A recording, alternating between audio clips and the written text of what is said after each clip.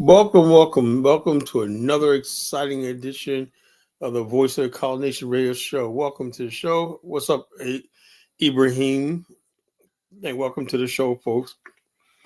Look, I need people to like, share, and subscribe. Right? You can't do nothing else. Like, share, and subscribe. Show it someplace else. Let's get this party started. Right? This party started. This is going to be a good show tonight. Hopefully.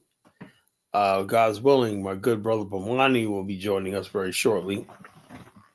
And we're going over the itinerary for the tour of Liberia in 2026. It was going to be our second tour to Liberia, and we have a track record already built. We had a first successful tour that we just put together, and it was like, now we know we iron out all the fine tune everything, and this is going to be a really good tour. And how you can be involved in the tour, how you can get you have plenty of time over a year to save up for this tour and everything like that. We made it affordable, but everything is included. You're gonna stay in 4 hotels while you're there, in 4-star hotels and 1 5-star hotel, which is where the conference is going to be at.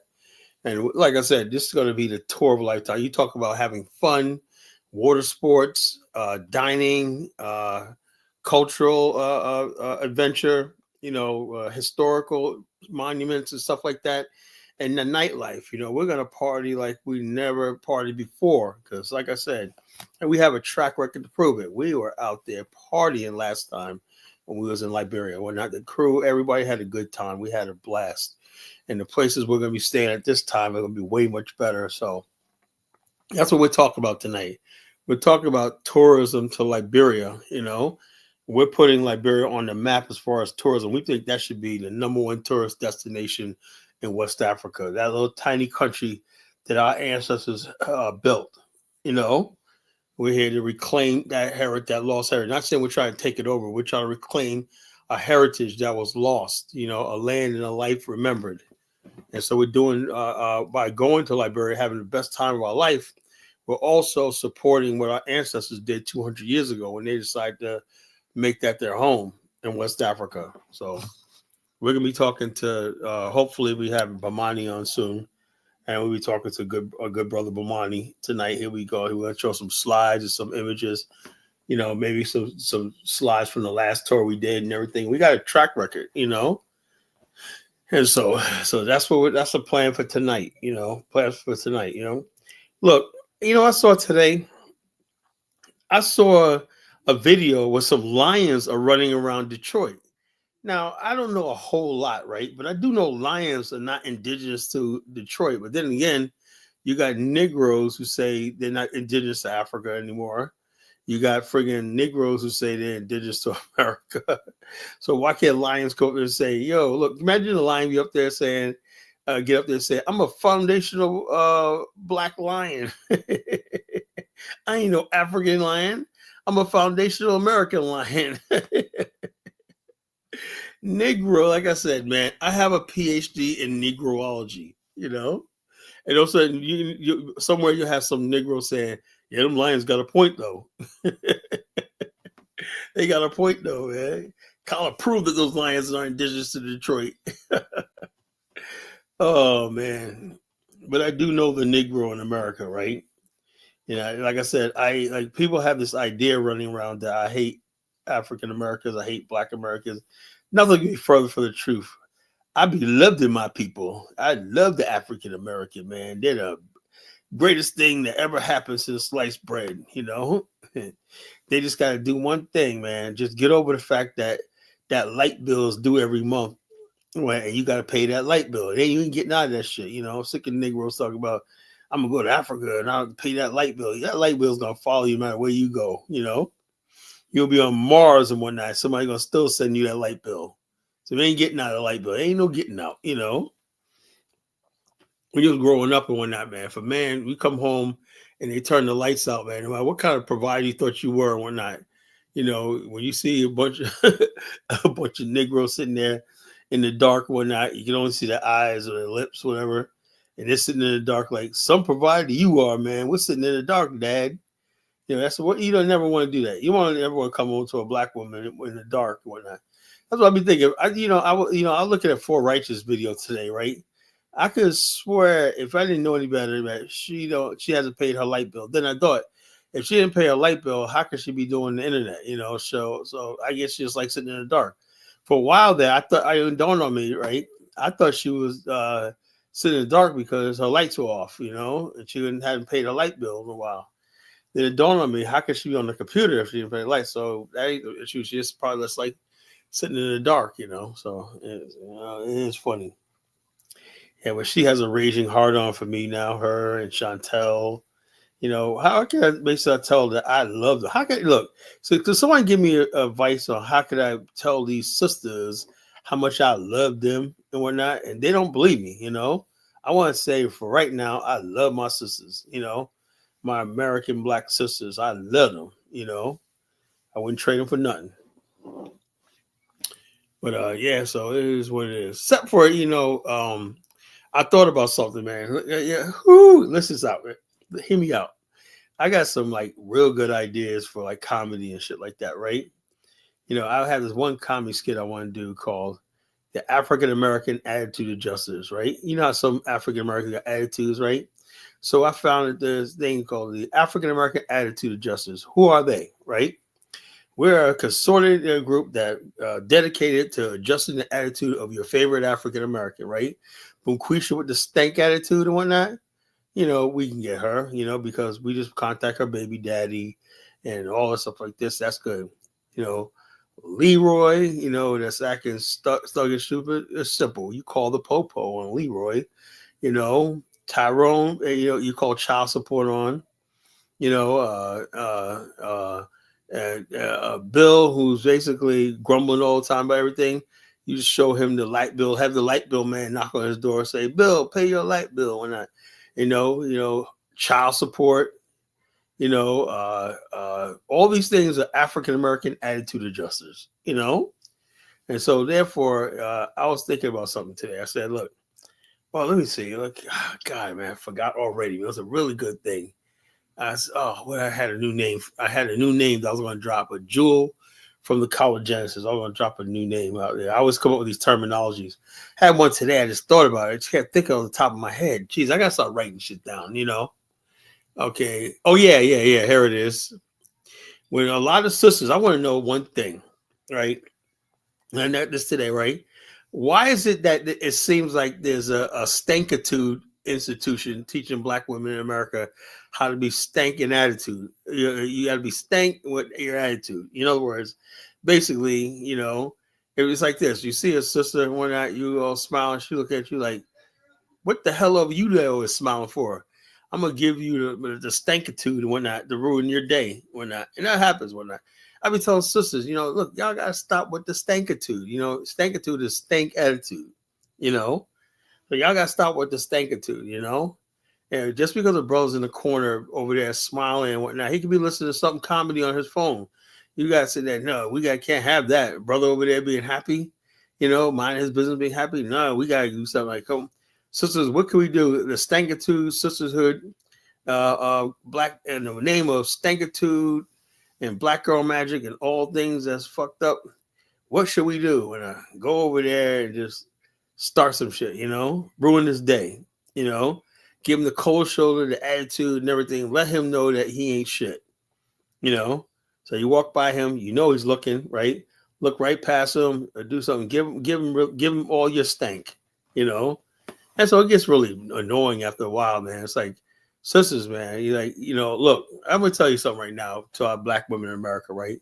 You got a lot of women who are making a play for black African American men around the world. You got Filipinos, you got African sisters, you got all these women basically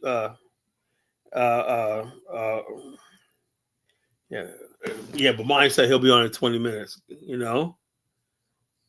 Gotcha. Let me put him down. Gotcha, brother. He'll be on 20 minutes. So you don't want to miss Brother Bomani. So tell a friend, you know, to get on this show, you know. Tell a friend, you know. But, you know, the stankitude culture, right? which means stank attitude, has to stop. Or else, look, I ain't one of these Negroes that walk around here talking, seeing black women, our sisters here, acting stank and nasty and ratchet and everything, and think that we're going to look. I'm going to tell you right now, our sisters are going to lose black men in America. Nothing, look, if you don't have love and everything, you're not going to do anything. A lot of brothers are going to be looking to other women, other races, everything like that. If the black women don't say, something, maybe it's us. We need to change the stankitude, the stank attitude, and do something before we lose our men. Because that's exactly what's going to happen. Nothing's written in stone. That's why I say I don't listen to stupidities like Umar Johnson.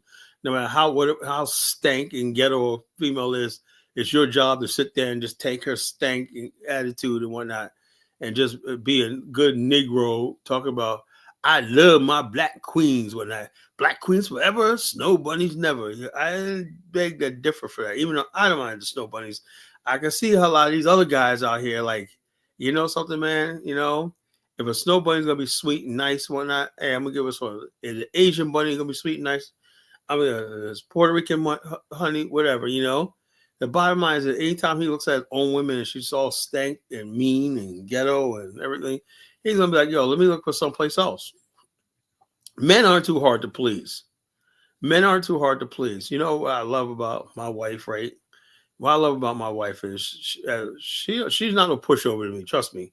But she knows at certain times, she knows when to shut up, She knows when to shut up, okay, she knows she says something to get on my nerve, whatever like that. Look, I'm the man, I got the final say so, How many men say they got in a relationship like that? Women, I can never believe that women actually say who's running this thing. They actually say they're the head of the house and who's running this thing and everything like that. Look, I'm like, are these women crazy? Women are never supposed to either be a partnership or the men run the house. Simple as that. But I think it's more supposed to be the men. But we say partnership, but I don't think that's a partnership. A real household is a man, and Shuko, shut up. You couldn't even get to Bunquisha. That's why you're so angry. Yeah, imagine being rejected by Bunquisha. You must be angry when that. That's when a lot of these guys, Chuko, Afro dumbass, they were rejected by the Bunquishas. That's why they're so mad. I love my Bunquishas, right? I just want to get them to act right, get rid of the stank attitude. You got girls out there, like I see them all the time. Beautiful sisters, whatnot, but they got the fucking attitude. What the hell is that all about? The stankitude, And I think too is this: you got pretty black girls out here. I see them all the time, right? They, instead of them being nice, sweet, because guys always smile at pretty girls. We always do. They give you the stank attitude because they want to be aligned with the sisterhood. The sisterhood says give niggas hell, and don't give them no rest, no refuge, no nothing, no love, no nothing, everything. And so there's like an unwritten code in the black womanhood, like, it's to be stank and mad, evil, and basically run around doing it, say so. Chuko, stop. Let's be honest with ourselves, man. You was trying to get with the Bunquishas and you couldn't do it. You couldn't pull them. You probably saw some skinny, light-skinned girl or not, and she rejected you, whatever like that, and makes you send you over. I know. I've been there, bro. I know these freaking. If you sound like you're addicted to Red Bulls too, bottom line, I know how it is, bro. They will break your heart, They will break your heart, I've been dealing with that since I was 15 years old. They'll break your heart, when you think you got them or whatnot. Next thing you know, you walking around, you see you're holding hands with somebody else. Oh, that's the thing. That's why they can do it too. They can do it. They can get away with it too because they know there's no shortage of Negroes that's going to be on their knees to them, begging for just a little bit. Then so now, Pierre, that's really racist, man. That's really racist. You call me Kalar. It's Kala, man, you moron. You said if Elvira, I guess you talk about Elvis people try to eat you in Liberia. Dude, I've been to Liberia many times, right? I don't have to worry about nobody trying to eat me and whatnot. I'm too big to be eaten,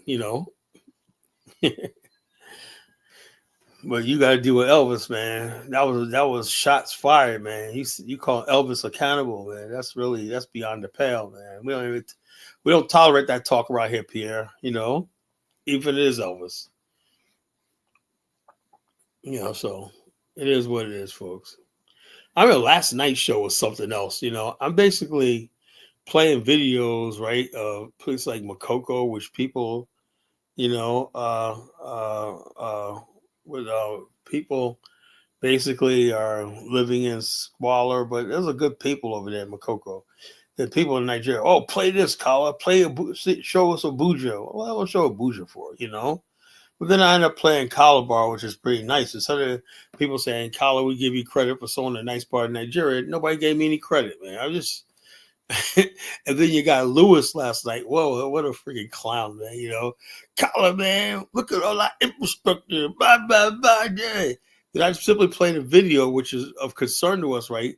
Where these people, young people, like return to rice and everything like that, say they want jobs. Now, that goes against Lewis saying he's telling black people in America, yeah, you come to Ghana, there's jobs available for you. I show a video, but the young people said they're tired of being bought off by rice.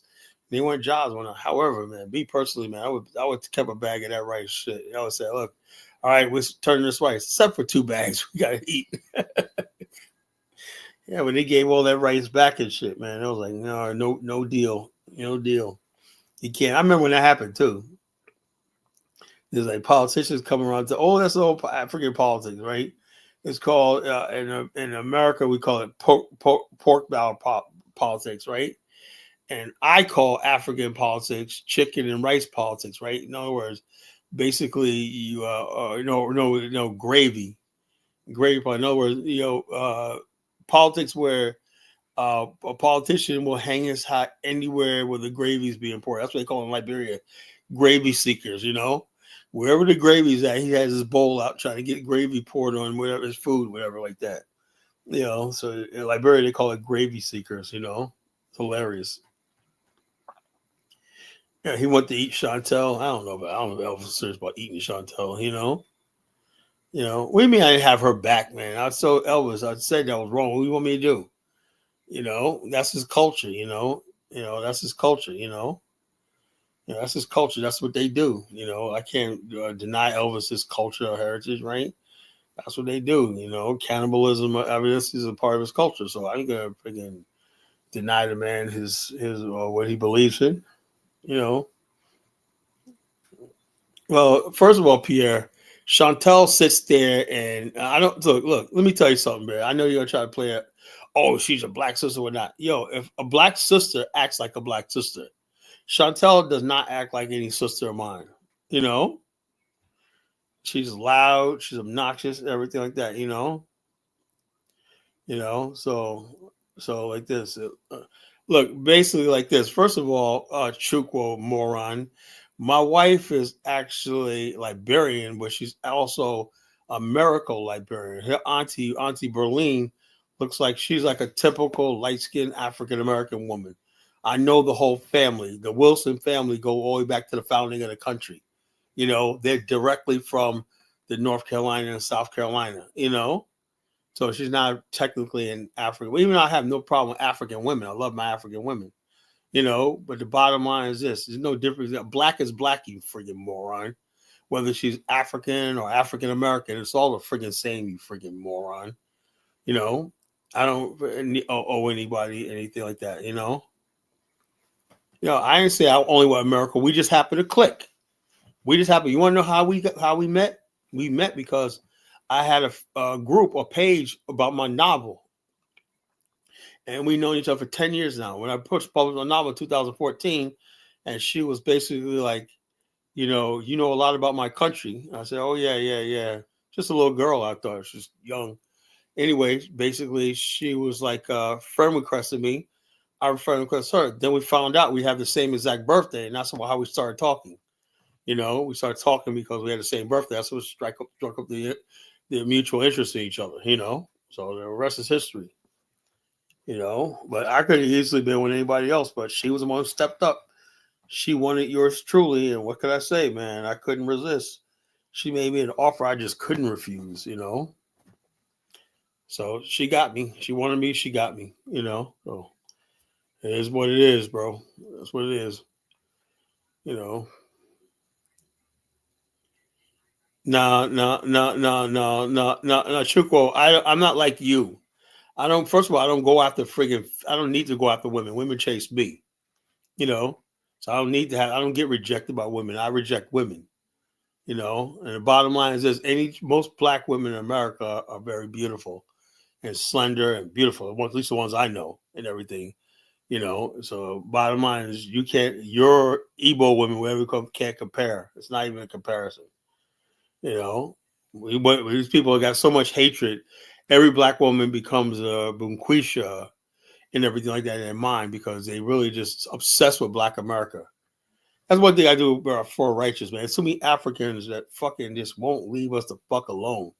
You know, they just won't leave us the fuck alone. Always in fucking talking shit. When God damn, it's like, damn, don't you guys got lives, Chuko? Don't you have a fucking life somewhere? You know, always talking shit, man. There's other things out in this world, Chuko. I would just basically like this. Check us out. I would go out there, Chuko, and find a good hobby, man. There's things out there you could do with your life. Black America is not that important. We're fucked up people. We got fucked up situation, fucked up problems and whatnot. And I'm one my damn self. I'm fucked up my damn self. But that's just the way it is. We're not going no place, and we're not. And you, no matter what you say, is ever going to change us. We are what we are. We are what we are. So nothing's going to stop us. Nothing's going to change us. We're just going to keep getting better and better. Stuff like that. So. Like I said, I would just find something else to talk about, whatever like that, because you're gonna get frustrated dealing with us. We're stubborn and we're hard headed. Why is Pierre calling me a racist? I'm not a tribalist and I'm not a racist. I'm not a racist. How am I racist? Racist means you hate other races. I got friends and family of different races. I do business with other people. I got business people in my family. What the hell? I'm not a racist. What the hell I want to need to be a racist for? I'm strong enough not to be a racist, right? If I was a racist, I'd be weak, but I could deal with anybody, but I do draw lines, and I think that's legitimate, right? I believe the African American are people with a common heritage, right? So it's up to me to preserve that common heritage, right? And when I want to build, I say that Black people in America deserve to be considered, recognized as a nation, recognized as a nation. Well, do you include everybody else? Well, anybody that could assimilate with us, that's fine. I don't care if you're Black, you can assimilate with us. And if I was a tribalist, I would say absolutely not. If you're not African American, you can't. Look at me. Look at my panel. Look at my audience. Whatnot. Look at my number one moderator, Frenchie. Does she look like she's African American? No, she's African from the Cameroon, whatnot, in the UK. I don't care about that. I don't like Africans. My wife technically is African. Frenchie's an African. All these people like that. I just don't like friggin' African bootlickers and butt kissers and whatnot. Those Africans I don't like. I never said Chantel looked like Gary Coleman. That was Audrey who said that. I don't know. I saw a picture of her, right? I didn't really get a good look at the picture. I didn't really get a good picture of her picture. If somebody has a picture, can you send it to me? If somebody took a screenshot of a picture, I can't remember. I saw it, right? And I was like, I was just looking at a picture. I was like, I didn't think anything bad, but she looked like, she reminded me a little bit of, remember What's Happening, Shirley from What's Happening, I don't know. I don't know if she looks like Gary Cole. That's what other people are saying. Other people are saying, Africans are saying she's like a thing like that, How is she my Black sister, man? Am I related to her? No. And she don't even consider herself African American. If you don't consider yourself African American, you're not my sister. If you say anything like you were already here in America and you don't have no African roots, you are not no brother and sister of mine. If you believe in foundational Black America, ADOS, and all that anti-African stuff, you are not no brother and sister of mine. That's the way I see it.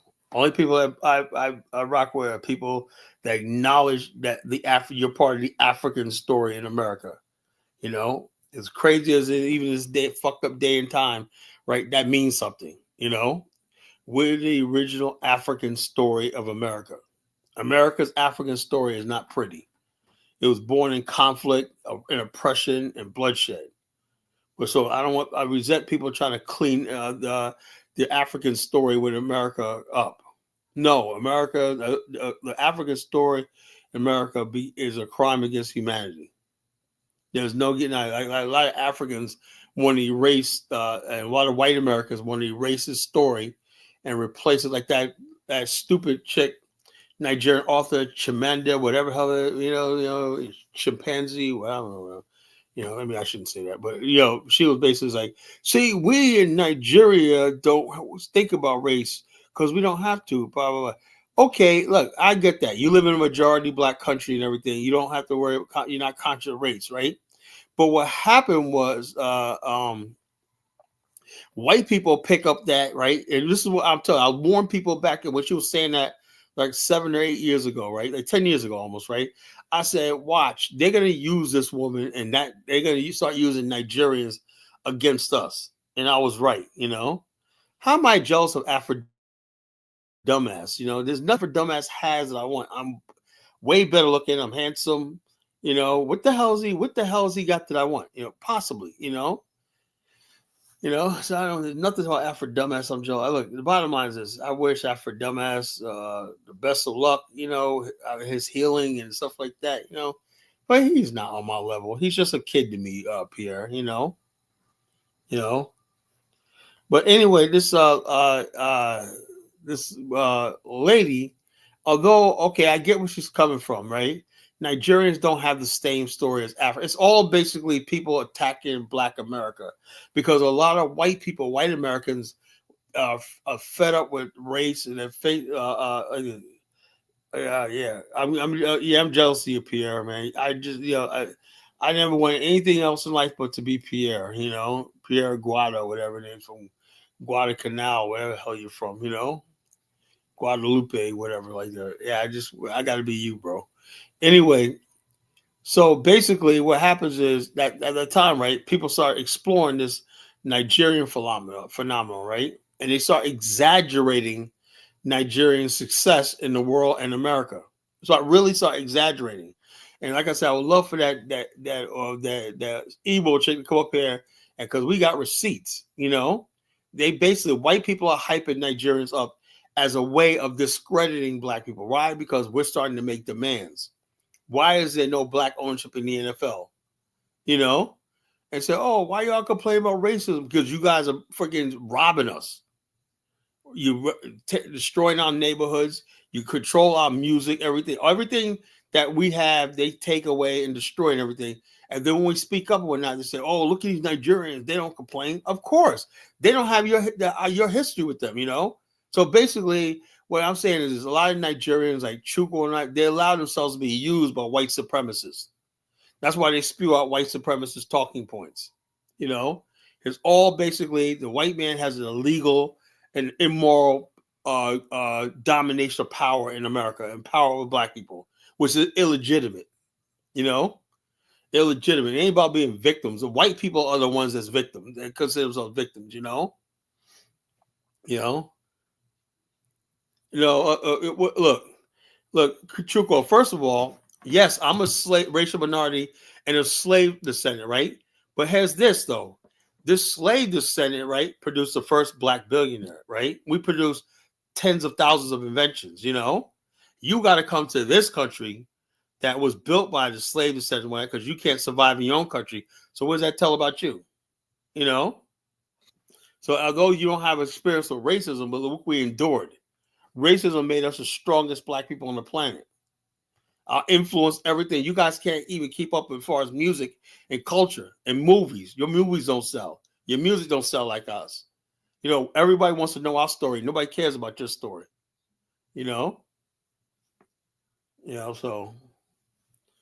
So bottom line is this. So you guys talk all you want. It just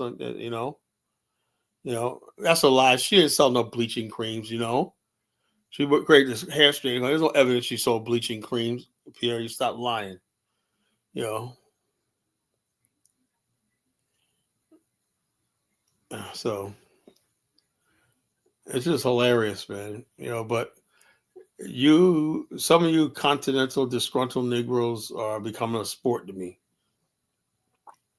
They becoming a sport. And then you got Pierre from Guadalupe, whatever the hell you're from.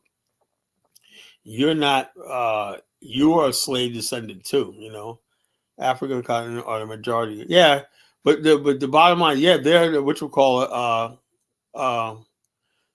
they're the majority. That's fine. That's dandy. But here in America, the racial dynamic in America is defined by Black America and White America. You know, don't come here trying to change the racial dynamic. I come from a friggin' majority Black country, so I don't see color. White people play you like a fool. They see color, no matter what the hell you do. They see color. They see race. The first thing they see your black ass. You know, so it is what it is. You know, you ain't proud of your African roots, bro. You ain't proud of shit, Pierre. You know, if you're also proud of your African, why do you got a name like Pierre? You know, what kind of name is Pierre for an African? You know, that's just sad. You know, very sad. You know, so it is what it is, folks.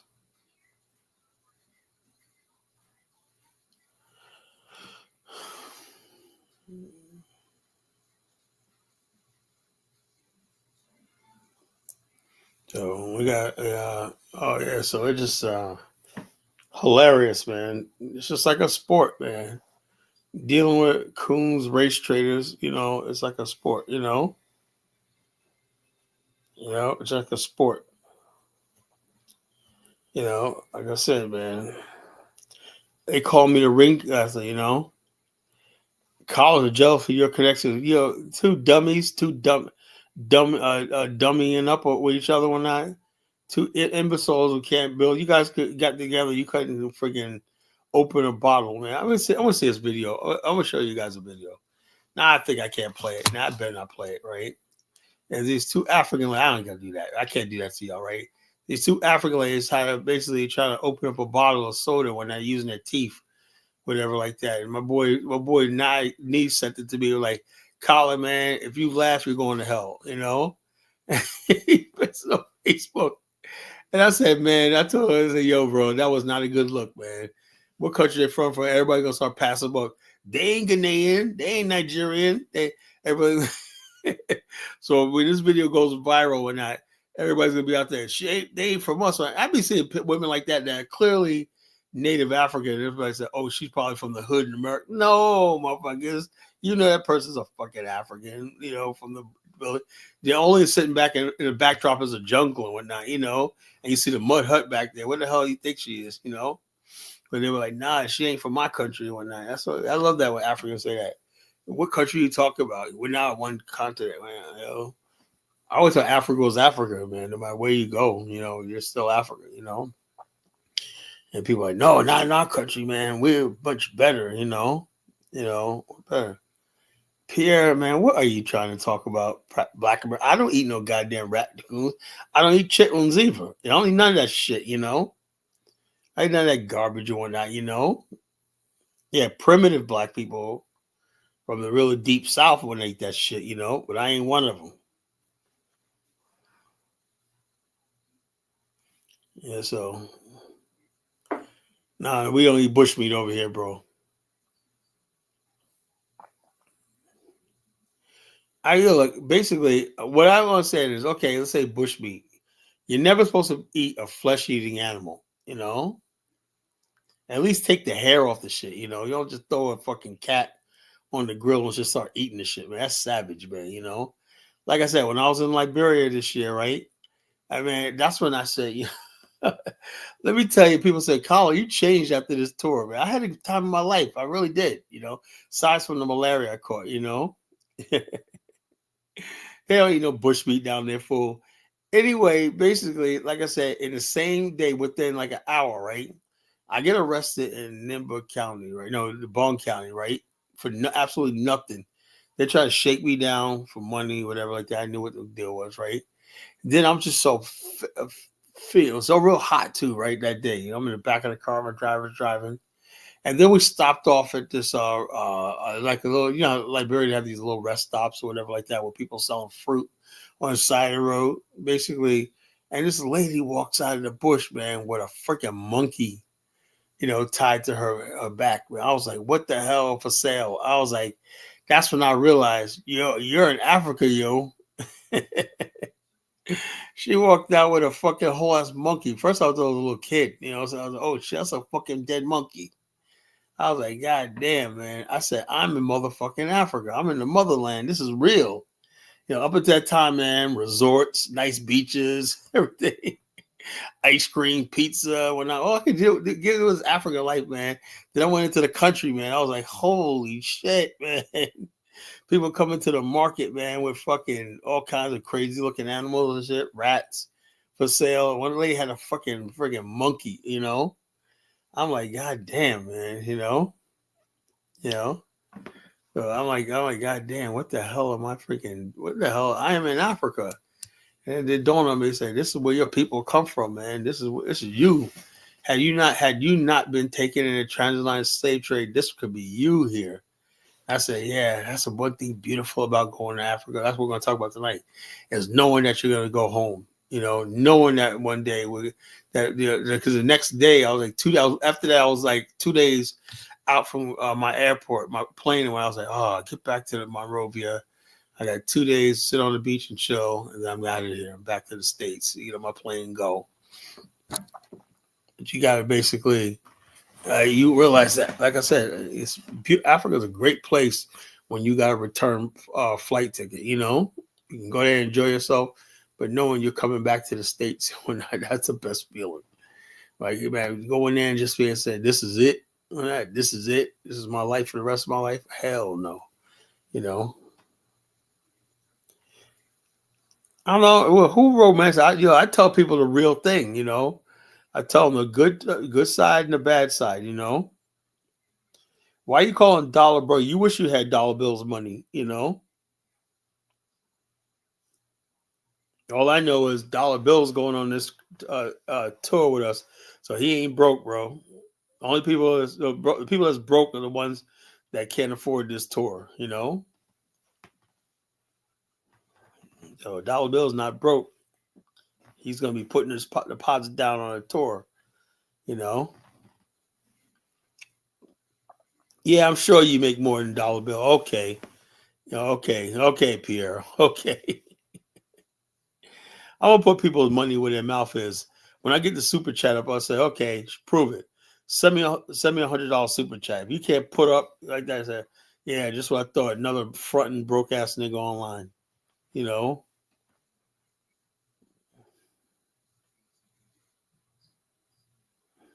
Yeah, so it is what it is, just hilarious, man. People, like I said, you could call me Collar Ringmaster because I'm a ringmaster with my circus of deadly clowns.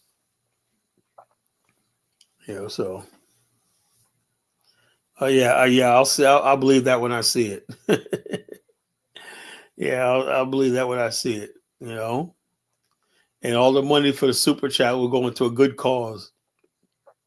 It goes straight to Liberia, to our operations in Liberia. We can expand our. The more you contribute, the more we get the work done in Liberia. You say, Collar, I don't believe you're African. Well, try me. Start contributing money to it. You see how fast this shit grows. This movement grows, but it's got to be financed. So I'm not gonna have it just people running them out giving advice and they ain't giving no money up. You gotta start contributing. I ain't there yet, but I don't need your charity. I don't need charity, but my people on the ground in Africa do. My people on the ground Africa need money. So the bottom line is this: hey, look, our goal was Black America generates 1.6, soon to be $2 trillion a year. To be perfectly honest with it, I want to get some of that money to the continent. So money talks. Black America, we have it. All we have to do is stop, listen to fools and whatnot, and organize and pull our money together, and we'll be freaking with. We can freaking buy an NFL team, but if we were unified.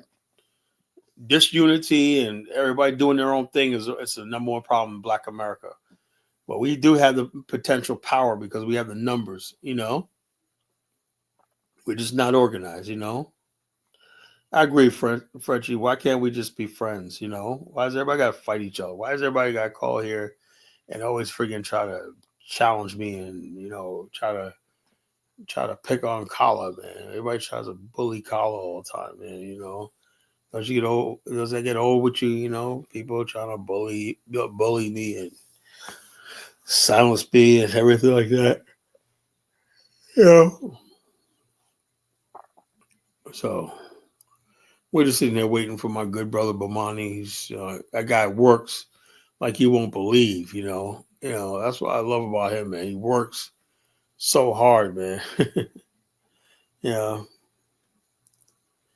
I'm willing to starting to believe that, right?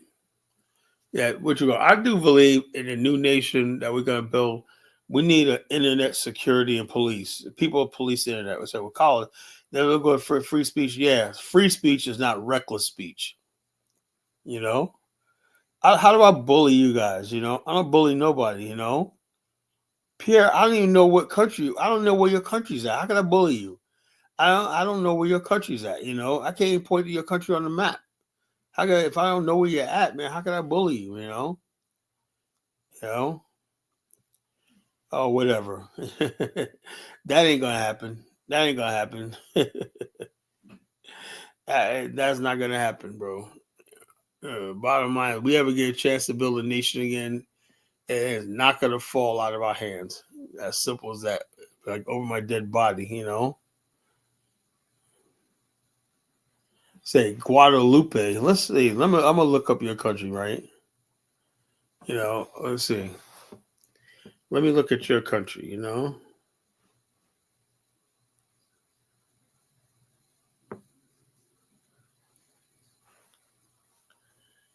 Wow, look at this. Case is going to proceed against Jay-Z.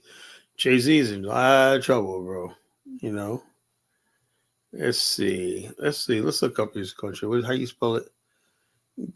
Guadalupe. Hold up. Guadde.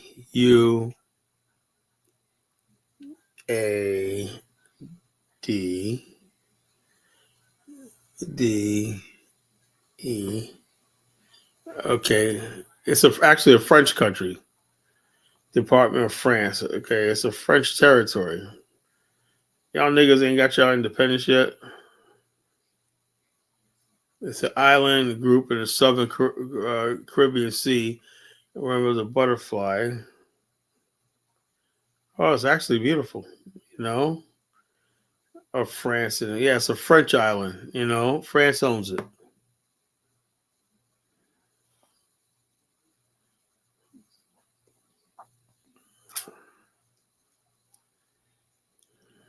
All right.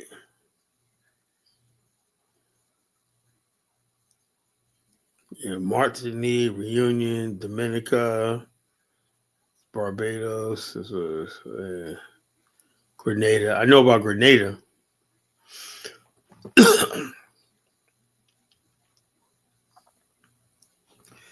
All right, it's a little small island. It looks like it's cute, but it's basically French territory. You guys got to get that independence, bro, Pierre. You got to get that independence, man. Y'all got to do something about that. It can't be like sitting there being owned by the French forever, That's the difference between the African American mind and everybody else, right? The idea, we live in the richest country in the world, right? We should, by every estimation, we should basically be satisfied with what we got in America. We're the richest black people, largest middle class, the only black middle class in the world, and everything. People think we should sit back and like that, but it's something in us basically that wants more. It bothers us that basically we're still being governed by the same descendants of the same people that basically enslaved us and everything like that. At Boston, I don't know how much prosperity we do here. it's never going to quench that satisfaction of wanting to be free and control self-determination. So it is what it is. Yeah, it's a lovely island. I give it that. It's very pretty, you know. So very pretty island, you know. Uh, that being said, let me put the link in the chat room. Anybody wants to call in.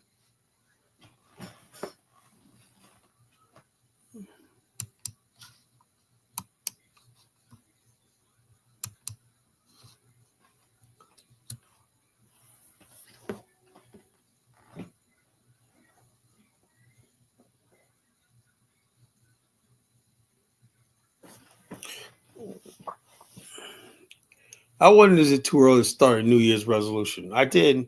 I said my New Year's resolution was I want to do 100 crunches a night. So far, I said maybe I should start it on the first, right? Because I did like 100 last night, and I didn't do it tonight. I'm like, all lazy tonight when so I'm like, oh shit, I'm already breaking my New Year's resolution. But then again, it's not the New Year's yet. Maybe I should start it first. But I'm determined to tighten my get my six pack back, you know, and tighten up my. But after that, those 100 crunches I did last night really made me feel good. You know, real good. You know, I know it's not overnight, but I could feel my stomach muscles. You know, I was working. So worst thing you do is have, you know, when you don't feel stomach muscles, whatever like that, and like that. So I got at least got my muscles moving and everything like that. So that's really good. You know.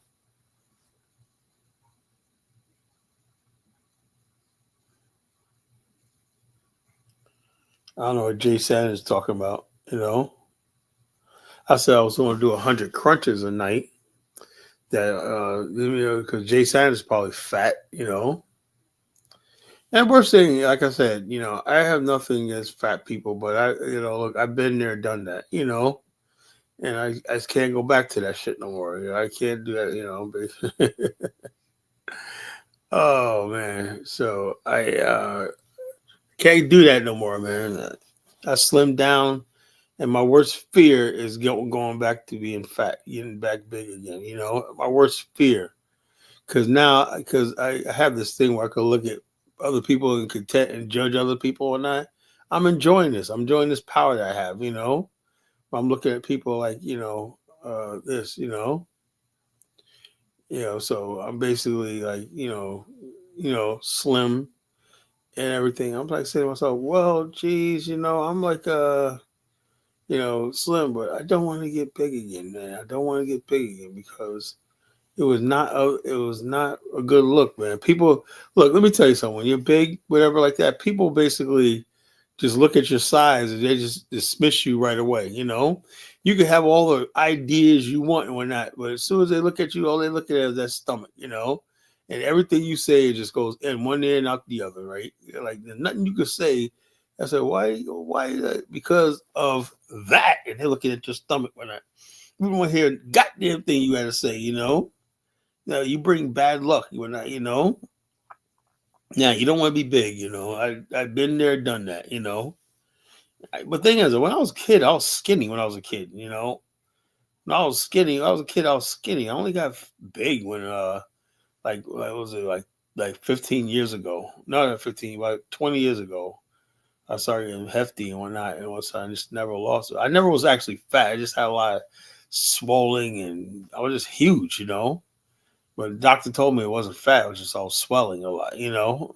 And swelling makes you retain weight and stuff like that. Since I had my surgery, and they basically drained all this fluid out of me, drained like 10 liters of fluid out of my stomach, you know. And my stomach went down flat, you know, flat, and now there's no swelling, right? Basically, because like I said, they said my doctor said you didn't have no fat on you. The body fat index was low. It just you were just swollen, you know, when you're swelling, you know, you look big. You know, and when it comes down to it, you can't sit there and be like you're big, right? And stop and tell everybody, I'm not actually fat. This is just people don't care about that. All they know is they're looking at your size, right? They don't care if it's fat Or they don't care if it's just swelling. You're big, you're big. So, but my worst fear is getting big again. Worst fear right there. Because health issues, I don't want to go through that shit again, getting sick, getting hospitalized, and all this kind of shit like that. And just the way you look when you walk around. Fluid came from my heart condition. I had a heart condition. That's what fluid builds up for. I have congestive heart failure, retention. So I was retaining water and fluid and everything. I wasn't getting enough water out of me. So basically, I was just putting on weight. And weight was just like fluid. Now I take fluid pills, drain all the water. And I could piss like 20 times a day, and that's just getting the water out of me. So I don't have to worry about that anymore.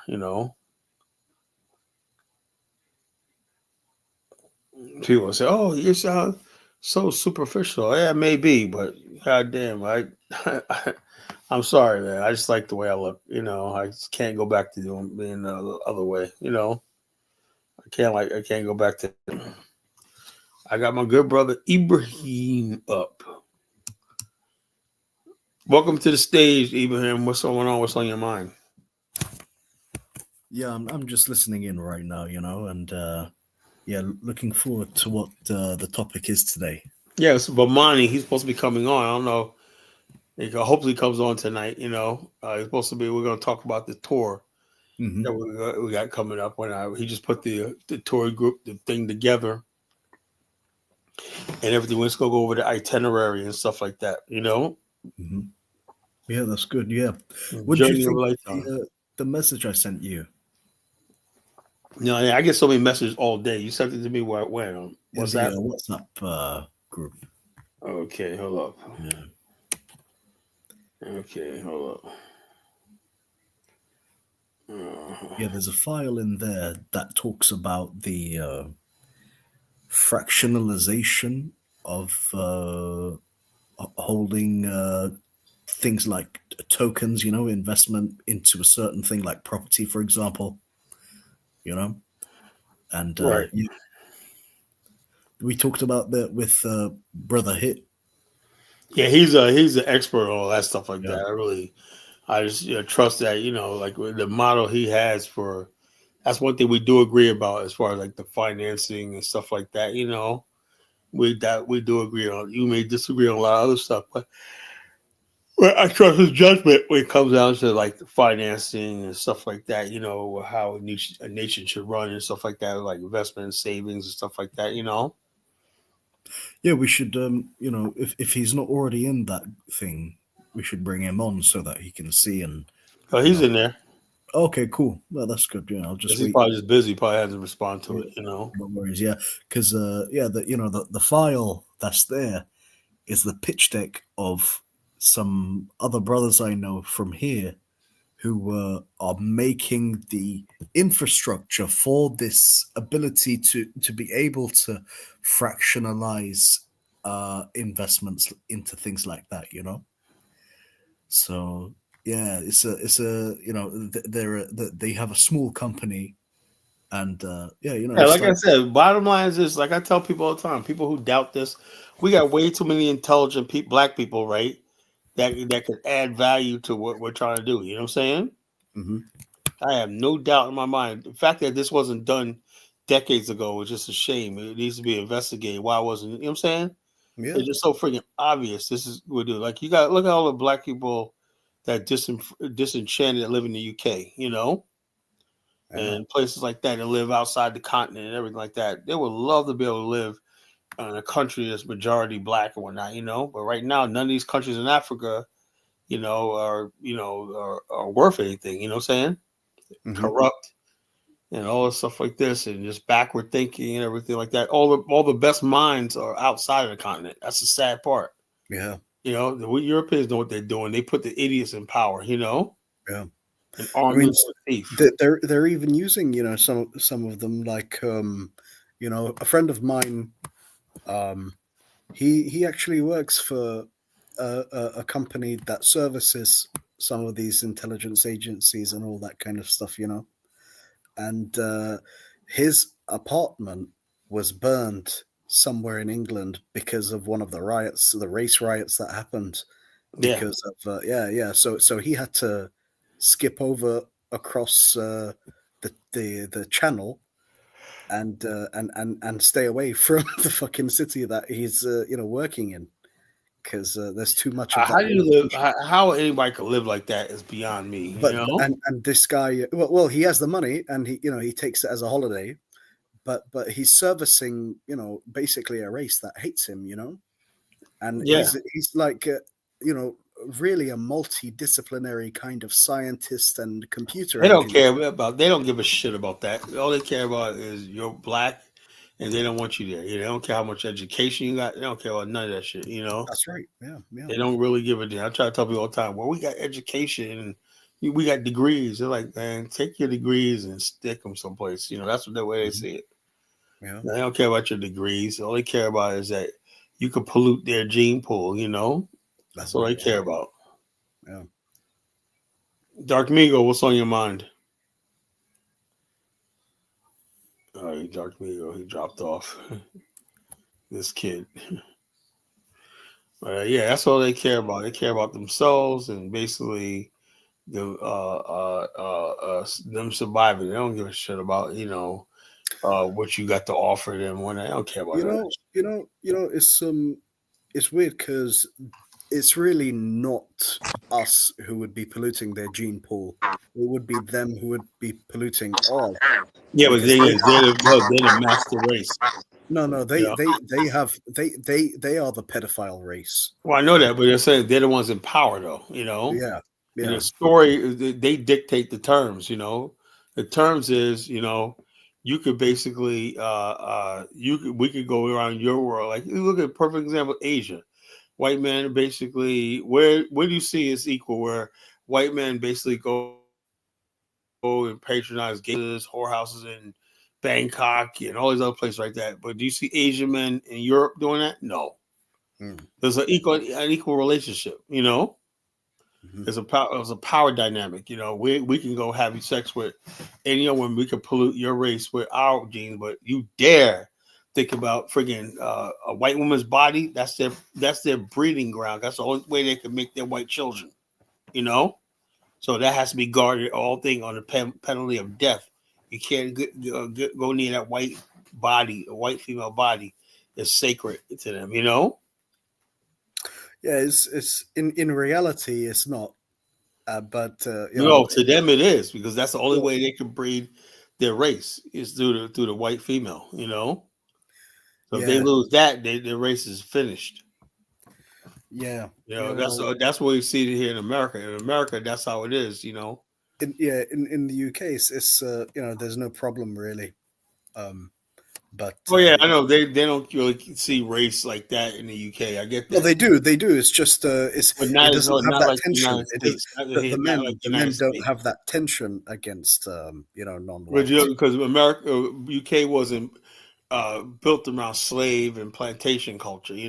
It's all about the plantation culture that was made here in the New World. The New Right, World here they set up a hierarchy. That exactly. basically kept white people at the top and basically made sure that the white gene pool is by creating a buffer class of people, mulattoes, mestizos, and these other people and whatnot. Hmm. And so Yeah, they put the black person on the very bottom. yeah, yeah, and keep like a fear of non-whites. Yeah. So So yeah, yeah, and they make sure black people fear them yeah, because black people, I tell you now, black people really are terrified of white people. They're terrified.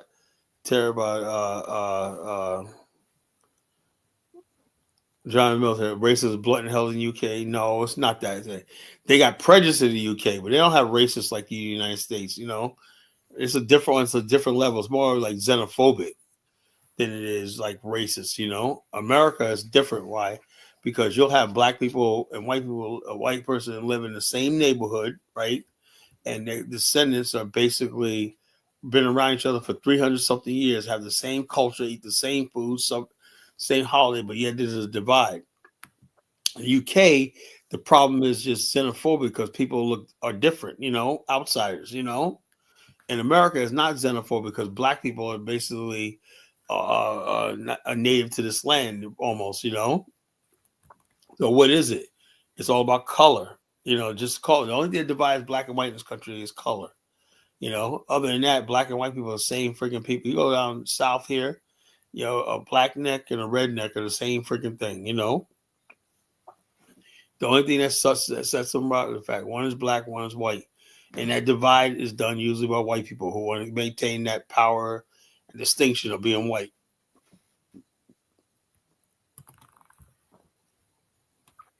When I say native to the land, Jonathan, man, don't be stupid. The white people call themselves native to the land, like in you ever seen the movie Gangs of New York, Ibrahim? No. A good movie, man, historic movie. You gotta watch that. Anyway, the white Anglo-Saxons who battled the Irish call themselves natives. Just means like when compared to other people, Black America are native because we were part of the founding of the country. Not that means we're indigenous, but we're just native to the founding of the republic. We were here when the republic was started. All these other people came later. So they don't mean they're native like Indians or something like that. There's native because as far as like the republic and civilization, they were here when the civilization was started. And so therefore there was no America without black people. It was developed by black people partly. That's what I mean by native to the land. That means you were part of the inception of the country. So but in other places, like I can see what the British are talking about when you got people trying to implement Sharia law in London. When that's crazy. Well, I mean, these intelligence agencies, these governments themselves, they all foster jihadis and people who bring that stuff back to. But why would they bring it to their own country? No, to Middle East countries. They fund them, they train them. Somewhere in Cambridgeshire in England, in the 2014, some of these Libyan, jihadis who they were training in that region in England went out one night and gang raped a drunk English man, and then after a couple of weeks, they've basically raped the whole town. Women, children, old people, whatever, and they tried to put that news to bed. But these governments actually pay them to go and do all of that stuff, to train and go and do all of that back in Libya and Syria and Iraq and everywhere else, to destabilize it. That's just like what they're doing in the Sahel. Ibrahim Traore, he actively says that, the West or America funds ISIS, So it's just another tool of whites really to create terror. So this is just a fact of life, and it's not really going to be told, even for some reason, by people who are against the West. It's so fucking weird. I mean, I was watching it, the news just as you started the show, and this fucking Pepe Escobar, he doesn't really a journalist who's like I think some kind of Latin American, he doesn't really actually explicitly say these things. He just alludes to it by saying, yeah, this group and that group are funded by this and that. But yeah, man, it's a shit situation, and it's just how like I said, me personally, fight. They don't fight with their armies anymore. They fight with proxies. If half of your population is still illiterate and stuff like that and impoverished, but it's how basically like this. I look at Fidel Castro. No matter what they tried to do to that man, they couldn't get rid of him. He outlived 5 U.S. presidents. Because he had his shit down pat. What he wants to do. A lot of people basically, they got corrupt people in power, and when you're corrupt, you're not thinking about the security or say, you care about surviving. And this is what they do to a lot of black countries or not. They tell them, okay, if this is what you do, X, Y, and Z, you'll stay in power. And the bottom line is, let me tell you something. There's no coups or anything that happens in Africa or any place else without the approval of the United States. That's just Yep. a fact of the truth, you know. Anytime you Anywhere in see the a world. coup, it's because somebody gave the okay. You know, say we'll back you up. When a coup in Yeah. Liberia in 1980, the United States was behind that. You know, Yeah. coup in Ghana, United States behind that. Why? Well, Because yeah. one thing you don't do is have a coup, and next thing you know, the people that you overthrew come back because the United States put you back in power. You know, like Yeah. in Kuwait, remember? Yeah. Yeah.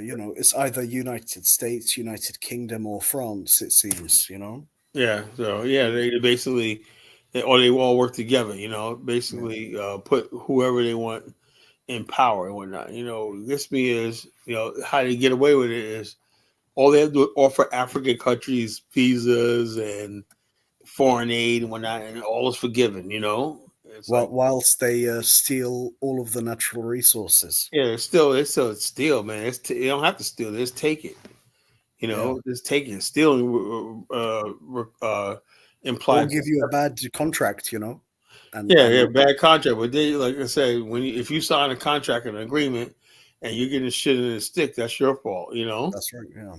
it's your fault. Well, I mean, some of these leaders agree to it, but they get paid for doing it. They personally get paid. You know, so Yeah, on, yeah. and that's what it's Right. like. Same thing they did with Mobutu Sese Seko. This is what they Yeah, do. They make a Mobutu Sese profile. Seko Kukumbengu Wazabanga. Yeah, That's his full name. It means the warrior who leaves a trail of fire in his path. but check And this this guy out. eventually They basically the left a CIA. trail of fucking money all the way in the Swiss How they bank. do it? They basically profile. They make a profile every country, right? They go to the country, right, and they gather information from groups like the Peace Corps or whatnot, you know. And then that's why you think I look at Liberia as a perfect example, right? How do they know who to contact in there and everything? How do they know to contact people like Qand A, Charles Taylor, Samuel Doe, Yeah, and everything? Why? exactly. Because the Peace Corps is in there. They get these guys in there and say, so I know you guys are indigenous people, right? I know you're tired of being ruled by these American Liberians, whatever, like that, you know. And if you're giving them money and everything like that, what happened was in Liberia, the United States becomes the de facto leader because you allowed them to start paying or be influencing your soldiers. That's dangerous to the state, you know. Yeah. But Liberia fell because of Liberians, you know, because they didn't see America as the enemy, right? Until it was too late, you know. Them Yeah. trusting America is what costed them, you know. Yep. The same thing America was all behind that coup of 1980. Yeah. You know, so Yeah. it is what it is. You know, because people don't understand. Look, it is not one country that America has dealt with that's ever succeeded or thrived. You ever notice that? Hmm. Not one country. You know, you look at any other country. They broke every treaty they ever made since the Well, even founding. the Cuban treaty. The bottom line is this: when you see America, also almost like America doesn't have the capability of doing anything right. You know, they go with these nice slogans: freedom, free people from democracy, but which will make the world safe for democracy. But every time you look, what they was doing, they were supporting oligarchs. You know, and the Middle East, Dictators. Europe, and all the French. The French were corrupt, you know, the British were corrupt, the Dutch were colonists, the Belgian were colonists, were not. But yet, people went and died for a slogan, make the world safe for democracy. Are you kidding me? You know, even to this day, one of the most brutal countries in the world, Saudi Arabia, is undemocratic and everything like that. But the United States, try to invade Saudi Arabia, see what happens. Try Yeah. to overthrow the government. And remember friggin' Kuwait? Kuwait was Yeah. a dictatorship, you know? And the bottom line is this: the United States put the emirs and all these people back into power. You know. So the bottom line, like I said, people don't realize, man, how corrupt the system is. It's not even worth even talking about. You know, people still think, oh, America is this. You know, Ross Moisture says the French were not corrupt. Cut the crap. Okay, the French were not corrupt. Okay, that's something new. You know, the French are very corrupt. You know, they're all corrupt. There was a French guy just a couple of years ago, right? Was arrested in Africa, and he's on an indictment in Europe too. I think in The Hague, whatever, because he basically got this big $1 billion contract, right, to do logistics and stuff like warehousing logistics and everything like that, right? And then they've come to find out that how did this guy get these contracts, right? They come to find out there was a trail of money where he bribed officials throughout Africa. That's sad that Africa can't even protect itself. It has to take an outside entity to punish people who are bribing officials and everything, you know? So this guy basically how did he get these exclusive contract with Senegal? He was mostly in Senegal, you know? And it was like, how did this guy get these lofty contracts and everything? It's simple, man. All you have to do is go with an envelope or a suitcase with a little bit of money, and they'll give you the friggin' keys to the country. That's why I said when we talk about the Afghanistan, that ain't gonna be no problem, you know. There's gotta be no damn problem, man. Money talks with Africa, you know. Mm-hmm. That's gotta be no problem. Just show them how they can make money off what we're trying to do, and they'll give you their fucking mother, you know. Yeah. So why not? Let's do it. Let's do this thing. We got nothing to lose. We got absolutely nothing to lose. I don't know where Bomani's at tonight. Shit. He said he's calling in. He's finishing up on some stuff. He's going to call in. We got to talk about this tour.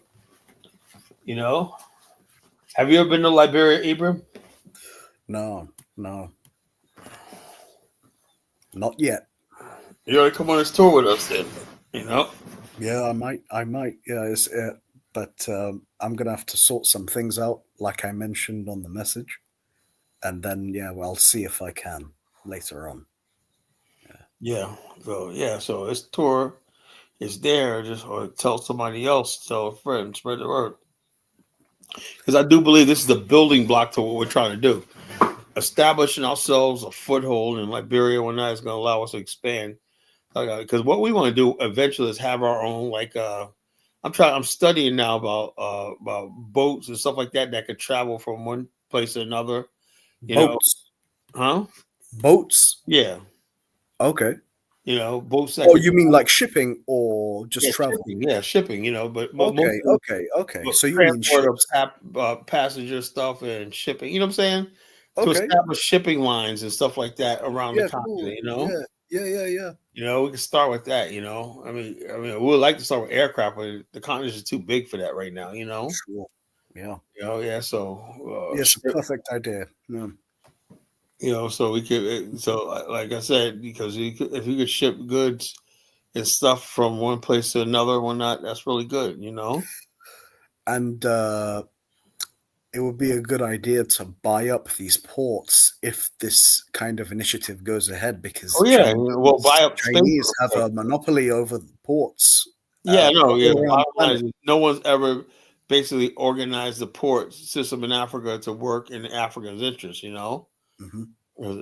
Right now, all the shipping. If you look at the shipping grid on the world, most of the goods and services that come in and out of the continent are controlled by Portuguese vessels, Singaporean vessels. Africans have no control over the importing and exporting logistics that come in and out of the continent. So what happens is there's a net loss of $100 billion a year. So that's what it is. So we had control over shipping. That'd be billions of dollars. Imagine being able to ship from one country to another and everything, so like that. So there's a lot of opportunity. Kala, you're discounting what the whole continent would be after you invest into the infrastructure on top of the shipping, and how much money that would make instead, by comparison.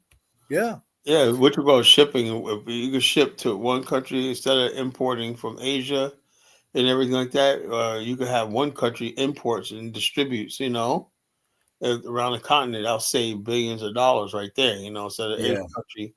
Have to have somebody look when somebody have to ship to you, you lose money. But if you can go to another country and bring it back and distribute, that's how you make money. Develop your own distribution system. Problem in Africa is they don't have their own distribution. That's one thing. If even if a product was made like in China, right? As long as you're the one bringing it back and storing it, warehousing and distributing it, that's good. You know what I'm saying? Mm-hmm. Yeah, There's one trucking company that made the news a month or so ago. But yeah, I mean, I don't think these main roads are even developed enough to keep this Well, kind of I know that. transportation. So when people talk about a continental free trade zone, you don't have the logistics and the road structures to could accommodate that yet. You know what I'm saying? Yeah, yeah. And that goes back into what we were talking about last night, which is getting the very long lasting materials for roads instead of the rubbish that common roads even in the first world have, where they have to fucking fill in potholes every year or two, and even pave the roads again after 5 years completely, you know.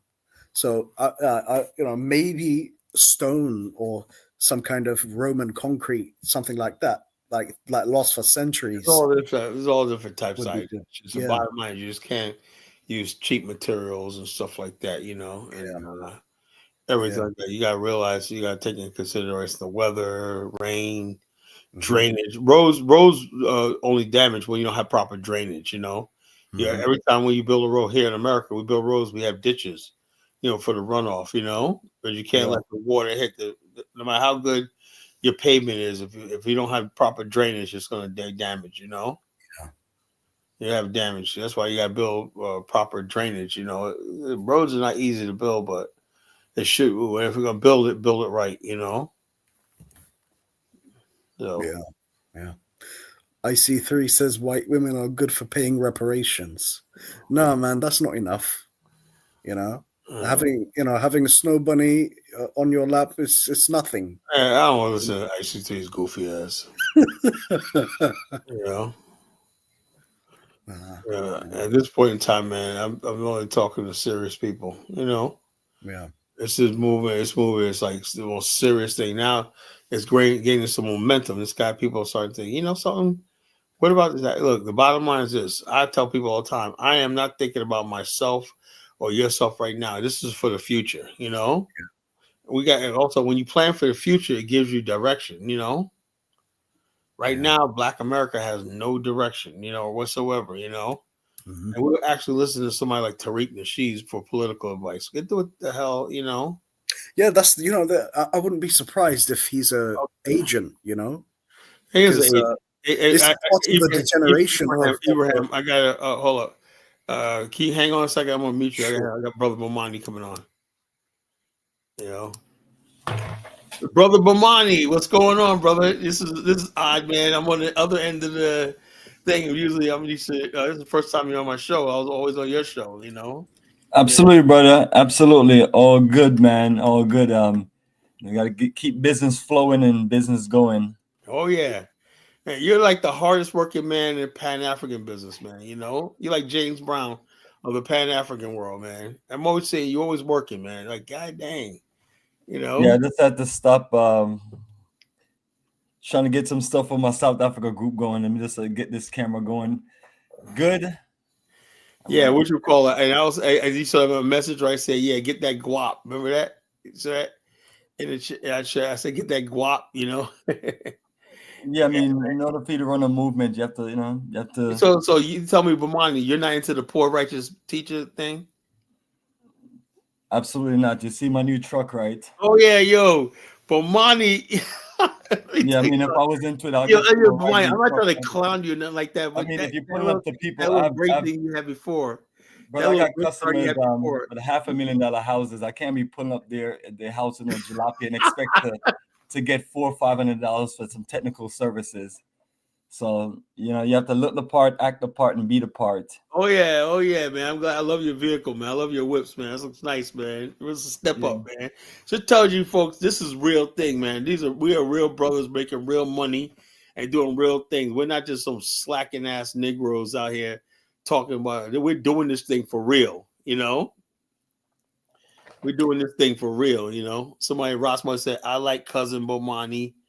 Man, he ain't your cousin, nigga, man. Shut up. And he cussed the living crap out of Brandon, OAP. I don't think Brandon of OAP. No, but mine's never got into it with Brandon. that No, know about?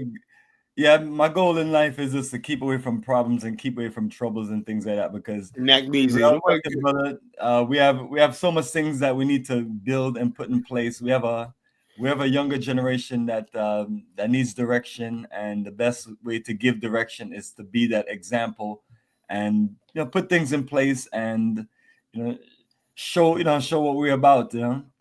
So you have to be out there just making moves. Other than that, they won't have any respect or anything for you, or they just won't see the need to follow you or believe in what you need to believe or support what you're doing. So a lot of us have honestly lost a momentum of people that were actually open to building in the Pan African movement, that was actually open to for nation building. And when they see the foolishness that goes on, trust me, they lose interest. And so in this business, you have to just be out there consistently connecting, networking, and building fresh relationships with people. And and going back to the drawing board, which we're doing on this Liberia journey, and look at all of the incredible times and incredible things that we was able to do in Liberia, and look at the things that we could have just stepped it up and make adjustments. And you and I have been talking about that adjustment and how we can, because the goal is always to come up with solutions. Someone can go to Liberia and say this about Liberia, say that about Liberia, but then you're like, okay, well, what is your solution? How do we move forward? Do you have suggestions that could work? Do you have things that you're ready to put in place to make it work? And I feel like the new itinerary that you and I worked on and talked about, and all the adjustments that we have made, especially we're replacing 3 out of the 4 hotels, will deliver a Liberia that you have talked about and you have gotten people open and interested about. So instead of just talking and just complaining about things, that was just a direct action move, and then coming up with fresh dates and just offering people a new program to be able to just enjoy a great time in an incredible African country, but also just have the accommodations that you need that will make a world of a difference. So I'm always telling everyone that in order for us to learn, we have to get involved and build experience. And in building experience, things are never going to always work out perfect. But that's where you're able to go and say, what, let me work on this. Let me put this in place. Let me network with this people. Let me work with this group. And then just, do it needs to be done and get it done. And I just try to, I just try to keep things as simple as that as possible and not make things overcomplicated. Just like I was just here for the last 3-4 hours. As a matter of fact, the whole day working on tourism stuff. And yesterday I spent a good amount of the day making sure that we have all of the Liberia details online, to where anyone that's interested can go check it out, and they can also see the previous journey. Yeah, you're like I said, let me tell you something, folks. I can say this by experience. I was on Bomani's tour and I'd never seen nothing like that. Like, the way it worked, it was like I'm in a boot camp, a military operation, where everything ran so smoothly, from the landing at the airport to going to one place. I couldn't have done that stuff, man. I would have been like 5 hours overlapped. you know, some of the stuff was left behind and whatnot. I could have been. I said, if this was me doing this, man, I couldn't. I know I would have lost people's luggage. Ronnie held all that together, man. I mean, it's just amazing how he put this together, And I was just like in awe, It was like, I tell people all the time, look, this is the man you want to go on a tour with, nobody else. This is the man you want to go on a tour with. This brother is a military brother. He's like, military this. He's like sharp, hardworking, has a work ethic and everything like that. He delivers good customer service. Good couple of service. It's like when you're dealing with, a lot of times you're dealing with our own people, right? We expect poor service and okay, you understand, how hard it is, my brother. Blah, blah. You always give people that, but Bomani delivers. He basically respects his customers and gives you the treatment and the respect you deserve for the money you're spending and stuff like that. So he's a real businessman, in that regard. So he really delivers on his stuff what he's talking about. And like I said, this tour right here, the one we did was fantastic. And I know this tour we have a different lineup of hotels and everything like that. So all the problems and we go down to Edina. What happened to Bomani? But I guess he'll be back. this Edina. We went down to Edina and everything like that. But this time we're gonna basically this time we go to Edina. We're gonna go to Sunset Beach. That's gonna be right after we go to Libasa, right? Go to Sunset Beach, right? Spend the day out there, and then if people want to go over to Edina, historical, that's part of the historical journey, the historic city of Edina. We go there and on a ferry boat, right, crossing the river, the three rivers, right? Go across that little boat, whatever, like that. Do that. So we do it opposite what we did last time, So we're not sitting out there boiling in the sun. Remember that? Remember that? I was sitting there waiting for the ferry. I was sitting there, oh my God, I was like dying, man. Absolutely, brother. So those are some of the things when you look back at it while you're experiencing it, you're looking at all of the possibilities, and you're just looking at things in full details of, okay, well, if I'm about to come back to this same location, this is what I can do better next time. And you have to just have that in your mindset the whole time on the adjustments that you can make, because that's the growing process. And unfortunately, sometimes that's why it's very important that we have the right people, brother, the right people that are literally clear, and it's not someone that's ego tripping. So based on the adjustments that we made, the energy that we don't need anymore, we got rid of. Yeah. And then now, we don't have conflicting energy of people, because all of us have to be on the same game plan. Right. And, and I'm telling you, brother, based on how that journey was, you end up learning more from that journey, the way it worked out. Because now you see the complete, you see something that's on another level where you feel comfortable inviting anyone. I mean, look at the accommodations. Oh yeah, man. Yeah. That Boulevard Palace and that other hotel on Roberts Port. That's gonna be, oh my God, man. Yeah, I mean, us being on Robert Port was nice, but this resort gave us a better feel to where we can be there for 2 days, and then we could just like chill and relax by the pool, by the slides, cards, dominoes, water sports, all enjoying a drink, socializing, just taking a walk on the beach, and just being in this environment where you can just relax and kick back. As you can see, we don't have much on the schedule for those 2 days, so it's like you're creating an itinerary where while you're moving, you're also relaxing and enjoying paradise. And that's the incredible thing about this Liberia itinerary. It's a lot of the focus is on great hotel accommodations, great dining, very important. I want to make sure that we all have great meals like every night, and then also great social nightlife and networking, especially when we're there in the Qand A area or there in Sincor. That put us right there in Monrovia, to where you have all the beautiful nightclubs. The Calabash is always like a very exceptional place, and looking forward to this time to where we can go there multiple times, at least 2 or 3 times. That's how dynamic the place is, and get a few dinners in and a few social nightlife. And the women there are exceptionally fine. This perfect look.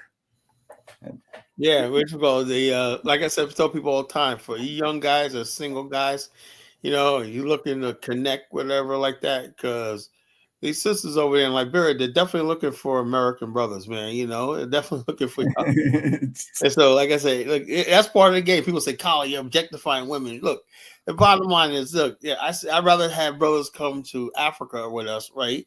If they're gonna do that, then go to Dominican Republic and Colombia, all these places that you can get robbed. Yeah, especially Colombia and Brazil. I just have a whole different feeling about both of those countries. And the thing of it is, while we're currently hearing about foul play, whether in Colombia or Brazil, then you double back and then look at the list of videos that you see of brothers going to different parts of Africa. Especially when we're talking about East and West Africa, that really represent, our version of Africa, which, a tropical African continent, tropical regions.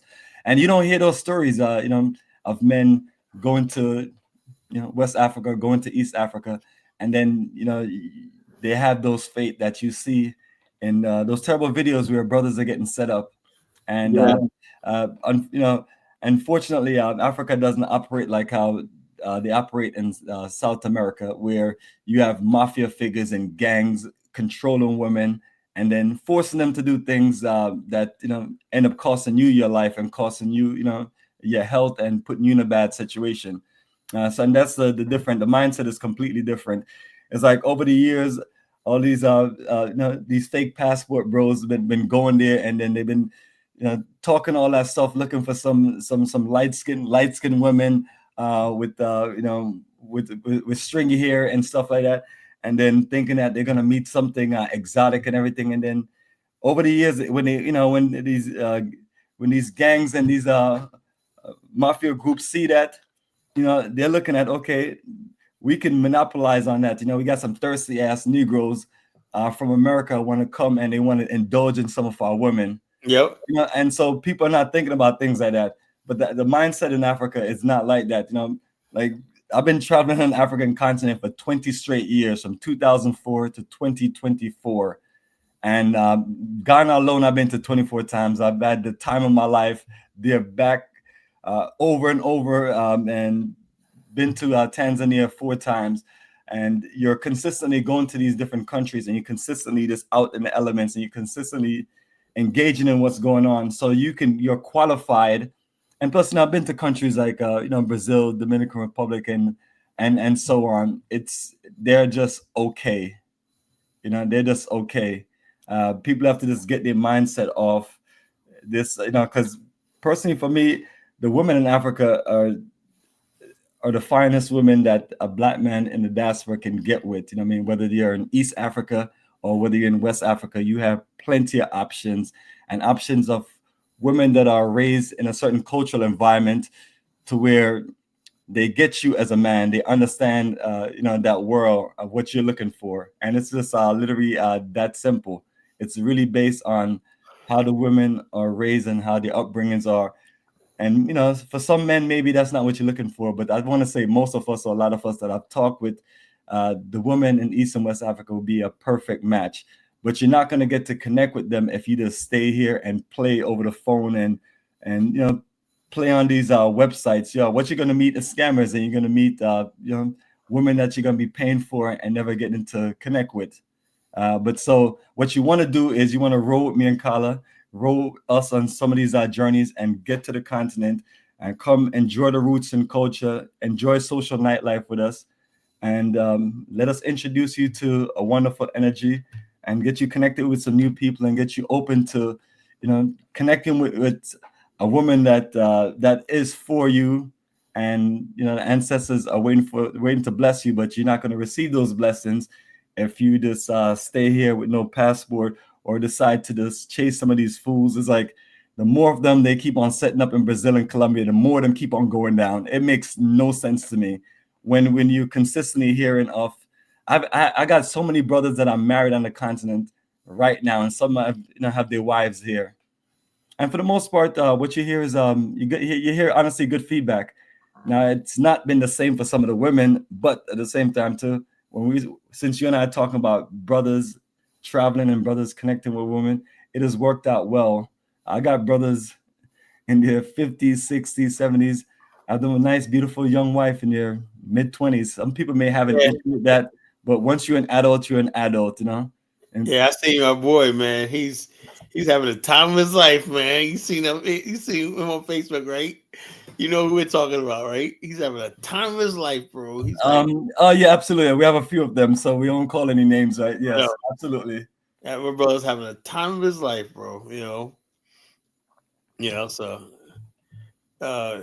Marisha, tell him, Marisha, go there, look for a nice lady. That would solve a lot of the problems in Black America. Why brothers are so angry when I look. These females, like I said, something, Bomani, I was looking at today, and this is not beating up on our sisters in America. I'm not going to do that, But I will tell you this, right? I think every man want to know what it's like to be with a feminine woman one time in your life,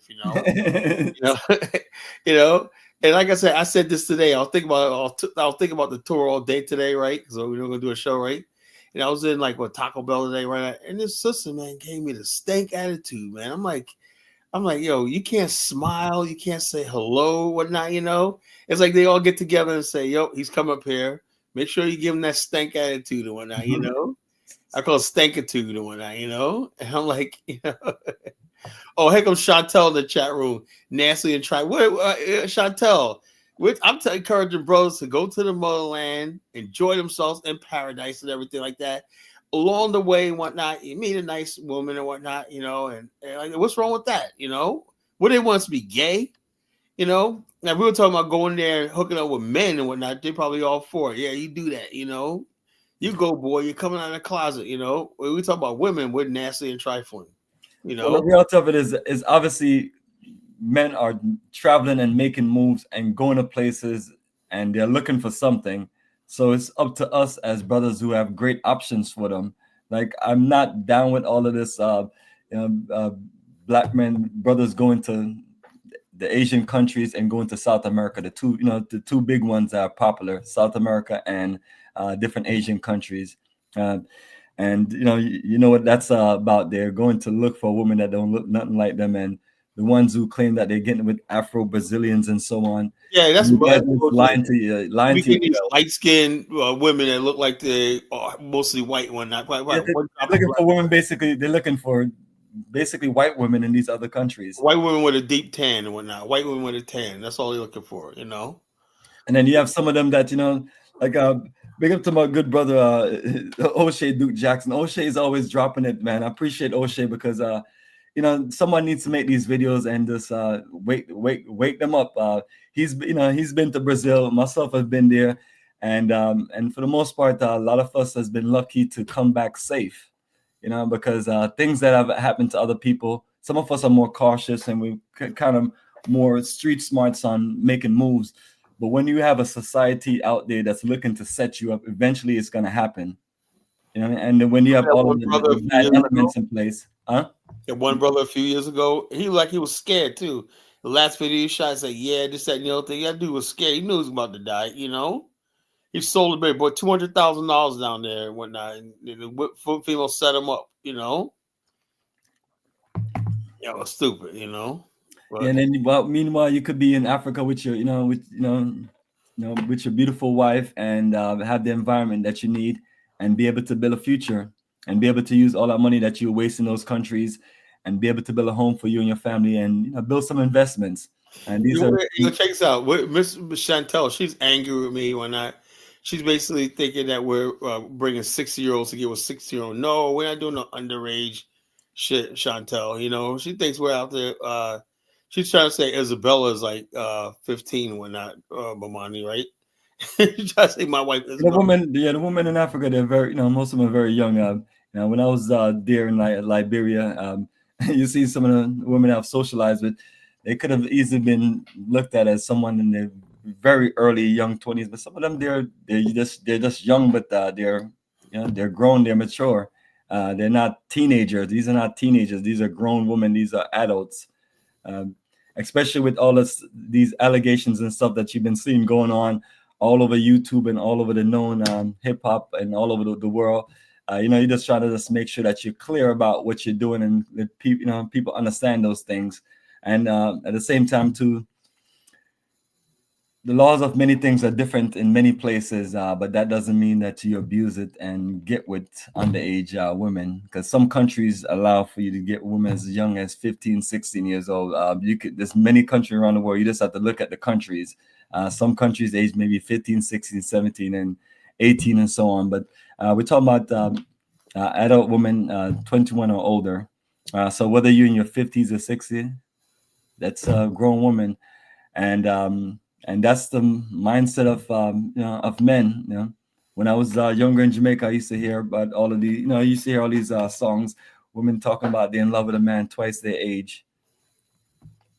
And then when you talk to women, these women don't want no young boys. Next thing you know, young boys knock them up and leave them hanging, and they're looking for responsible men for nation building. Right. So you earn the privilege as a man to build your life, build your career, and these are parts of your rewards. Mr. Spearman, says we should bring more women. We do bring women. Most rules are like half the tours. This last one was women, Bomani. I think majority of women, right?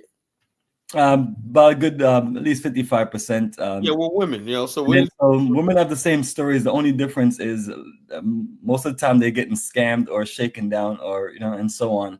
So I've heard it bad on that side, as far as because now you're dealing with men that are used to multiple women, and men that are used to this being able to just be privileged throughout their life, that a woman is always there doing something for them all their life. Like some men are more domestic than other men. The brothers in Africa, I would say that they're not very domestic. Me as a black man coming from Jamaica, you're more domestic. You're more of somebody that would be like a master chef, and just like I'm here living single all my life. There's no women coming passing through to do anything. I'm just here living my single life. But as far as the men there, they're not used to those things, so you're gonna have an issue as a possibly as a woman, because now you have to deal with that mindset. Now, if you were to just deal with like one of our brothers from Jamaica that's more domestic, maybe that may be a little different, but it's just a different situation for the sisters. But as far as the brothers, you have you have a population of beautiful women that are ready for ready to be wifed up, or ready for you to party with, or ready for you to socialize with.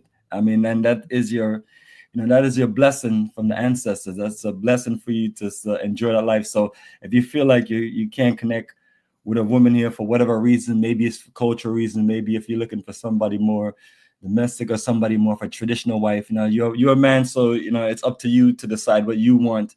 And then if you're in a location where you don't see that as popular, then you have choices and other options. And that's why the passport bros do what they do, but they do dangerous stuff. You know what I mean? Next thing you know, they end up in Asia with a man in bed and thinking that that's a woman, or in South America getting poisoned. You know what I'm saying? And I'm not hating on these places. Just telling people the fact. If you're a man out there, and that's your only mindset to go to these parts of the world, you're jeopardizing yourself, and you're also missing out and being with some real beautiful, wonderful sisters. You know what I'm saying? I'm here 20 years of traveling to Africa, live to tell the tale. Now people may say, well, you're not married. My life is complicated. Every 3-4 months I'm in a different country traveling for business, and then I'm back here working all day long throughout the day. Like I just came back from Egypt, and I'm getting ready to head to South. Just came back from Egypt early December, and I'm getting ready to head to South Africa the end of January. I looked up, I was like, oh my goodness, it's time to leave again. And then when I come back 2 months later, got to head to Kenya. And then a month later, got to head to Ghana. So is this gonna be your first Kenya trip? Yes, my first Kenya trip. Last time I was in Kenya was when was that? That was in 2005. Are you gonna hook up with Brandon while you're over there? Absolutely not. No, I'm a person that I'm straightforward with. And I mean, if he's around and and you want to have a drink or socialize and want to go hang out at the club, we can possibly do that. It's just I'm a person I'm not into the foolishness. I'm about business enterprise and just and having a great time, and just I'm not into the arguing, the debating. I'm not into hating on other men and things like that. It's like last thing I want to socialize is a man that literally just sit around and spend his whole day watching another man. Right. Now, Miss Chantel in the thing where she called me a scammer a couple of weeks ago, right? And she says, scam, right? Can you basically start the presentation? And also, can you show your background as far as like your computer, your service business, and your website, Africa, and all the tours you've done too?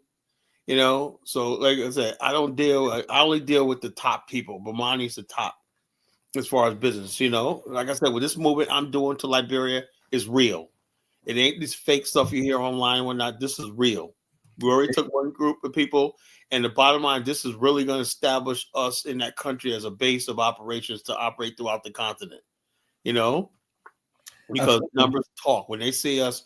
Because what Liberia really wants is they want that Ghana money. They want Black America to look at Liberia as a place of tourism. As we keep doing this, more people are just starting to pick up the thing saying, yeah, let me go to Liberia instead of Ghana one time, share the wealth, or somebody basically like, well, I want to go to Kenya, but Liberia, like, it was a lot of fun. That's why we document all these tours, and people like tell me, man, y'all like y'all had a good time. You and Bomani hanging out and whatnot. Yeah, we had a good Definitely time. had a great time, because if I compare the Egypt journey to the Liberia journey now, one of the main thing is Egypt is on another level with tourism, buses, infrastructure, hotels, the whole operation, tour sites. But with all of that glamour, glitter, gold, and everything, I had a far better time in Liberia. Naturally, the tour sites is going to be a struggle, but when you look at this, an all-around great time, that it was far better great time that we had in Liberia than I even had anywhere close to Egypt. And then the food in Egypt sucks. And then that's not just my feedback. That's my son's feedback and others' feedback. But when we went to Liberia, we had at least several. Every day we had good meals. Remember that fish I ordered in Calabash. Calabash? Remember that? Yeah, the food on Calabash is Sean just had on to say, point. And then even Nana Lodge, we was out there in the middle of nowhere and on the I had beach, lobster. and we had I had the best lobster dinner ever. And you would not even think, just looking at that place, that you have a better dinner, far better than a fancy, rich place like Egypt. So a lot of times it's just based on the accommodations and based on the energy that we set. And when people are looking on the website and they see, by the time they look at all the 36 trips, they look at all the trips I've taken, they'll see the majority of it is in West Africa. And West Africa is like the second poorest region in the world outside of Central Africa. But I'm telling people, you have the best time in West Africa, and it's better than all these fancy countries. You can go to United Arab Emirates and go to go places like Dubai and Abu Dhabi, and I'm telling you, you will have a far, because at the same time too, I've been to 38 countries, so a lot of times I'm comparing countries to countries that I've been to, and that's all. And and naturally that's just my energy. Other people, I'm sure they went to United Arab Emirates, and then they just love Dubai and Abu Dhabi, and they've been to other parts of Africa and they just like that. But what you're trying to judge, you're judging the elements of just being number one as a man, and being a traveler, to where you want to just get a feel of the country. You want to be able to be somewhere where you feel like this place is for me as a man. This place connects with my manhood. And that's what you get in West Africa. And that's why, as rough as it's been, whether you're in Ghana, this country, that country, we just tend to keep on going back to the drawing board and then say, you know what, we'll make my way back to West Africa. We'll make my way back to West Africa. Because there's things that you're going to always get. You're going to always get an environment with beautiful women that you can connect with, an environment with people that you can connect with, that you have something in common with. And that's one of the biggest things. When you could compare us going to other parts of the world, you have your best connection in the West African countries. And like my experience in every other part of Africa has been completely different. Southern Africa, East Africa, North Africa, completely different from West Africa. West Africa, I feel like this is my region, this is my world, this is my people, this is where I belong. And then, the issue that you're going to have is with the infrastructure, which is what we have just talked about over and over. But it's not it's not the end of the world in that situation. It just means we have to find ways to step up our hustle and get the buses that we see in North Africa, get the infrastructure that we see in North Africa, get certain things that we see in other parts of the world, and make it work. But as far as the core energy of just what we need as a people and what we're trying to connect and experience and having a great time in Africa, it's going to be West Africa. And as soon as you let me see a presentation can work. Yeah, it should work. Sharing. All right.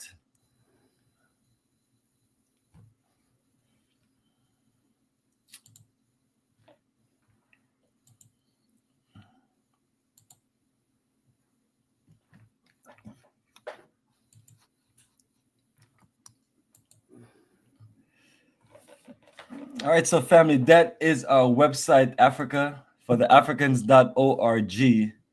And right now we're talking about the Liberia Journey of a Lifetime. And before I continue on to here, what I'm going to do is look on the left side of the main menu, and you're going to see where it say Africa Tour Books, the Journey of a Lifetime Program Guide.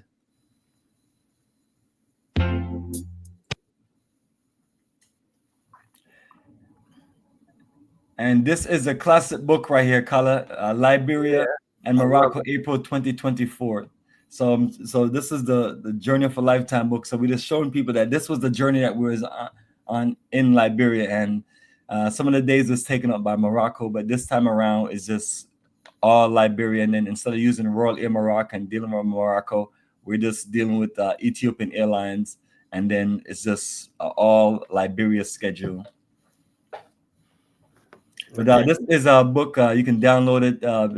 It's a flip book. It's a digital book, and it's a nice program guide and give you a good introduction. And we're gonna modify this book and take it to another level, and then make this just an incredible exclusive guide, which open people's eyes and minds up to visit in Liberia. So definitely want to share that with everyone. And then when you look back on the main menu to the left, you'll see Liberia Roots and Culture Tour, February 2026.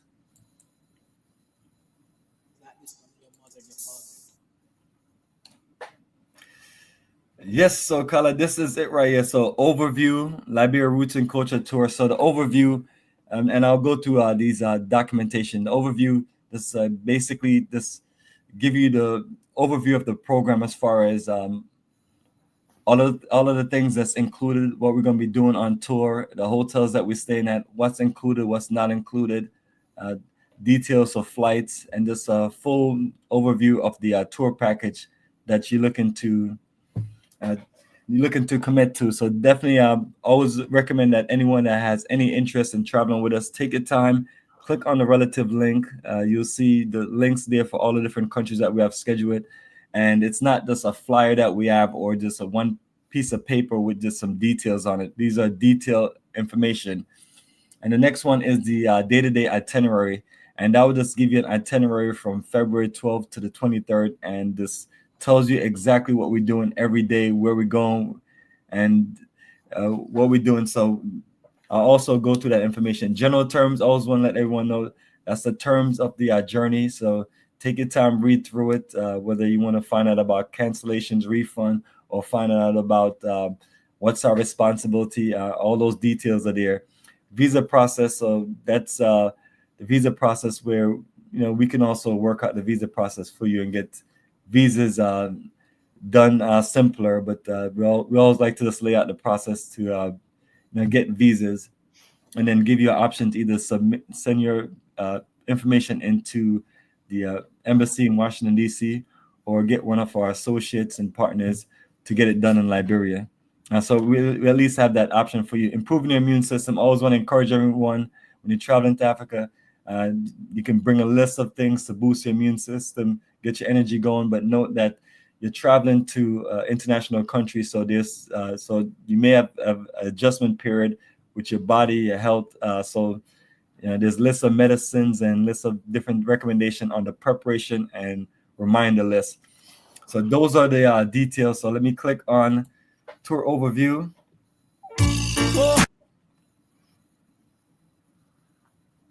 So there you go, family. Africa for Africans present Liberia, West Africa Roots and Culture Tour, February 12th to the 23rd, 2026. And since Kala is one of our great scholars, we're doing this in the energy of Black History Month. So tour package, $4,500, and that includes our flight from Washington Dulles to Monrovia, Liberia via Ethiopian Airlines. So this got a schedule that's nice and simple. Get you there right to Liberia in the evening, and then get you back out fresh on the morning of the 23rd. And for those who have their own airline tickets, want to purchase their own airline ticket, then you can just pay for the land accommodations. And then if you need a single room upgrade, then you can just upgrade. And this is one of our incredible group energy. That's my good brother Kala Genesis over there, and that's me in the middle. For those who think that we don't roll together, that was a beautiful day, Kala. And then as you can see the shirts on. These are some of the best shirts that I've ever made. Yeah. Honestly, man, and it's the always really grateful you really did your homework on this tour, bro. That tour, man. Everything, like I said, this is like really the first presentation we're doing from the tour, so we got to give ourselves a round of applause. That was really a tour that that's down for we made history. The first organized tour really from Black America to Liberia was us. The There you go, first, man. And we stepped it up, man. So we're looking sharp. Who would ever think some red, white, and blue T-shirts would look that good? that was off the head. I still got mine. Well, that's you gave me a couple of them. I got 2 of them. Yeah, that's one thing you see, man. T-shirts. I still got a stack of T-shirts over there. I have a different version with a green logo. But yeah, that's what we do. Materials, and I sent you a few extra books, and you saw the pens that was produced, and also bags. So I got a whole box of pens and whatnot. So these are the things that we have. So I'm sure people have traveled with people, and all you have gotten was this, nothing. not probably not a great experience, but that's the nature of just how we flow. Just organized on another level. And I tell people if they, and you can check all different kind of companies that do tourism. Let me see one of them, show you one of those tour books that you got for Liberia. No, that was, like I said, I'd never seen anything like that before. Whether you're talking about Jay Cameron, whether you're talking about Dynas, whether you're talking about just any of the other ones of people that's out there, it's a whole different level. You know what I mean? So when it comes to even a country like Liberia, like none of them can pull this off. This is something that you'd have to just really know what you're doing, and we pulled it off already, obviously. And then now we're going back to this, even up it up a whole lot more. And by the time we finish, people have a whole different mindset of Liberia, and that's presentation. I mean, presentation is everything. I want ultimately is like 10 to 20 people step up and say, Bomani and Kala could do it, man. We can go to Liberia. Why not? That's only helping the country. We encourage that. Absolutely, you definitely want to see some more people go. As a matter of fact, you're the one that was telling me that Dynas was is going to early on. He wants to make a point of return tour. Did he put it together already? Because he's basically working on it. He says it's going to be November of next year. So I told him I'll give him some pointers and whatnot. I don't know much, but I'll tell him where to go. That one place in Roberts Point. Now it'd be nice, right, if we can get these governments to work on a highway that connects Monrovia with Freetown. Imagine that shit. That whole coastline would boom, But hey, what do we know? You should be able to drive from Monrovia, to Robertsport to Freetown. That should be it. That's like it's right there. Because when I look at the map, it's like literally right there. But then you need good roads, and you need efficient roads to make highways work. So that. But the good thing about it is, we have to start somewhere, and this is us again. I mean, this is what it ended up being. Yeah, less than a 2-year turnaround with us back in Liberia, and you're just always hoping that people are inspired by the energy that you bring and things like that. So. This is the program right here, family, that's sharing. So let me continue to go through this. Tours includes transportations and tours throughout Liberia, daily continental and gourmet dinner, 4-star accommodations. So all of the hotels are very quality hotels. We're gonna set it off to where you enter the country and you have a good feel, and then throughout the journey you have great accommodations, and then we're gonna close you out at the end where you have another fine accommodations. We have another business and investment conference. So, Kala will be in an environment right there, and right there in Syncor to be able to just present and I gotta get business people. I gotta get a keynote speech again. Hype people. This is where I already work on some of the stuff I want to talk about for next one. Also, my guy Dollar Bill, when he comes, he does education. So we want like tag team education, business. How can we do? And this time, I'm gonna try to invite some more people from the continent. They couldn't make this last one, this last one because like this. But I'm gonna see if I can get some of my people from South Africa, Angola, Namibia, and all these Nigeria, so many places to attend. Make it big, and then when everybody exchange business cards, exchange connections on the continent, and everything. It's gonna be great. It's gonna be a real Pan-African, Black nationalist, Pan-African move, right? And like I said, we're sending a message that we're moving in, we're moving in. we're coming to the continent. This is real. All the stuff we've been talking about for years. Now the time is here. We're coming in. We're moving in. And there ain't no turning back. That's it, man, and that's it, family. So we're bringing another great opportunity for if you're open to connecting with Carla as far as the future of Liberia and tackle all the great opportunities, because whether we indulge or invest or make moves in Africa, regardless of regardless of what we do, the future is going to continue and the future is going to grow in where we don't take advantage of our own opportunities on our own continent. Other people are out there. I mean, and whether you're talking about the big country called India, the big one called China, and then you have a bunch of other small ones or European countries that are just who have lost their touch and they're trying to get a grip on something. There's a whole world full of people out there that are ready to take advantage of your opportunity and ready to make the moves. So what you're going to end up seeing in a lot of the countries that we travel to, you see foreign investors coming in. And if you don't like that, or if you see there's an issue with that, then it's up to you to connect with your folks here and make these moves. These are things that could be done. If they can put their money together and make moves, we can do the same. There's nothing that no set of people can do that other set of people can't do. You just gotta boil down to this being disciplined and work with the people that you have out there that you can work with. So some of us naturally are not going to be able to work together or get along or things like that. So in that situation, we have to find the people that we can make things work with. Now, if you literally can't get along with everyone, then you're literally straight up the problem. And then and you have to figure that out. But moving forward, let's go through this 9-day tour highlight. We have lots of wonderful historic highlight. So a city tour of the capital Monrovia, and we'll make sure to take you to see all of the historical buildings. And it's just like I just came from Egypt, and you just literally just overshadowed by this rocks and stones.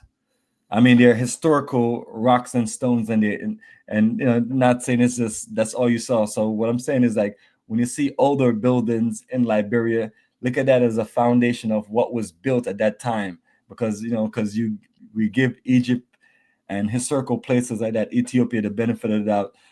That's what was in place, and that was what was built. We're going from monuments and temples and pyramids to building cities. So you can also look at Liberia in that historic energy also. But just like anywhere historic, like Egypt is historic, but at the same time too, they have new cities. Like I was in a new city where it was nothing but just new houses and new development. So, and again, we'll see the same thing in Liberia. You'll see a history that was, that's a history that you can tell the history there, because you see the layout of the country, and so that's what taking you on the city tour is about. When you go to the University of Liberia, Capitol Hill, you go to Joseph Jenkins Robert Monument, the first president of Liberia, which is right there in our group page, that the group picture that we showed. Providence Island, 1822 settlement. These are locations you're going to that's connecting you to a history, and as part of that history you've been connected to, you're also thinking and looking at the future, and that's what I was looking to do when I'm just comparing history in Egypt and in modern times. So that's what we have to work out in Liberia, is organize the modern time and the modern development. But the history and the foundation and the legacy is definitely there, and that's the important thing. Bushrod Island, we're also going to make our way around to a few different cultural arts place for you to get some real feel of the culture and arts there in Liberia. So we have a few different places, and just taking you around different parts of Monrovia. So that is going to be another great highlight. And then we're not only just going to keep you in the city for a long time. Itinerary is laid out to where even when we first get to the country, we're right there in Marshall, and you just out there in the beautiful energy of Labasa. And then when we take you to Robertsport, you're on the other side. You're on a different side of Liberia. But if you look let me interrupt you. Tell them about that boat ride and the boss, the Echo Lodge place. When I tell you that boat ride, when I it's really nice. Then we get on a golf cart and ride to the other side. That was amazing. That was fun. Oh People, yeah. So while we're there, when we first get to the country, and that's what we have right here: Qand Eco Lodge and Nature Reserve. So Labasa Eco Tourism Resort and Beach. So you're literally gonna be able to just go to another resort and then be able to just take a nice boat ride. And these are just experiences, be somewhere where you're just cruising on a lake or you're just cruising on the ocean. So you're definitely gonna like the eco tourism presentation, especially the first few days. So we have this thing broken up to where it gives you just a nice, fruitful experience. And then that first dinner that we had there at Labasa, that was on point, man. oh yeah. Me and you was up there just chilling in this. I mean, you're just looking excited and happy, man. Oh yeah, You're man. I was like, I did it. I was like saying to myself, I you're did like, it. wow, this really happened. I'm like, yeah, that's what you do. Did That's it, why, man. We that's did why it, when a man. plan come together, I was like, you can pull things off. we did it. We pulled it off. I can't believe it. And I was happy as I don't know what, man. I was so happy in life, man, because I was scared the whole time. Like, oh, sweat. What I'm saying? When you guys started showing up at the airport, that's another thing. I was there to greet them at the airport. They saw me right there. I knew their plane was landing and stuff like that. When I heard their plane coming, I was like, oh, I'm finally gonna meet my brother Bomani, man. Remember that? We embraced. Yeah, absolutely, man. That was good. That was Good amazing, look right man. there. That was a good look right there, and we made it work, and and just got there and got settled, and that's I still was blown away how we accomplished that, man. I'm still blown away. yeah, it's a lot of logistics and lots of movements you telling people, and so when people see prices and everything, I'm telling them that it just even just having to put this on a website or put this up anywhere. First of all, it has to be well organized, and as even we scroll down to the bottom, you see the lodging at Labasa Eco Lodge Beach Resort, AMC View, uh, which is right there on the actual beach. Give you a nice, unique, private beach access right there in the Kenneja, Painesville area.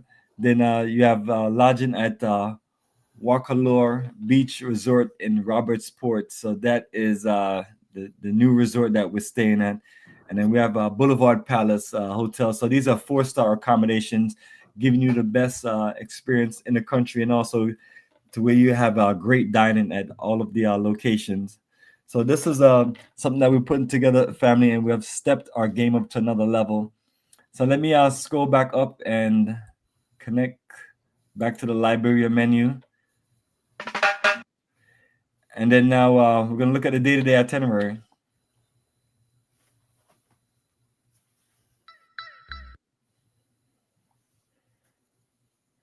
Just Color Genesis. So that is a master itinerary, brother. Well organized and put together to this showcase just the full energy of Liberia. So day one, Thursday, February 12th, depart Washington Dulles to Monrovia via Lomé and Accra. So this is Ethiopian Airlines flight setup, and it's gonna give you a nice flight on all Ethiopian Airlines planes. So that is flight schedule that works nice and efficient for us. So we'll just meet and greet at Washington Dulles, and then we just get on a flight and just enjoy a flight to Liberia, and then the double connection or layover in Lomé, Togo, and Accra, Ghana is short on Ethiopian Airlines, so you're good to go on that one. Day two, Friday, February 13th. So once we get to Liberia, we're just gonna head right there to our resort, which is actually not bad, more closer to 30 minutes. And we're gonna enjoy ourselves right there at Labasa Eco Lodge Beach Resort in Marshall. So that is gonna be a nice little time for you to relax, kick back. We're gonna do a brief orientation, and we're gonna have a fabulous welcome dinner, and then just really just enjoy the night. And then the next day, you can just chill and relax at the resort and just enjoy paradise there. And you can also make your way out with us to the Eco Lodge Qand Eco Lodge, and then take the boat over and enjoy that nature reserve. So I have the link right there for that lodge also. And then we're gonna overnight at Labasa. So that'll be 2 nights staying at Labasa. So that should give us a nice 2 days to where we can just, we get in, we settle in, and I then hope from I get there, I hope I get that same. What was it called? The luxury suite I had last. We had yeah, last. you can't expect to just get I that. know. I'm not gonna get that again. No, I mean you can't say you're not going to get that, but yeah, that was just. You know how many pictures I took in this place? I said no one's gonna believe this shit. Yeah, I mean the room is fabulous. You deserve it. I just had them working out for you specially. Honestly, I appreciate it, man. I know it probably won't happen again, but that was nice. You kind of work those things out, just like you end up with the worst room at Robert's Sports. So yeah, it was a trade-off. Yeah, so it's just one of those things. But yeah, that was perfect look for you, man. Hope you really enjoyed it, and that was something just a little bit different. I mean, it was just like a perfect.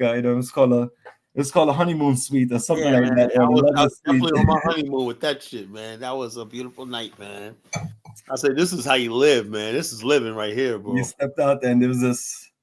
Yeah, man, family just had to see this. I mean, we did take a few videos, and we have them uploaded on the YouTube page.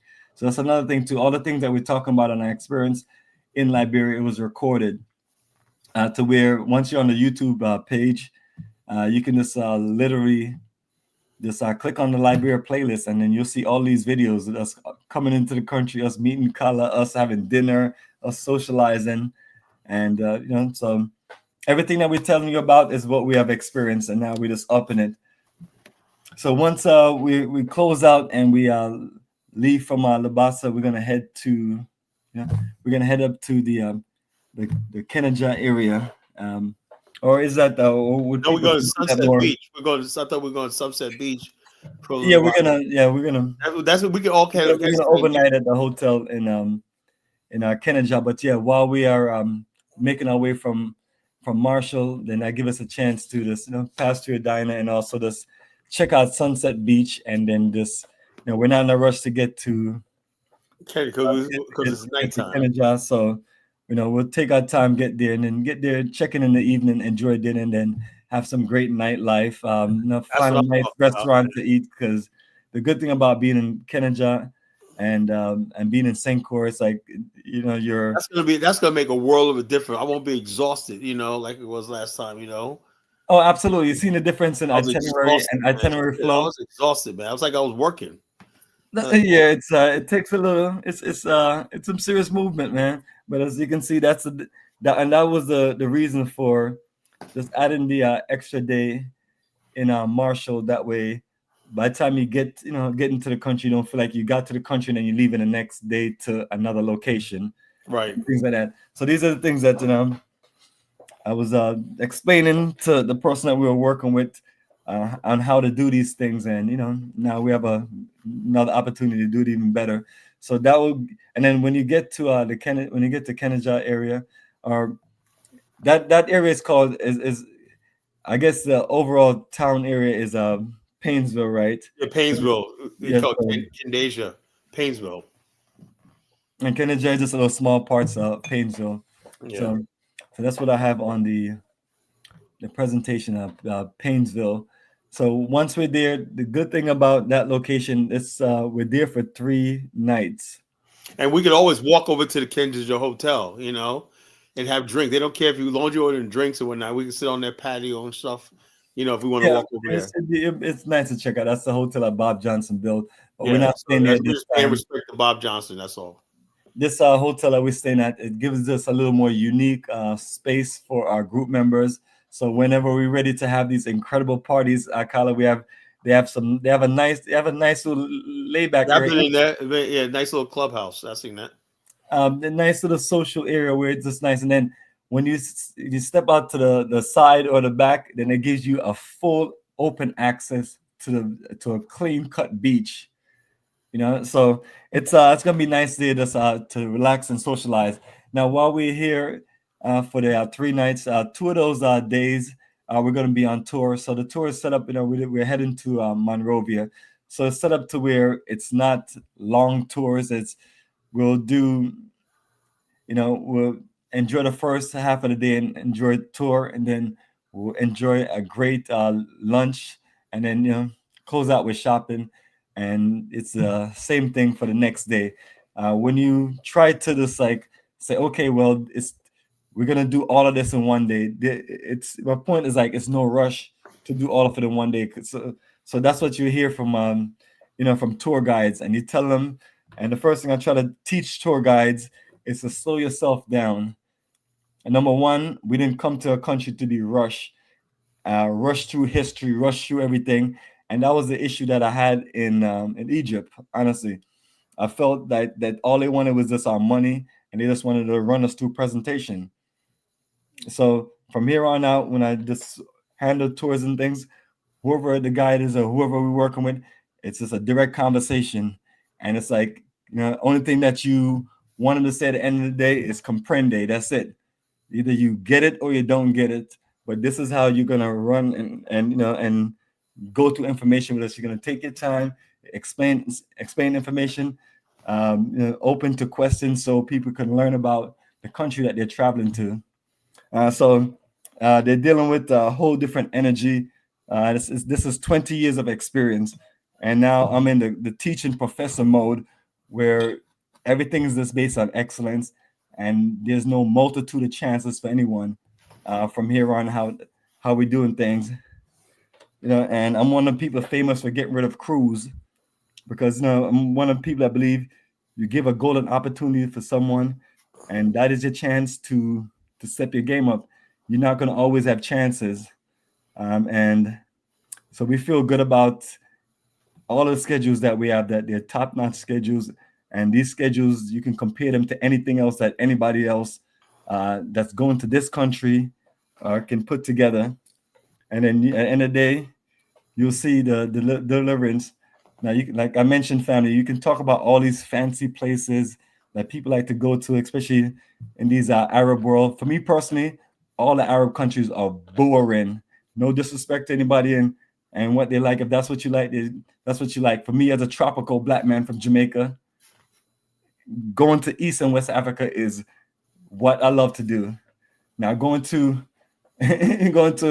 whether it's Liberia, whether it's Morocco or Egypt, because I've been to Morocco and Egypt this year. Very, very realistic experience. And it's just not me, not us. Now, you're doing tourism, so we'll go to places, and it doesn't always have to be certain things, because some countries you go to, like if you're going to Egypt, it has that history. But if you ask me what you prefer to do as a person, you prefer to enjoy tropical paradise. And that's what we're making this Liberia journey about, family.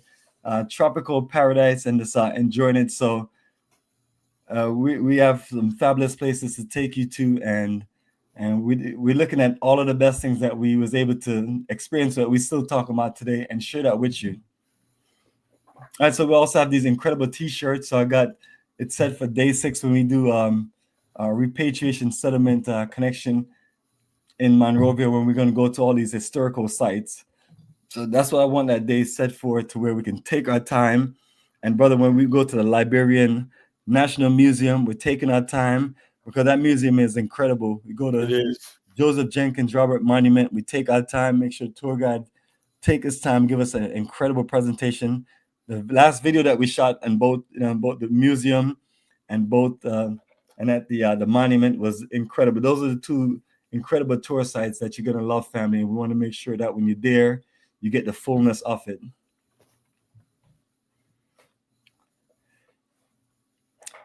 Yeah, so after that, family, we're gonna leave from Painesville, and we're gonna make our way to Robertsport. And I remember that day, Carla. We stopped and we got some drinks, and Carla was like, "Make sure you get everything you need, man, because once you're out there, and that was a great thing. All right, you're 1,000,000% right, man. You gotta make, because you don't want to go up there and you got all this nice food, we had nothing to wash it down with, Yeah, man. Yeah, we made sure we brought off our special drinks. And the good thing about this time now, because the last time the issue was with the one day, because when we got there, then it's like it's like we got back up and had to leave again and rush down to the conference. Yeah, so so I'm telling you, family, when you do these things, it's experience, and you don't beat yourself down about one or two things that could be fixed when it's happening. You just kind of deal with it. You deal with it. And we realized that the time that we gave up to go to Morocco, which was based on that crazy flight schedule that Royal Air Morocco put together. That's why it doesn't show Royal Air Morocco anymore.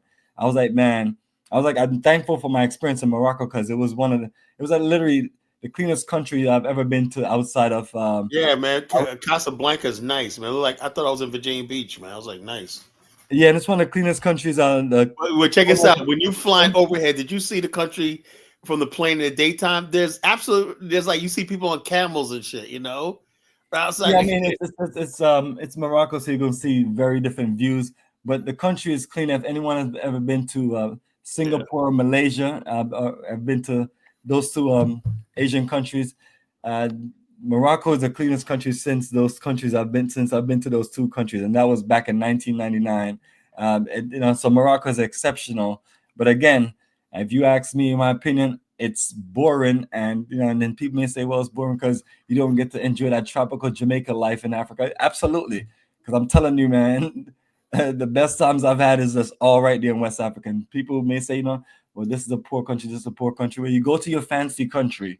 Like I said, Liberia, man. I go to your fanciest country, and because I'm telling people, I was both in Egypt and Morocco this year of 2024, but also I was in Liberia and also I was in Ghana, and I had an incredible time in Ghana.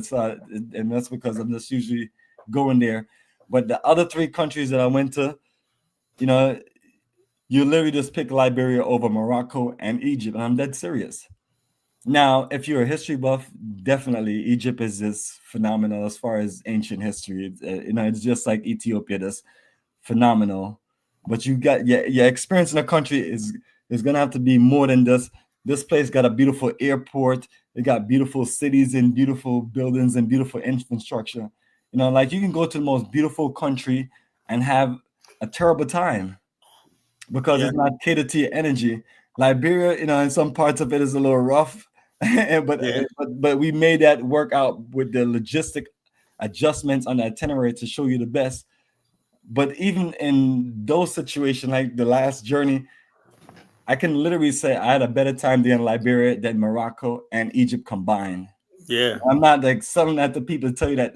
I'm just telling you based on the fact of what I was able to do. Number one, I had better dinner in Liberia than all I had in Egypt and Morocco combined. That food's good.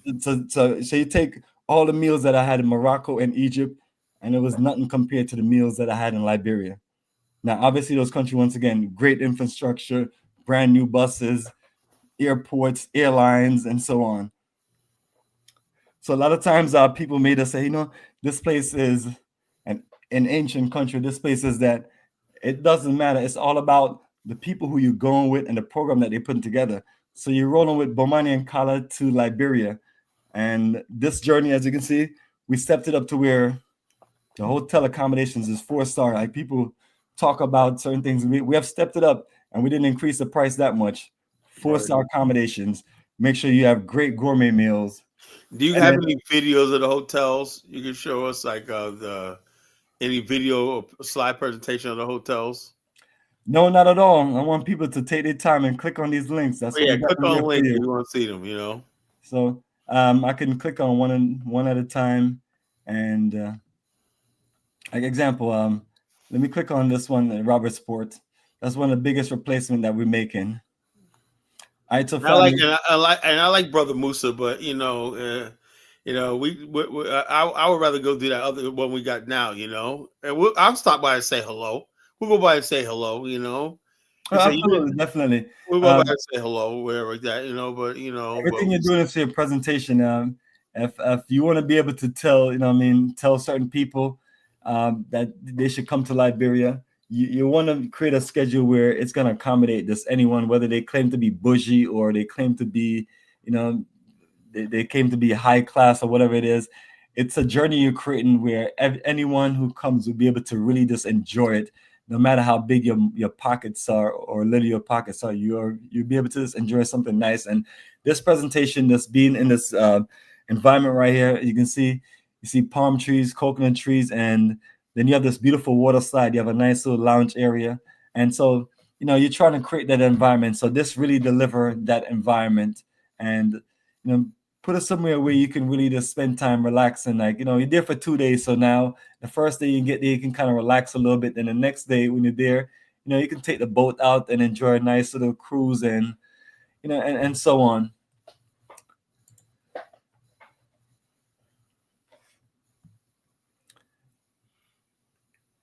Are we gonna have on life vest this time? You said garbage Wayne brought. Like I'm like girl, I'll drown with that. She thought she had real life. I thought she had real life. Well, the thing of it is, the people as you can see, the people had their life vests and things like that. And yeah, they already had that there. I'm hoping that then, those places got life vests. And in some places, you may have to just work out to get them ahead of time. But yeah, we shouldn't have to do much of any boating. The boating that we do at the Eco Lodge, they have the vest is provided. And as far as this resort, if they're doing anything out, we're taking us out in the boat. We just ask them to accommodate us with vests. But as far as packing and traveling, I don't want to put myself in a situation where I'm packing a bunch of vests and things like that. They were completely unnecessary because they provided us with that. I was shocked. Well, yeah, that's what you have people out there that's serious about business. So she could have always checked those things out, but that's why we're making sure we're just handling this to the fullness. That way, we don't have to deal with we don't have to deal with this anything like that. That's why these things are organized ahead of time. So that was our Wakalur resort, and this is the business hotel that we're staying at in Sincor.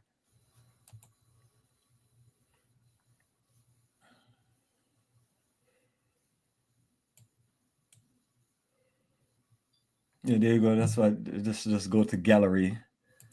Yeah, that's always helpful.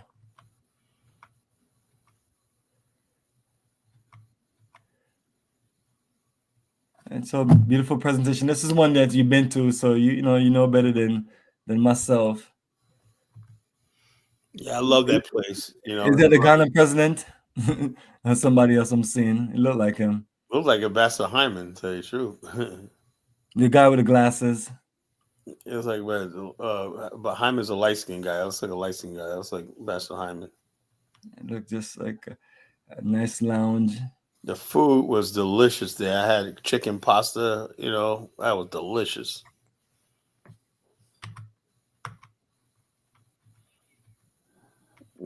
People, heads of state, ambassadors, high level people go to. That's who we're going to be hobnobbing with, Yeah, you can see, place got class.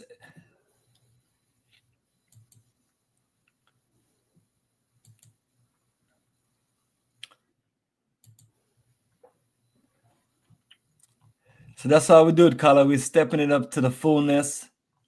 And then that's where we're going to have our business conference. Exactly. And then for those who haven't seen Labasa Lodge. That's a nice lodge. I mean, that is really, really, I've never been someplace like that before. It was just like really, really nice. I was out there swimming right here in the middle. I think this was the deepest. I think I'm going to go in the pool this time, man. I'm going to swim with you next time. Yeah, man. Bomani the car was here jamming. Just wish we just had a little bit more time. Wish we had 2 nights there. But again, you just make the best of that experience. Yeah, this is definitely a very unique place, and that's what we're saying, family. Also, to give you the best experience, and and compare a country that is not as rich as some of them fancy countries that we've been to. I realize that. We don't always have to go to the richest countries, because that's what you see in people's mindset. I got to go to Asia, I got to go to the Arab nations and so on. But you end up just missing out on the best part of traveling, and that's what you enjoy in Africa. Because a lot of times, like example, you pop up to Liberia, and just like you see the nice welcome energy of the people right there. Like like example, Egypt, Morocco. Not saying that they're mean or anything. It's just it's not going to be the same welcome energy as if you're in West Africa. The people are going to look at you and smile at you differently. You're going to have an energy. You're going to have a connection.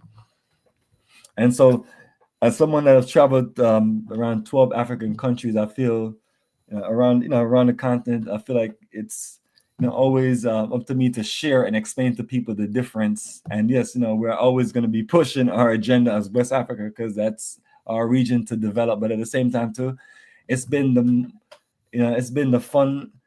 It's been the most exciting and the best experience that we have had as far as getting your money's worth and really feel like had a great time.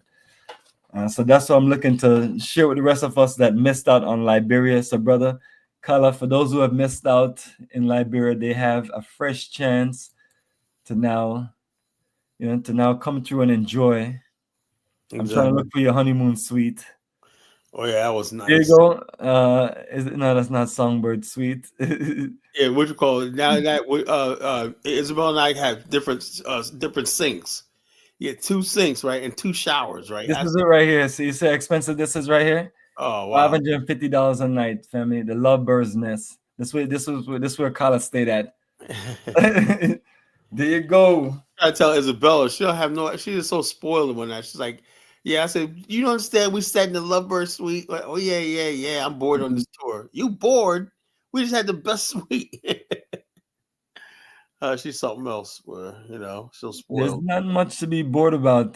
You at a resort, you go get you a drink, go get you some food, go get in the pool. The idea that everything is perfect. She wants to be in America so bad, and she thinks everything's perfect over here. I'm like, no. Well, the best thing I can tell people is someone like myself. I get up in the morning and I work all day long. Yeah, we work all the time over here. And now, I'm here in Georgia. I can go to Florida. I can go to the Georgia mountains. I can go white river rafting, or you can go do certain things. But it's not the same as being somewhere in Africa where you can just enjoy a nice resort or enjoy a nice getaway and have food made for you and and be in a certain environment. It's not the same. Not saying that there's no fun stuff to do in America, because America got a big world of tourism in America itself. But for us as a people, the experience of being in Africa, enjoying something like that in Africa, just mind blowing. You're in the land of your ancestors, in particular Liberia, because our ancestors founded that. But I'm sitting there the whole time, like I'm sitting in a hotel in a country that my ancestors founded. I would just like, it's so intoxicating thinking about it the whole time you're there. Whatnot, I'm doing a tour, right, in a country that my ancestors founded 200 years ago. I'm like, man, this can't be happening. Yeah, I did really the whole time. Like, this is not happening. There you go, man. And you see our incredible places, and that was your first time visiting there. So that was it, man. You had the most expensive room, as you can see on there. Oh, a great time. I had a ball. I had a blast. I loved it. Yeah, that's like if it was you were in another hotel, that would be kind of like more like the president's suite. You know what I mean? Oh, except it's a resort, so it's a resort room. Yeah, so nice, boy.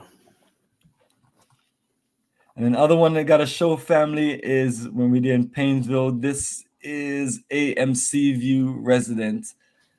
Now, this may have a little simple feel to it, but it's more exquisite than it actually look. The breakfast. I remember looking at it and then actually going there, and I was like, okay, this is beautiful, this is nice. But then going there, you're like, yo, this is unique. We can be over here without, in the evening, jamming for dinner, and then then play some music. And then the bar area where I went into, I was like, yo, this would be nice. I was like, okay, this is a nice little club. We can get the music playing, and you're around by the pool. Like that old area could be transformed literally into one of our party that we like to keep. We like pool parties, and we like social networking, because while you're there and you're traveling with us, I'm always encouraging everyone to come out, whether you come out with us at the hotel and to socialize, and then if the next party is for us to step out to out in the out in town for a little bit, then step out. you want to make sure that you enjoy the fullness of this experience, because trust me, it goes by quick, and next thing you know, you're back in America, you're back at your job, you're back in your business, or you're just back. And the last thing you want to do is just regret not taking advantage of all of the wonderful things that you could be doing every day, and having enjoying the fullness of that journey. So for those who missed that fact finding journey that we did, you have another chance, and then now we're doing it to a whole different level. Yes, so Kala, that is all of our hotels, brother. Yeah, great, man. I'm so excited, because I know last time it was good, man. I know this is really going to be good, man, because we're cutting out all the, the problems that we had when not, it's going to be great. Hopefully that road to Robertsport is going to be paved, And if not, then hopefully the world's a little bit better. But once you get up there, we get up there. Yeah, and we're able to just do our thing. But that's the breakdown, brother. So we have a nice, beautiful breakdown to where the layout of the hotel is. We had one hotel. We had the Labasa for 2 nights, then AMC View for 3 nights, then we out there in Robertsport for 2 nights, and then we closed there in Sincor for 3 nights.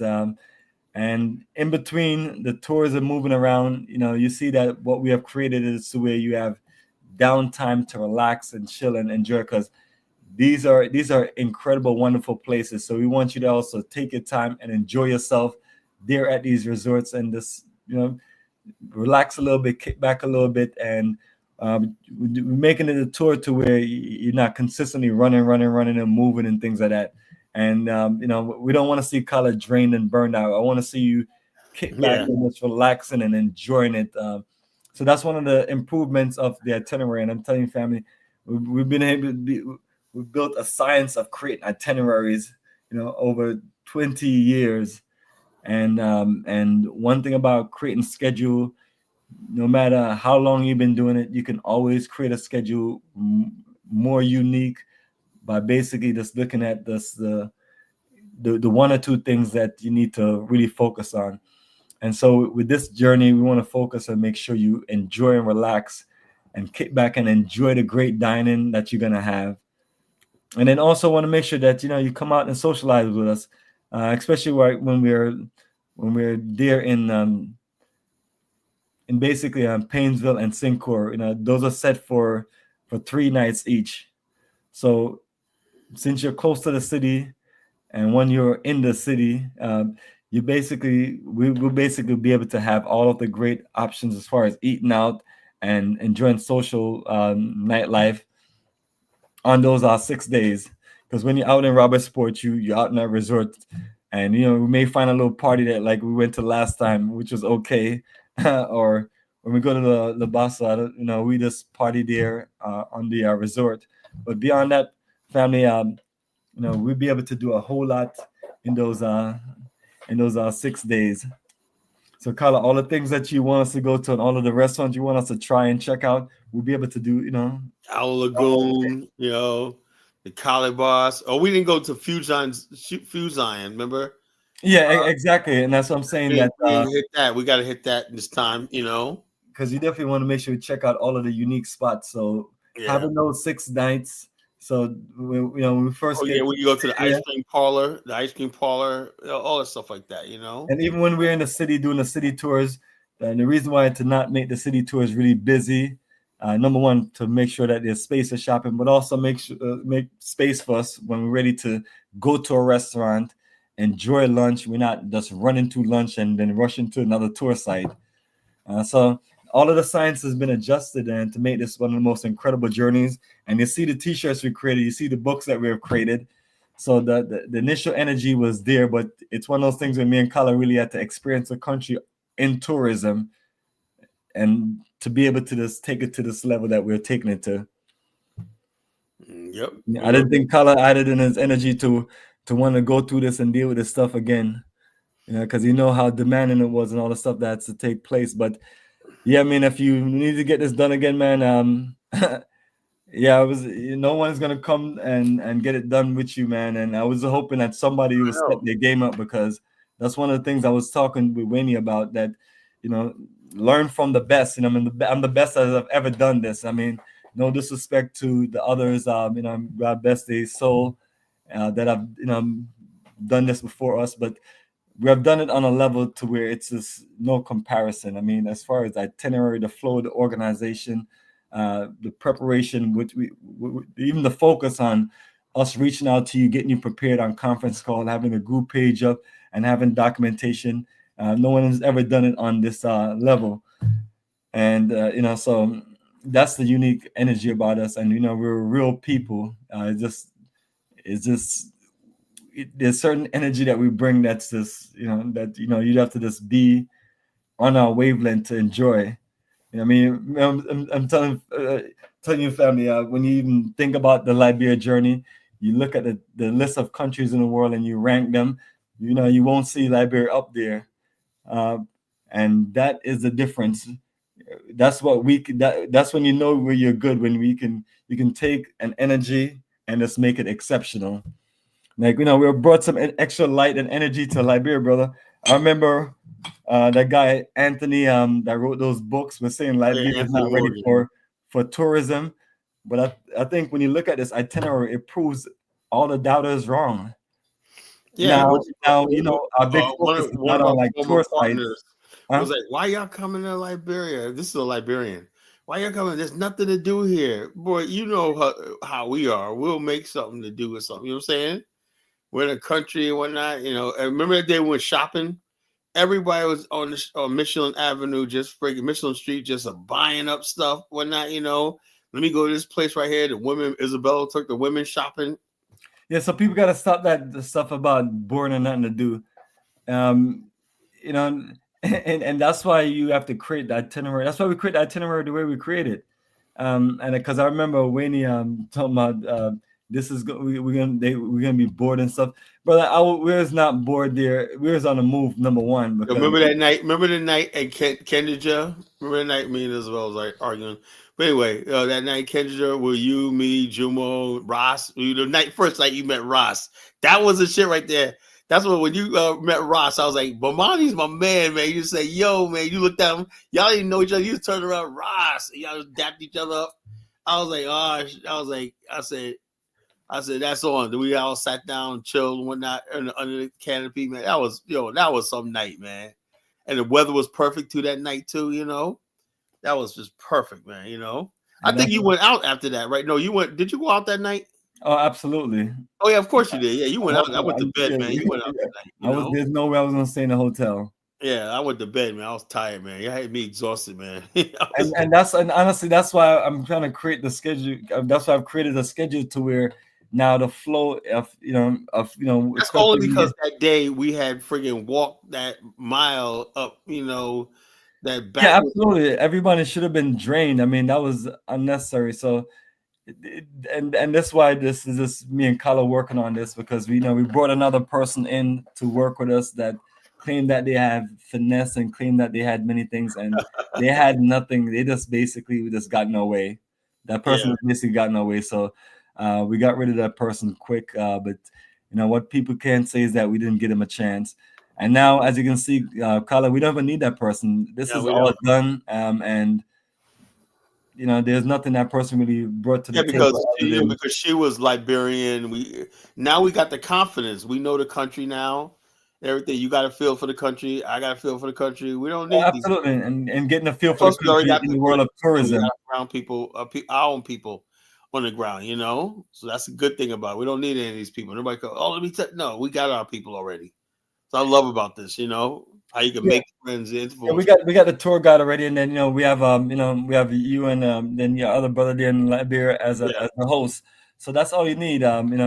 That person who thought they could bring a bunch of their family members and thought that was going to be fun. That's not going to be fun, and things like that. So, but I'm telling people, man, family, what we have learned in this business is incredible. We can teach a university program. We can teach a university degree on and Africa tourism. Yeah, we're probably gonna develop that as a course too. You watch. And because for those who are looking to want to invest and do business, in Liberia, this will open your eyes up.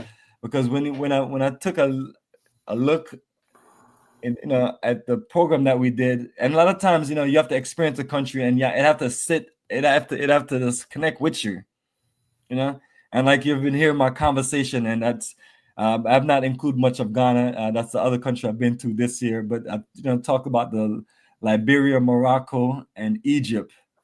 You know what I'm saying? You're literally putting Liberia in a conversation. Let me answer this freaking troll.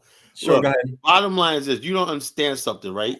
Bomani does this for a living. I'm not interested in money. I'm trying to build something more valuable. No disrespect to money.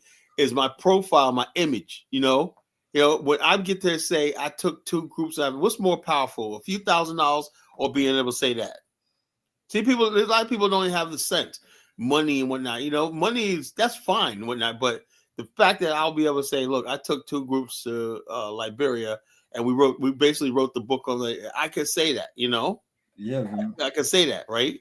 So bottom line is, I don't care about the money part. I make my own money, This is Bomani's thing, right? This is his reward for putting this together, because I could never in a million years put something like this together, never. Yeah.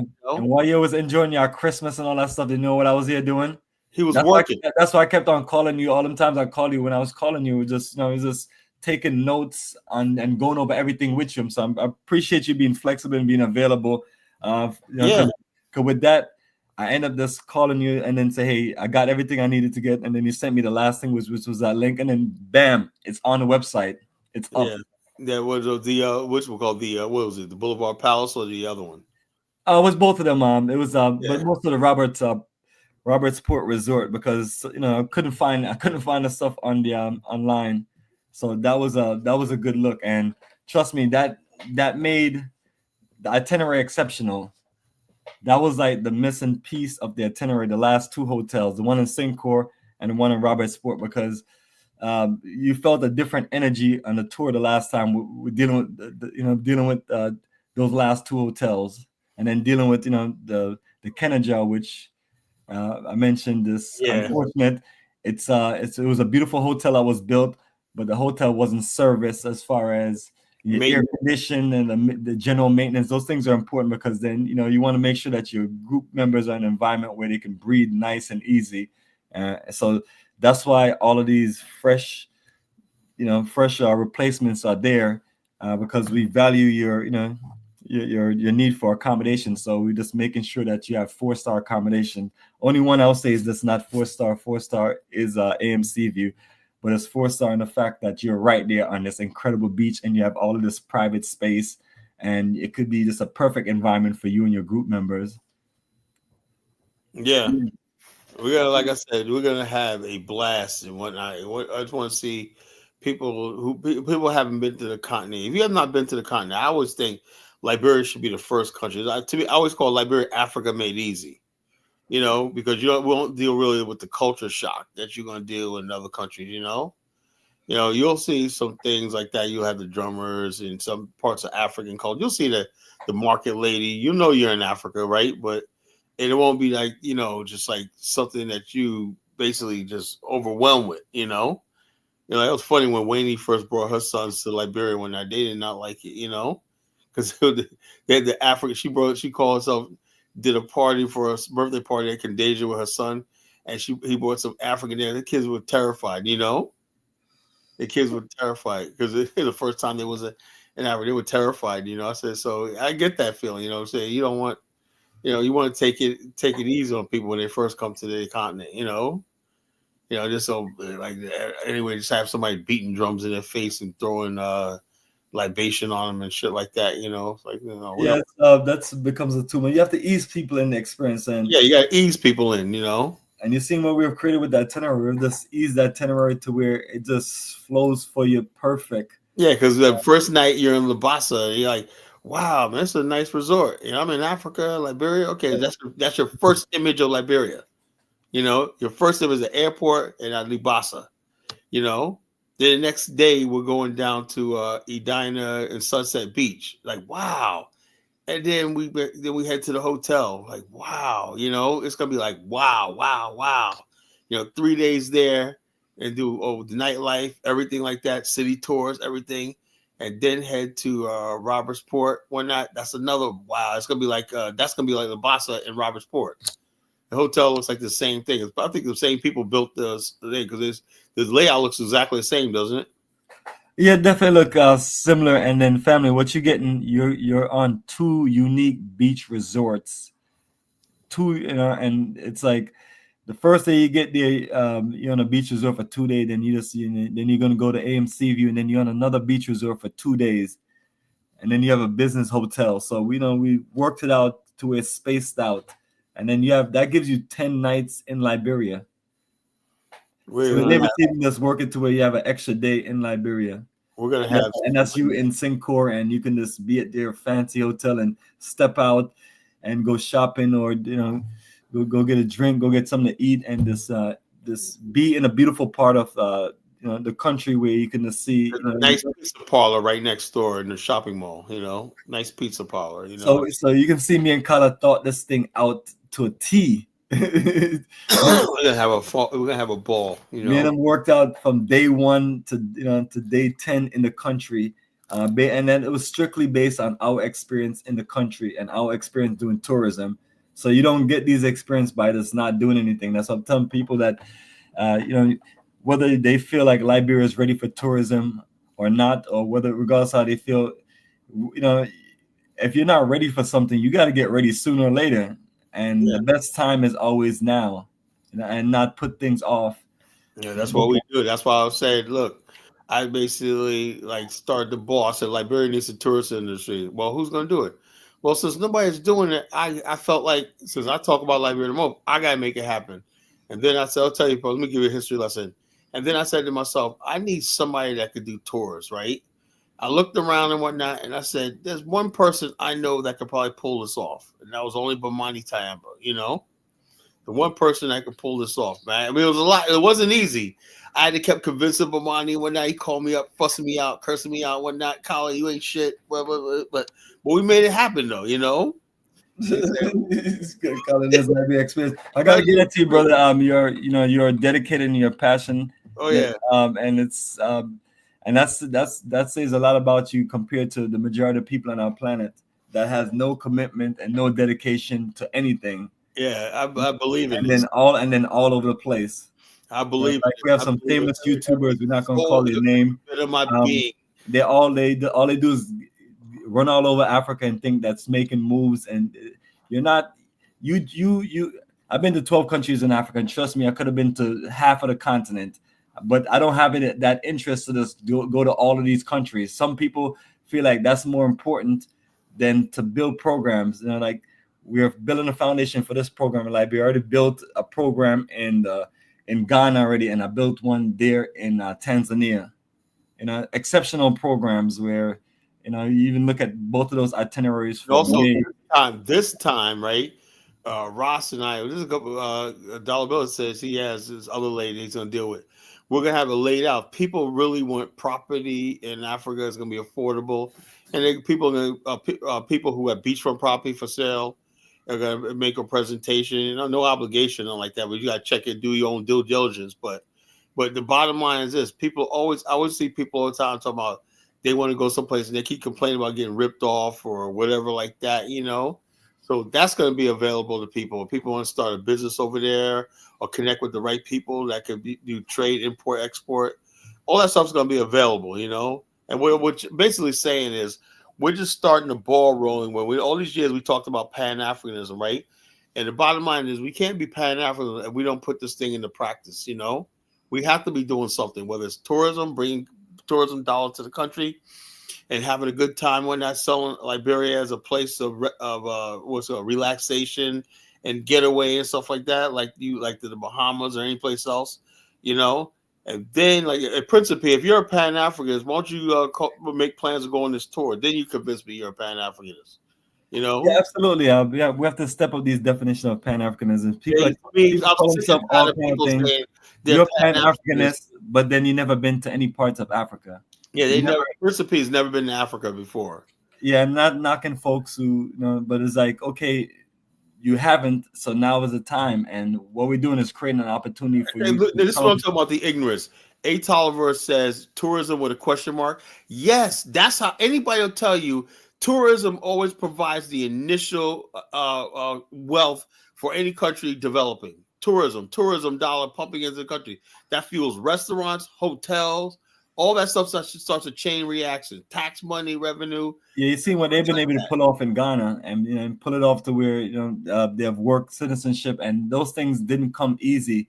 I've talked to many of our elders who have been to Ghana in the 80s, the 70s, and the 80s, and and basically what some of us are enjoying now is the fruits of their labor.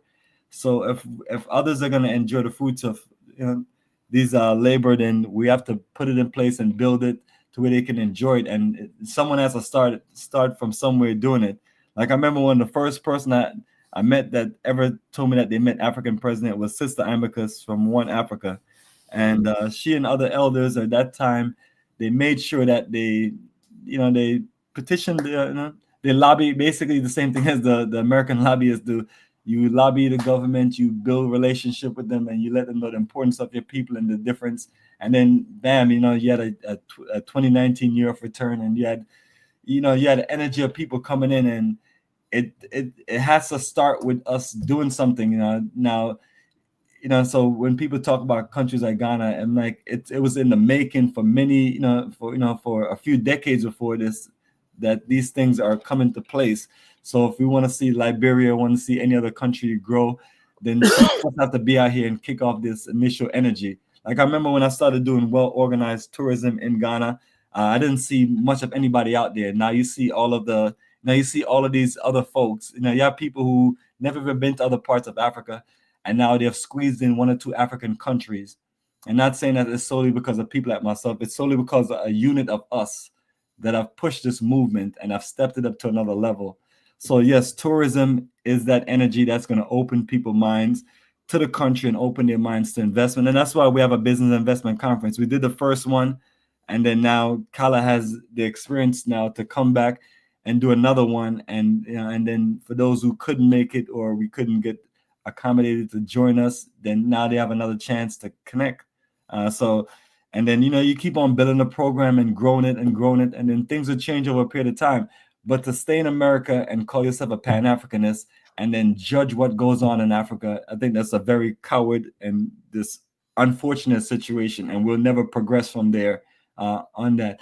All of us, we live in a working society in America, so I would think that you either have a job or a business or have something, but you can't just call yourself a Pan-Africanist and have neither, and then you're just doing your keyboard warrior stuff and just talking all this stuff online and just typing in messages and things like that. We have to step our game up, and I'm one of the people that anyone who is around me, the energy is to step your game up, or else we can't really associate, because it would make no sense. Like me and Kala is cool and we have a good relationship because we're always talking about working on things. We're always talking about the future. We're always talking about pushing Pan-Africanism. And this is a vibrant energy to work at. I mean, we talk about we didn't come on you and tell you that we had a terrible time in Liberia. We had a great time. Now we were honest enough to say, along the journey, because it was a journey that we just put together and we enjoying it. So we're learning on the fly on what's going on in the country, and we're seeing parts of the country that we've seen online and things. But then when you're there, it's a whole different world. Like I'm looking at Labasa and I'm like, this is just an incredible place. And then you're looking on the map and there's nothing else out there like it, just like that resort in Robertsport. So you're basically going to places where it's you are pioneer. Now, as time go along, when you look at Robertsport, there'll be a whole lot more resort. You go down to Marshall, it'll be because when we were there, it was a whole lot of development going on. So as time go along, 10 years from now, you'll see a whole lot of things different. But we as a people can't sit around and just wait, because while we're sitting around and wait, other people are building their investment. Next thing you know, you come back and it's just other people have taken advantage of the opportunity that we could have. So by us doing this journey, it opened more people that can benefit from investment in Liberia, like literally. And we have to feel strong enough about that. but it's a country that colors shared, share the history, share the future possibilities, and that's where I'm at. I can't get up every day and be in a Pan-African world and just feel like it's just there's nothing that we can do or we can't progress towards anything, and we just got to sit around and just wait. And we have a lot of bad people out there that's giving us bad advice and bad direction, especially people who claim to be Pan-Africanists and don't want to have anything to do with Africa or anything to do with checking out the content. You know what I mean? If you're a working class person, when are you gonna take some of that hard work and money and say, you know what, I'm gonna pay for an experience for me to have a good time? Because while you're working here in America, you're not gonna enjoy an itinerary like this in America. It's just not gonna happen. You're living in a working society. Now you can go to the clubs and socialize and go just enjoy a few days here and there, but nothing that you're gonna experience in America is gonna be compared to you just being. Because number one, you're not gonna have these unique resorts and these unique things in America. I mean, do you have them? Yes, you can do a tour to Washington, D.C. and so on. I'm sure that's nice and fun. But we're taking you back to the pinnacle of history, and we're also infusing it with, the things that we're infusing this journey with, Brother Kala. It's not so much strong on the tourist sites. Like Egypt is strong on tourist sites, but we're focusing on the things like the great dining, the great accommodations, and being together as a in oneness, and say, hey, let's do these things. Like when we're on that resort, cards, dominoes, you know what I mean?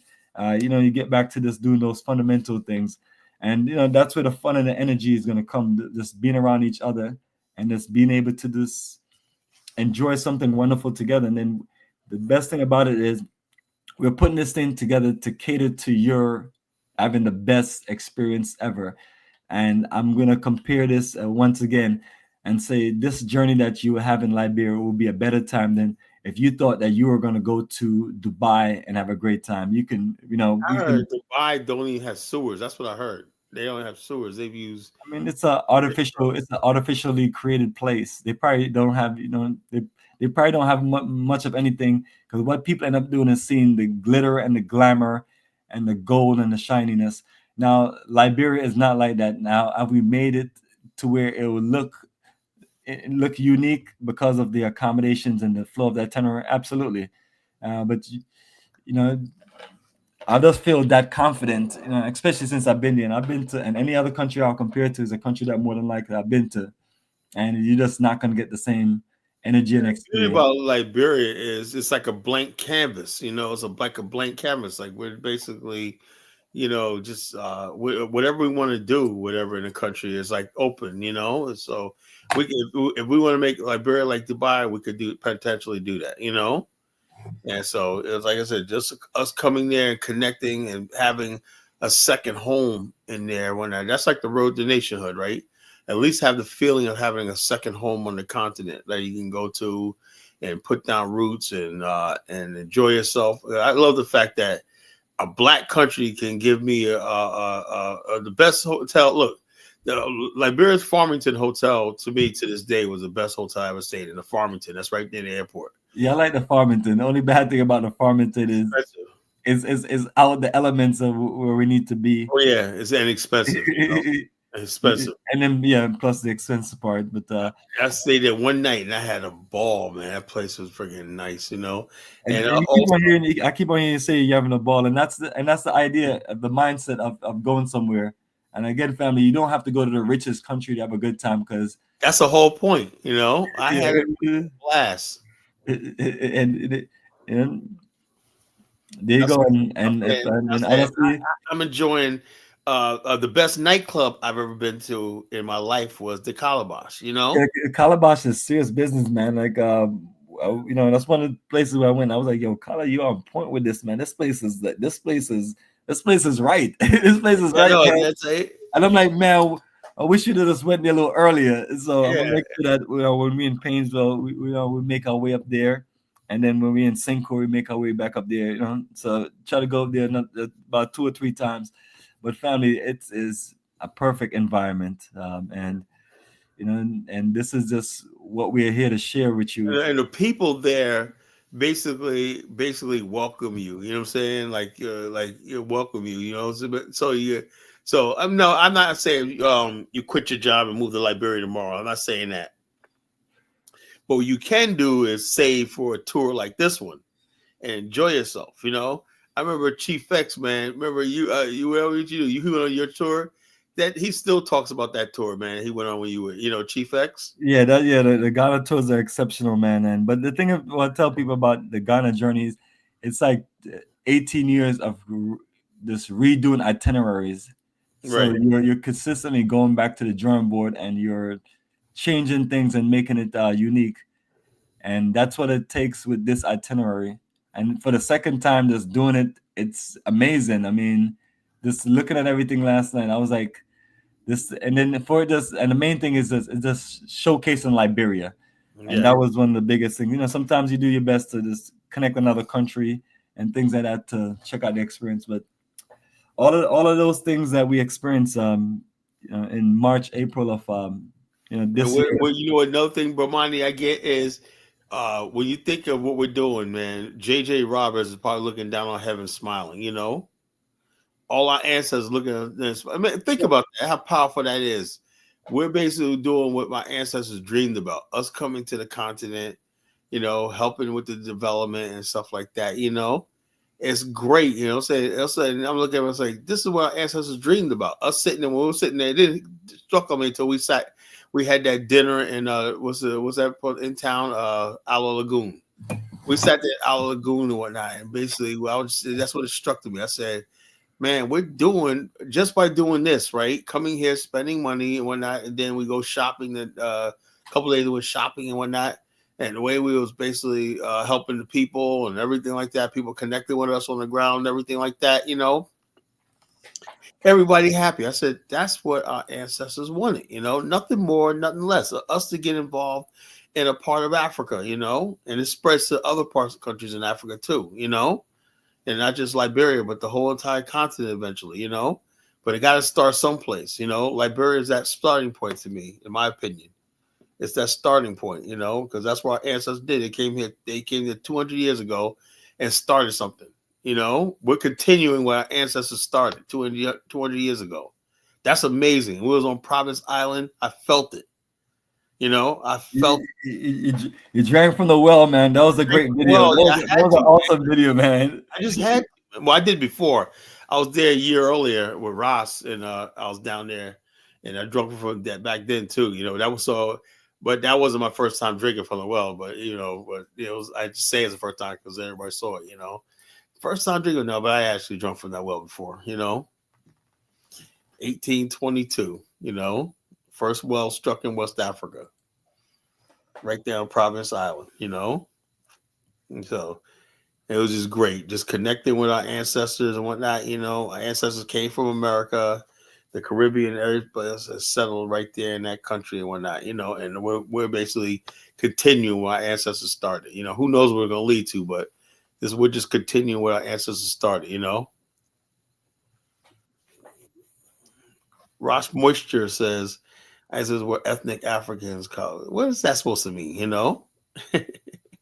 Not something else new. What are you talking about? I don't know. People are never satisfied. Ross Moisture, why don't you just go and save for this tour? That's the only thing I want to hear from people from now on. Are you going to save for this tour? Come with us on this tour. You're going to be rocking with Colin Bomani on this tour, or you're going to be a chump and sit home, Hey, the choice is up to y'all. If you don't come on this tour, I'm going to forever call you a chump, I already know I got a few people that's committed, but the bottom line is I just talked to Dollar Bill. He said, he can't come on tonight, but he's listening right now. He's listening right now to the show. But the bottom line is this, yeah, well, a lot of our people, not everybody comes to the show every night because people got jobs and they got careers and everything, And I do a show 7 nights a week, so I don't expect everybody to be on every night, I do a show 7 nights a week. Say, Carla, and Bomani, I be doing 5-6 hour shows. Remember the shows we had? Oh, what am I talking about? You did a 9-hour show one time. Remember that? We did many long hours. So you're telling people you're giving your time and things like that, and and they just can't sit there in their house and just listen, and just that's it. You know, you have to be proactive, join the movement, join the energy. You know, Ross Moist, the tour is $4,500, man. When you're ready, if you can click on screen sharing, so I can show the list of these videos for people who literally just need to see what we're talking about. So, family, this is my YouTube page, Bomani 2007. And once you get to the page, you're gonna scroll down and you see multiple playlists. So these are some of the Egypt videos. I have a whole lot more to add. That was our last journey to Ghana, and then this is Liberia and Morocco, 117 videos.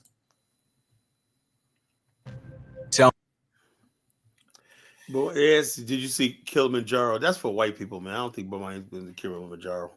When we go to Tanzania, we fly into Kilimanjaro, but we're not. No, I've never been up to the mountain. That's what I said. I didn't think Bomani go to a mountain. That's white people stuff, man. Yeah, I'm not spending my time there going to no 4-day safari or spending a few days climbing up no mountain. If I tell people if they want to do things like that, they can always come in the beginning earlier or stay longer. So when you're looking at the playlist. When you look to the right, you'll see all of these wonderful videos. This is just from our introduction at the airport to me and my family getting, closing out. And we all have our Liberia shirts on. And then we scroll down and, you keep on scrolling down. You're going to get to the point where you'll see the videos of us in the city. Now, I'm trying to find the one with, and I can always tell about the city videos because we have the the Africa for the African shirt on. So here we are, Kala, Providence Island. Let me find the one that you were drinking from your magnificent, the well at Providence Island. You have a drink. Can I do it? Yeah. So Ambrose, what is this site? This is the oldest well in the Republic of Liberia. Wow. This well was dug since 1822 by the settlers. I can drink. When they landed here, it was this well they dug, and then they used it. It was being put in the frame by the national government because kids come here for tour guide for lecture on the Providence Island, so they put it in the frame. But it is the oldest well in the Republic of Liberia. It was dug in 1822 by the settlers. I got it. Okay, so here it is. Here, this is our traditional well. When you are sick, you are a woman, you sick, you come here, you drink from this water. The well is between two rivers, Salty River, the Messerado River, and the Stockton Creek. It's salty, but this never go dry. It's not salty. So this is not salty. It is not salty. They drink it, they cook. Even people from Central Monrovia, they use canoe to get water from here. They use wheelbarrow to fetch water from here. This is, it's clean, it's very clean, it doesn't go dry. You see the NGO built a hand pump down there, it dry, it doesn't work, but this doesn't go dry. And that's the oldest. It's the oldest well in the Republic of Liberia, since 1822. So is this water safe to drink right now? Right now they're drinking it, of course. All right, cool, we need somebody to take a sample. I'll drink it. You've been here before. Come on, man. All right, so Kala, can you represent? There you go, Color Genesis. You're right there, man. The big man on deck, man. Yeah, look at my stomach sticking out, man. I was like, yo, what the hell? That's big Color now. We're looking at little Color now. Yo, Yes, man. They bring back great memories, right? Oh yeah, man. We had a blast, man. That was a fun time. African's t-shirt with your work boots on. Yeah, no, that looked ridiculous, right? But I was tired of sandals, man. I told Isabella, I took these sandals, I gave it to my driver. I said, you can have them, man. And I ain't wearing no more damn sandals. I said, I can't do the sandals thing, Yeah, I remember you talking about that. So let's look at your magnificent experience drinking from the well for the first time. First, brother. Okay, like I said, this is the first well. When this well was dug, right, and they struck water, they knew they were home. Yes. That was it. That was it. That was it. This was home. Because remember something at the time, America said the same 1822. well water and stuff like that. So they said, look, we have our own well and everything like that. We can build a nation here. Yeah. Because we have our own water supply. You know, once you have your own water supply, everything. But they didn't have electricity back then. This is the main thing. This was your cable, internet, and and electricity, all everything. You know, the well, how you can secure this well water, right? In war, somebody takes your well water, your water supply, you're done. You know, this had to be protected at all costs. You know, that's why when they dug this well, they would say, "We're dug in, we're here, and we're gonna stay." You know, so 1822, the marker's right there, 1822. 202 years old. This well is. Okay, Anuncion. It's Yeah, all right. Anuncion. So let's go on the other side. You see, you can use this route on the water. You use this route on the water across the bridge, across the water. That is U.S. military base, World War II. Across the which is called Ballard Island. Mm-hmm. During World War II, that was American military base. There are a lot of bases in Liberia during World War II. We have the military base here. We have another base in Grand Cayman County, the Lake Piso.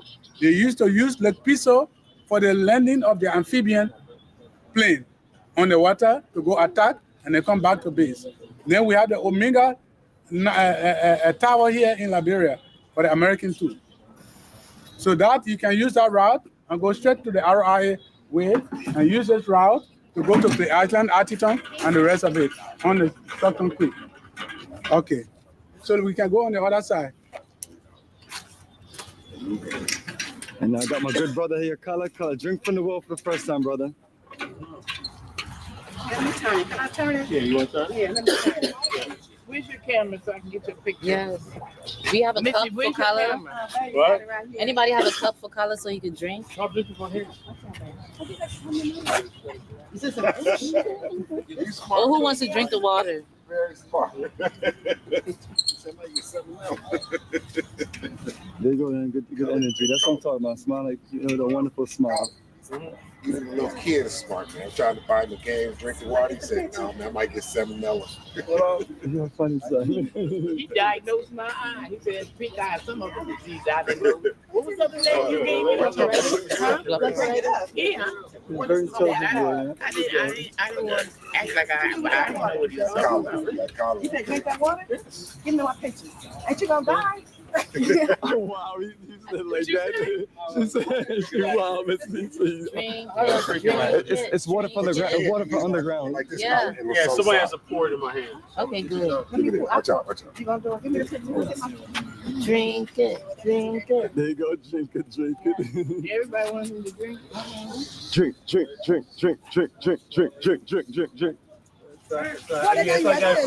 Don't soak your Timbs. We could have been at that one. We wasting everything. All right, you got his picture? Okay, more, yeah. Yeah, more. Guess what? Everybody check him out on the bullet.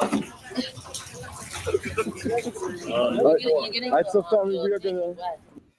So there you go, Kala. Make sure you got your shot with you, enjoying your well water.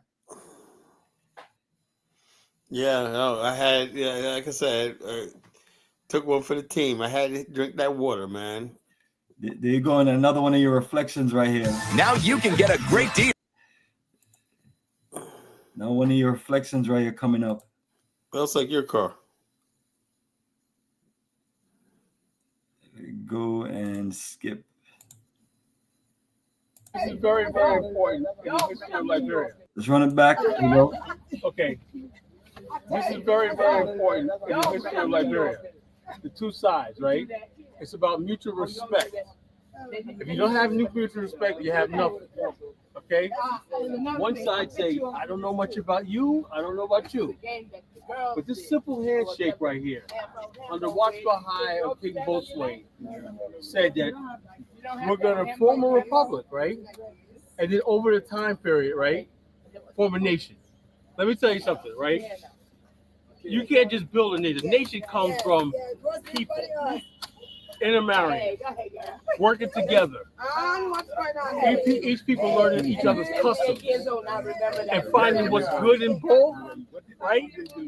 And take what's bad out of both, right? And have a new society where everyone has mutual respect. And that's what this was all about. The leaders of Liberia, of all the tribes and everything, agreed that we need to work together. Over the years, people miseducated about this history. Like one group trying to press another group, no. The challenge was to build a nation was we had to educate the masses. Okay? And we don't educate the masses, a coup of 1980, a rice riots, a civil war can happen again. But we go right here, right? And this forming of two worlds, one from the people coming from the West, and one from people coming from old African societies as far back as the Mali Empire, you know? Coming together, learning from each other, right? And building a country, right? A country first, right? And then over time become a nation. A nation of people of one. You know, people are one. There's no tribe, everything like that. The nation comes first. Okay? So I want to say something about that. So that's the handshake right there. Suspiciously, they're not all enthusiastic, but it's like, let's give it a try. And that's what over the next 100 years was all about. First 100 years of Liberia Republic was all about. This simple handshake right here. So you can go to the play and go for yeah. Have a drink. Yes, Color Genesis, my brother, man. Oh yeah. I bring back memories, man. I'm like tearing up right now. I had so much friggin' fun, bro. Have you ever pondered what it would be like? Time of my life, man. I'll tell you right now. So I was there for a whole month. I was there 2 weeks before the group showed up, right? So I was there to greet you guys at the airport. When I'll never forget that night. You know, I greeted you guys at the airport. And then we all went down to the Oscar first night. That was great.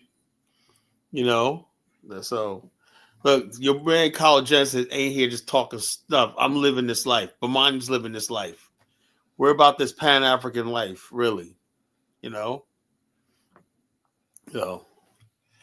And then there you go, family. And that is the link to all of our videos. You can check out our experience. And only thing I will say is what you saw on this experience was phenomenal, but we're taking it to another level.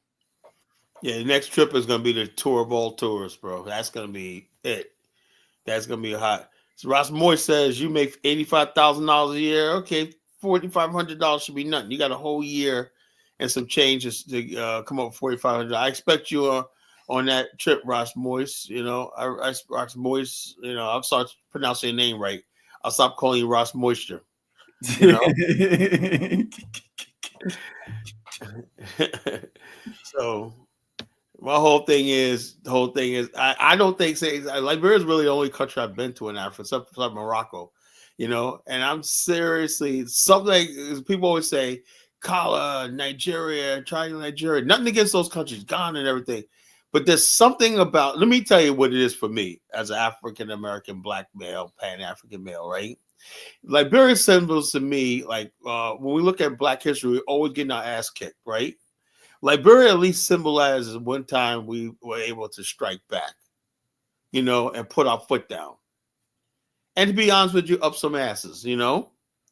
We put our foot down and said, this is where we stand. This is what we're going to do. We had enough.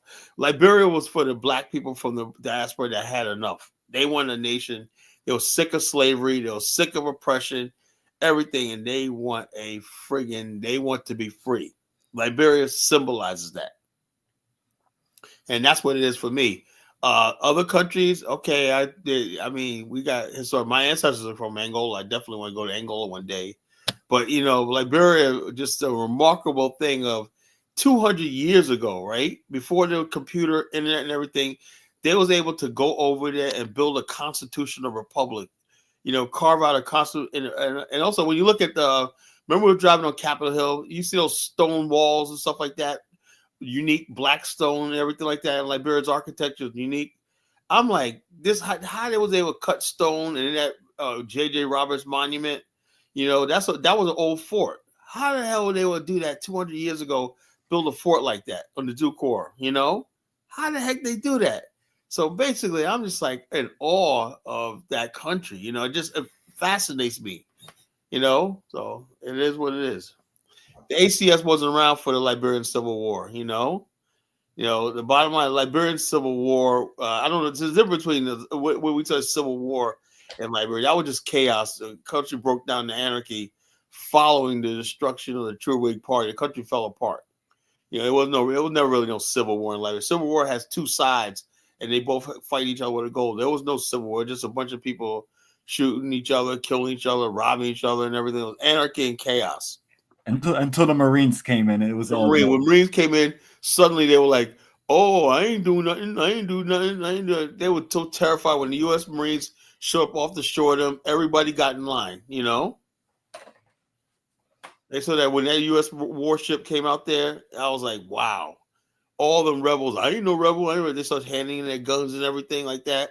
Yeah, that shows you it could have been prevented a long time ago. Yeah, these folks just really watch our folks do what they do.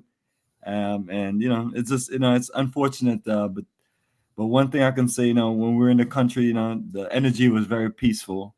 Yeah, that's one thing I can say. The energy was very peaceful. I fell asleep in the back of the car. We had a flat tire. My driver was going to look for a tire, right? Me and your boy Dion, right? Basically was in the car. He was out there talk. Some chick was trying to talk to him. He's married, but he's like, nah, I'm not interested, whatever. But I'm in the back seat of the car, sleeping like a baby, right? But was I bothered anytime, Bomani? You know, did I feel worried? I was like, I wouldn't do. You think I would do that anywhere in America or New York, sit in the car, back of the car like that with that many people around?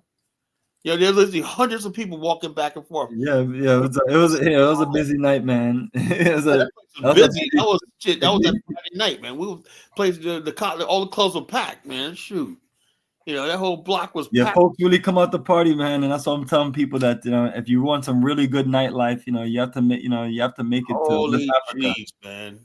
Next time I'm gonna be a really party with y'all, man. I was just tired, man, from the trip and everything like that, man. So I was just tired. Exactly. So you can kind of see why the need to make the adjustments on the schedule and space. We're not rushing and whatnot, so we're not rushing, you know. Yeah, so nothing is a rush. You know, even explain that to the tour guide that we have more than enough time to just go to sites, take our time, and then go enjoy a great lunch, and then, you know, go do some shopping or a few other things. So during the last week, I thought this thing out very detailed to make sure that we have something to where, you know, when you're there, you're not feeling like you're drained and you're burned out, because these journeys can burn you out because you have long flights coming into the country. So when you get to the country, if someone is going to have you just, you know, get to the country and then just be on the run.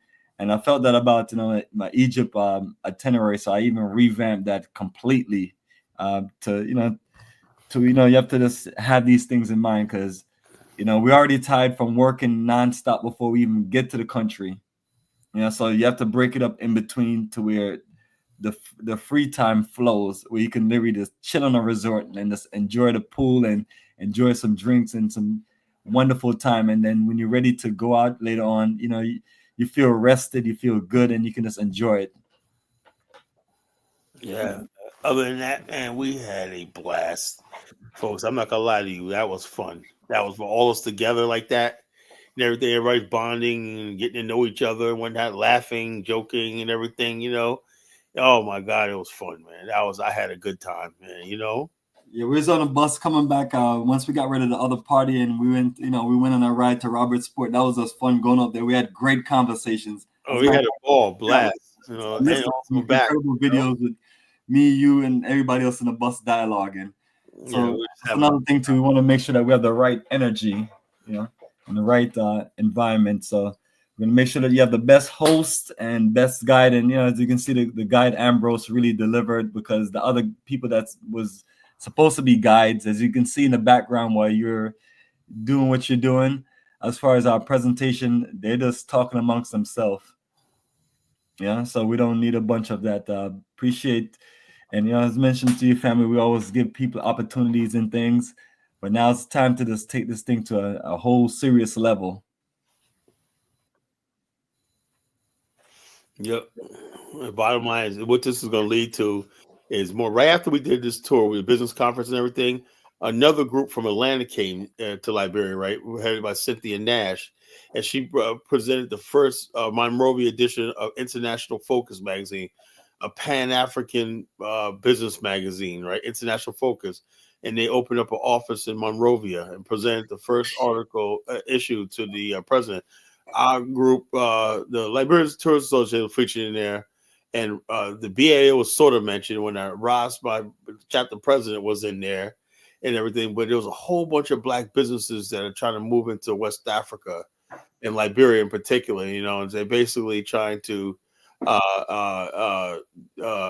develop tourism. Tourism is a main objective because if you start having more flights directly out of Atlanta or whatnot, Liberia, look, we only talk about right there. We only talk about, I would say, Buchanan right there, but that whole other coastline, right, from Buchanan, Grand Bassa all the way down is basically virgin empty. So the potential in that country is endless. Endless. You could have more resorts like that for hundreds of miles on the coast. It's all virgin land, empty. What are we waiting for? Let's do this. That's just the whole idea of this tour is to showcase the country. The more we do these tours and whatnot, somebody's going to come along and be like another Bob Johnson and say, hey, I want to build a whole show. Or maybe Tyler Perry might want to invest in a film studio over there, Yeah, partner with Nollywood, do a film. There's so much opportunity, potential when you have a country like Liberia, And so we just want to basically make that showcase that by us going there. But us going there shows you there's black people interested in the country. So the world is going to start considering Liberia as a place to invest, when we start going there in bigger, greater numbers, So we're trying to start the ball off right now, Bomani and I. Hopefully it just takes off in the next 5 or 10 years, and when that Liberia is going to be a major tourist destination, for people, So we're doing our part. We're just doing what our ancestors commanded us to do. We're doing our part, and we're having a good time. We're having a friggin' ball. Yeah, we're doing the right thing, and we're having fun. You can't ask for anything better than that. We're doing the right thing, and we're having fun. Because that was a fun tour. That was a real fun tour. Yeah, I had a couple of problems here and there, but that was a fun tour.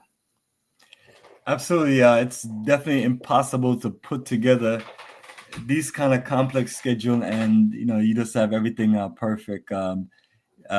But everything does not need to be perfect because that's where the growth and the adjustment has to take. We learn. You can't get it all in at one time. So when you compare the previous itinerary to this itinerary, it's just a world of a difference. And we upgraded 3 hotels. Bomani, let me answer this troll Antnam. Look, when he published a book and they say who's hosting this, right? My picture and my background, everything's there. That's way more than look, when I take that to people say, look, I hosted a tour to Liberia one night. That's way more than any amount of money I can get, my credibility, in the Pan-African world and everything like that is up there now. I've done a tour and I'm about to do another one. I'm the host. Don't you understand that now? It's like people don't understand simple business. Your name and your brand and your reputation is everything, Imagine when I get ready to step to another country, let's say Angola, South Africa, and they say, why should we invest in you? Who are you? I'll be able to say, look what I did in Liberia. Do you understand now how it works, Antnam? How I don't think short term, I think long term. If I have 2 tour books under my belt or not, what that looks like as far as like my business profile, I can't explain to other people, I want to see my brother, but also I want to be able to say, I want to get other people into the tourism business by basically saying, this is what you could do. And I look at Brother Bomani, did a really good tour, made money on this. All I care about, all I care about, So I want to see more. Look. People understand something. I am a black nationalist, right? I am black nationalist, right? All I want to see is people coming to the continent. I want to see people making money in the continent, doing business with it. If that's what you want to do, if I need to get people to the continent and money's a motivation, I want to do that. You know, money's not my motivation. You know, building Africa and the black world is my motivation, right? I know some people need more of incentive, right? Okay, Kali, I know you got this dream of an Afghanistan, blah, blah, blah. But right now, we still I understand that people got to make their money, right? So I'm saying, okay, to get people involved, hey, there's an excellent way, tourism, and I appreciate Bomani because I convinced him against all the odds, to take a chance on this, and I really appreciate him, So since he did that, he deserved all the money and all the profits for because that's what I say, because he didn't have to do this, so people don't understand that, People just don't understand how business works, they don't really understand business works. I'm like, yeah, absolutely. They definitely don't because, what I'm hearing from, some of these folks at times is that, like, people have always hated on me because I made this business into a profitable business. Like, I'm like, yeah, I have no idea the hours and time that it takes to do the things that you have to do. And, it's like the government is not going to fund your operation. You know what I mean? And people, some people, it's like some people do podcasts and their podcast is funded by, from subscribers to, funded by people who they have deals with. And things like that. Some of us don't have that, don't have that setup. So you have to make things work. And that's the issue. Some people find it hard to make any of these things work. And when you figure it out and make it work, then they're hating on you, saying that, you're making a profit or you have expenses. Like everything in this house that runs this business, it costs a lot and it adds up a lot. And so you can't be thinking that you're going to do these things and then it's not being funded. So it's unfortunate that some people don't have a business mindset, but regardless of whatever they're open to, is like they're okay with the white folks in this country, just literally, which drives the business world in America. They started, they got an early start. The 13 original colonies, remember that? yeah, 13 original colonies. They had an early start, and we've been trying to catch up since that time frame. And one of the things that we have to learn to do is enterprise, and enterprising that we learn here in America is the same enterprising that we can evolve and take it to another level in Africa. Because ultimately, you can be as successful and rich and do as well as you want to do in America, but there's a level of freedom that you're not going to be able to attain here because the country is built from what it was built from, and the country is what it is. So you have to think about enterprising and then transferring it to the African continent. Now, the transferring part is not the easiest. You definitely have to figure it out. That's why you hear about people having all kind of issues with doing business, living and doing business in Africa, because it's a pioneer stage and you can't just show up in places and then thinking everything is going to be perfect and everything is going to be good and work out. You have haters everywhere. So you show up in somebody's country and then you're trying to make moves and they see you trying to make moves and they're jealous of the fact that you can make moves in a country that they can't do anything in. So some people may feel a way in certain things. So it's something that, you have to figure out, because then now you figure it out in Africa and now you can have the peace of mind that you want. Like you see all those wonderful places that we're going on for tourism. Picture if you're in the country and you can live in that kind of paradise, and that's the possibility, but you can live it in that paradise. But in order for you to live and enjoy that paradise, you have to be open to building it, crafting it, and going through what you have to go through to get there. And I think that's a fight that's worth fighting for and trying to figure out, because no one can really tell me if there's a day where you as a Black person in America are going to wake up and feel free. Now you wake up and you're in an environment where you have your infrastructure, where you have your systems, you have your regulations and things like that in place, which allows you to live a comfort and a quality of life. But if that comfort and quality of life don't give you the ultimate freedom and peace, then that's the issue that you have to tackle. And that's what we're doing Exactly. We know that we can do financially well in America, but then all you're doing is working and giving everything back to the system. So that's why we're looking at the African countries, and that's why even a schedule like Liberia, you're going back and saying, what, let's look at this and revamp this. Let's look at this and make some adjustments. Let's look at this and try to build onto it. And then by the time next thing you know, these are countries that are growing. It's like everybody wants to run to Dubai, the artificial place of the world. Everything in Liberia is natural. That's the biggest difference. Real. Dubai, artificial, meaning fake, not real. Like the artificial flavors that goes in the drinks that you drink. This is not real flavors. So you're experiencing something that's nice, it's shiny and glycerin, but at the end of the day, it doesn't pack the peace of mind and the freedom that you want. So that's the difference we're trying to share with you, that hey, as long as people know I've been traveling to Africa, been traveling to West Africa 20 straight years. There's never been a year that I've never been to West Africa over the last 2 decades. So whether it's Senegal, the Gambia, Ghana, Togo, Benin, Liberia, I'm always in one of the countries.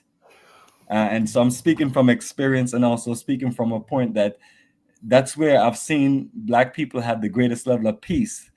Now, when you can't get your projects done, you run into certain things because the country and government or certain people are shy. See, now it's something that's not very nice to deal with. But at the same time, too, if you're gonna work towards that peace of mind that you're working towards, that's where you have to figure it out. So I'm always telling people that are leaving from America and going to Africa, don't ever do this to your brothers and sisters and saying, I'm going to live with the people. I'm going to, because it's like, okay, so we're not your people. So you're going somewhere and you want to dip off to some place where no one knows you and you think that's going to be safe. And many people have realized that that's not the way to go, because now you're in an environment where, yes, the people look like you, the people are connected to you, and you're one and the same to a point. But is this? That's why we have to be, someone from the country is looking at it different. They're like, so you're gonna have issues in situations, but it's no different from not trying to compare our situation with the 13 colonies. The savages that came from Europe that built the so-called 13 colonies. Those savages literally did not have it easy in life. They had a goal and a vision of building a nation, which they went from being colonies to arguably one of the roughest, wickedest, meanest country in the history of the world that I've ever stand the test of time, to where no matter how much people have showcased me the history of, they'll tell me, well, Rome fell, Spain fell, British, and they could have named the European nations and the ancient nation, Egypt, Ethiopia. And so people say, well, America's going to be next. America's not, it's like you're dealing with savages who built 13 colonies and went through what they went through. They're tough as nails. They are. And they're not going to give up what they built. They're the first people in the world that literally went from being a colony to a world power. So it's not the same as Egypt and all the other great nations that you have seen with rise and fall. So I'm not saying that America is just going to stand the test of time, and maybe they can. But what we have to do as a people is we have to think about us and our legacy.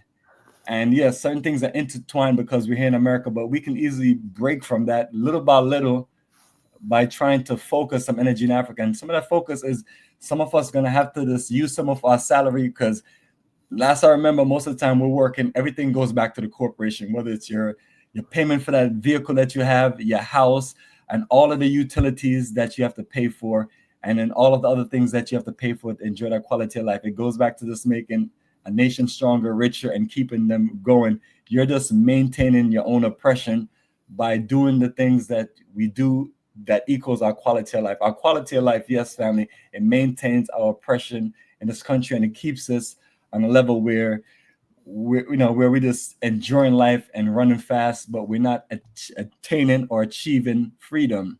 And freedom comes from building a nation of your own. And that's why we struggle to build these relationships in Africa. And that's why sometimes, you see, I see some of us burned out, worn out, and drained. Like I tell people, I've been down and back up. You go through things and you get back up, and you just keep on getting back up stronger. But it's like, if you think about the people from the 13 colonies, they thought about their children, their future. They thought about the oppressive governments in Europe that they left from and they hate.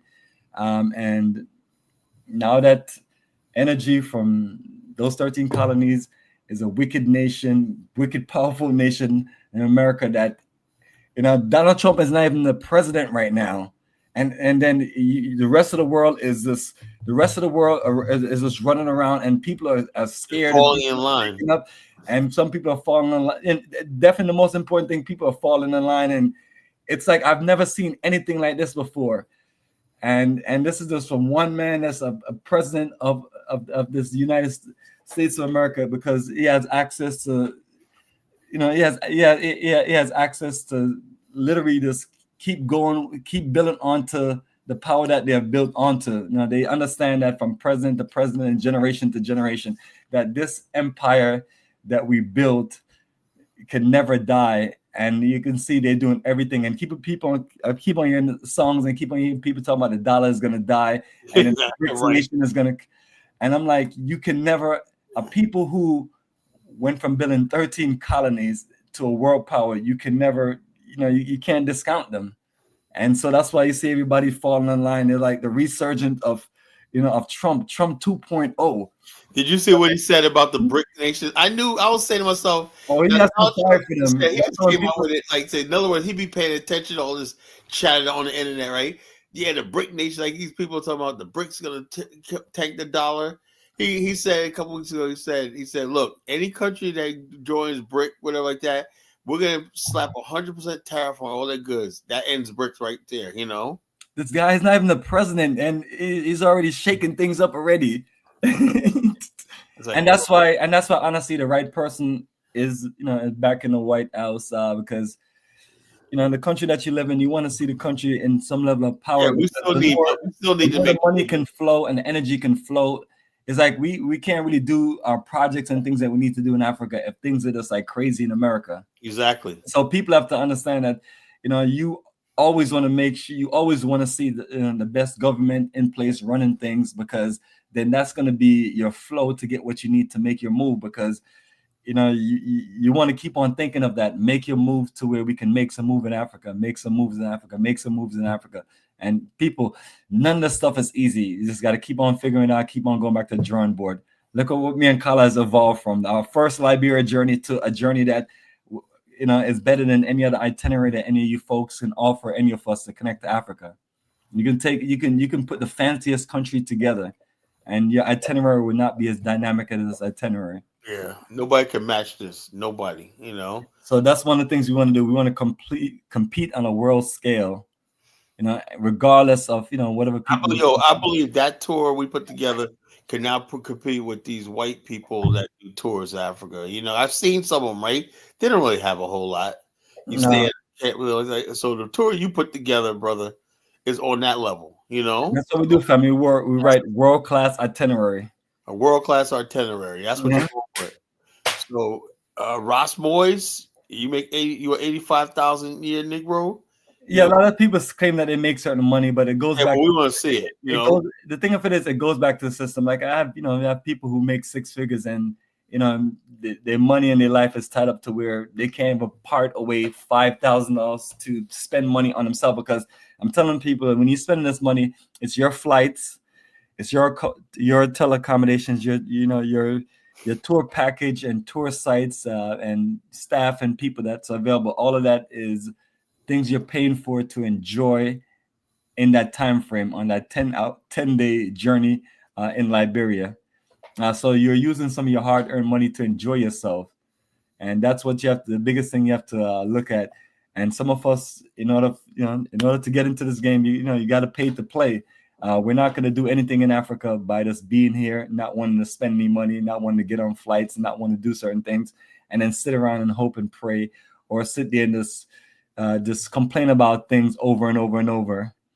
Like when people are complaining about, well, why is Ghana one of the countries that's given citizenship? Well, there's obviously people that have went there for generations and put the work in, and then that's the end results. So anything that's going to happen in Africa, they're just not going to look at us as some magical Negroes from the diaspora that's going to transform their country. You're going to have to put some work in. You're going to have to show up.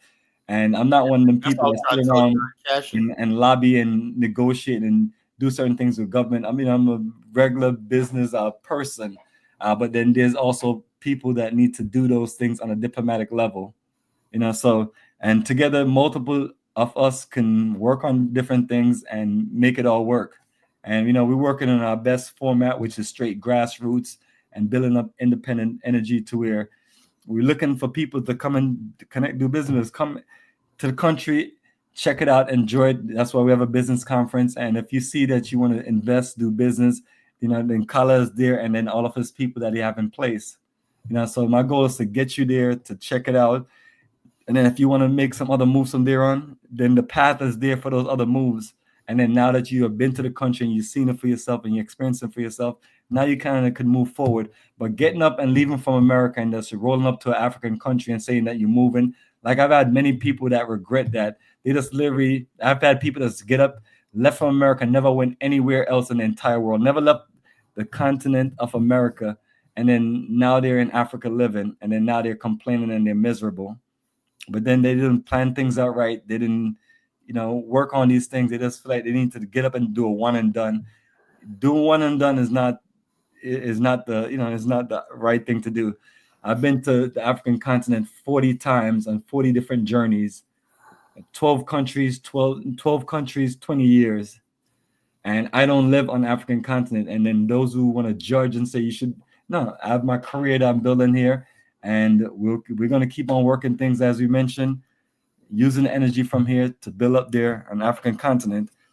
So for those who want to be participate in the future, you know, these are the opportunities and these are connections that we're offering. Whether you connect with us or connect with someone else, it's all good. But if we want things to work out and things to happen, then we got to put some, you know, work into it, put some dedication into it, and put our money where our mouth is. And that's what I can't really deal with some of these fake Pan-Africanists. You know, they're not willing to put their money where their mouth is. Everything is just a mouthpiece and talk about how much books they read and how many things that they know. And it has to go beyond that. You know, we have to take it to the next level. And that's where I'm at.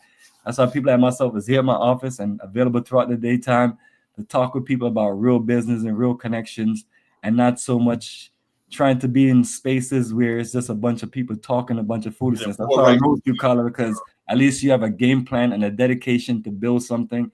And you know, and this is and if I can join you for us to put together programs to get you to that energy to where you can take it to the next level, then so be it. And that's something that we can work on. But just to sit around and just judge and gossip around other people and just talk mad trash, that's like so 20th century. You know, we have to step our game up. You're absolutely right about that. And we definitely did, you know. And like I said, I will put this tour up against anything. I'm proud the fact that, you know, like I said, you know, and like I said, over the next year, I'm going to be beating the drum for this tour. This is a tour you got to forget. I'm not saying forget Kenya, forget these countries like that. But if you want a professional tour, I don't know the itinerary other people do. If you go, I like going on a tour. If you're first time in a country, you should do a tour. You know, you should do a tour. You know, yeah, you should take it. Take it. You can always take your time and read some of these itineraries, and you see how trash most of them are. Yeah. You have people. I don't want to call their name. They're selling you $4,000 to $6,000. They're selling you $5,000 and $6,000 tour package, and there's no substance in it. There's no There's no strong vibes in it. It's just basically you hanging out in some nice, fancy 4- and 5-star hotels, and then there's no tour program. And then I even talked to some people. There's like, well, you know, they just have a nice schedule, but it's no culture in it. And that's one thing about us. You know, we're the cultural icons in Africa. Everything is about every part of the itinerary. It links you to something dealing with the history and the culture of the country. It's not just you just go into and that's what I'm saying. The experience that I keep on talking about is tour, right? Yeah. Not only did we have restaurants, nightlife, but when we did the city tour and with the museum, and then we did the shopping, that was just incredible. We really felt like we connected with the country, you know. It was just amazing. If you guys want to connect with an African country and whatnot, it's like I said, I know Ghana's on a higher level, different level or not, but I would urge people, try Liberia as a first. There you go. And this is a great itinerary. It could be a first itinerary if you never been to Africa before and you wanted this. And that's why that's the purpose of writing a Roots and Culture program. You're dealing with a historical country, and you're dealing with the things that's going to make you feel good about yourself is the flow of the schedule. It's like if this was our first time, it would be a different thing, but it's our second time, and we're thorough with our adjustment. But yeah, Kala, definitely this is a schedule where no one can come at us and give us a hard time. Say, well, you guys stayed, we did it before. You guys stayed in some rough hotels or anything. I was like, there's nothing rough. I mean, the sites, we can't change the nature of how sites are in the country. The country went through a civil unrest, so some of the tour sites are in the shape that they're in. But as you can see, when we did the Providence Island video, that wasn't bad. It wasn't. And so some countries are a little older with presentation, but outside of that, it's dynamic, and I just dare anyone to compare the itinerary that we put together with something else and say that's going to be a better experience. Because we think about these things in full details. Like I said, it was just great how we connect with the country. We stood on J.J. Roberts Monument. That right there, that group picture right there, J.J. Roberts Monument. Yeah, that was classic, man. I've been waiting for that for a long time. Oh man, I was like, man, we at J.J. Roberts Monument, and that we had the full group out there. I was like, oh my God, man, that was just incredible.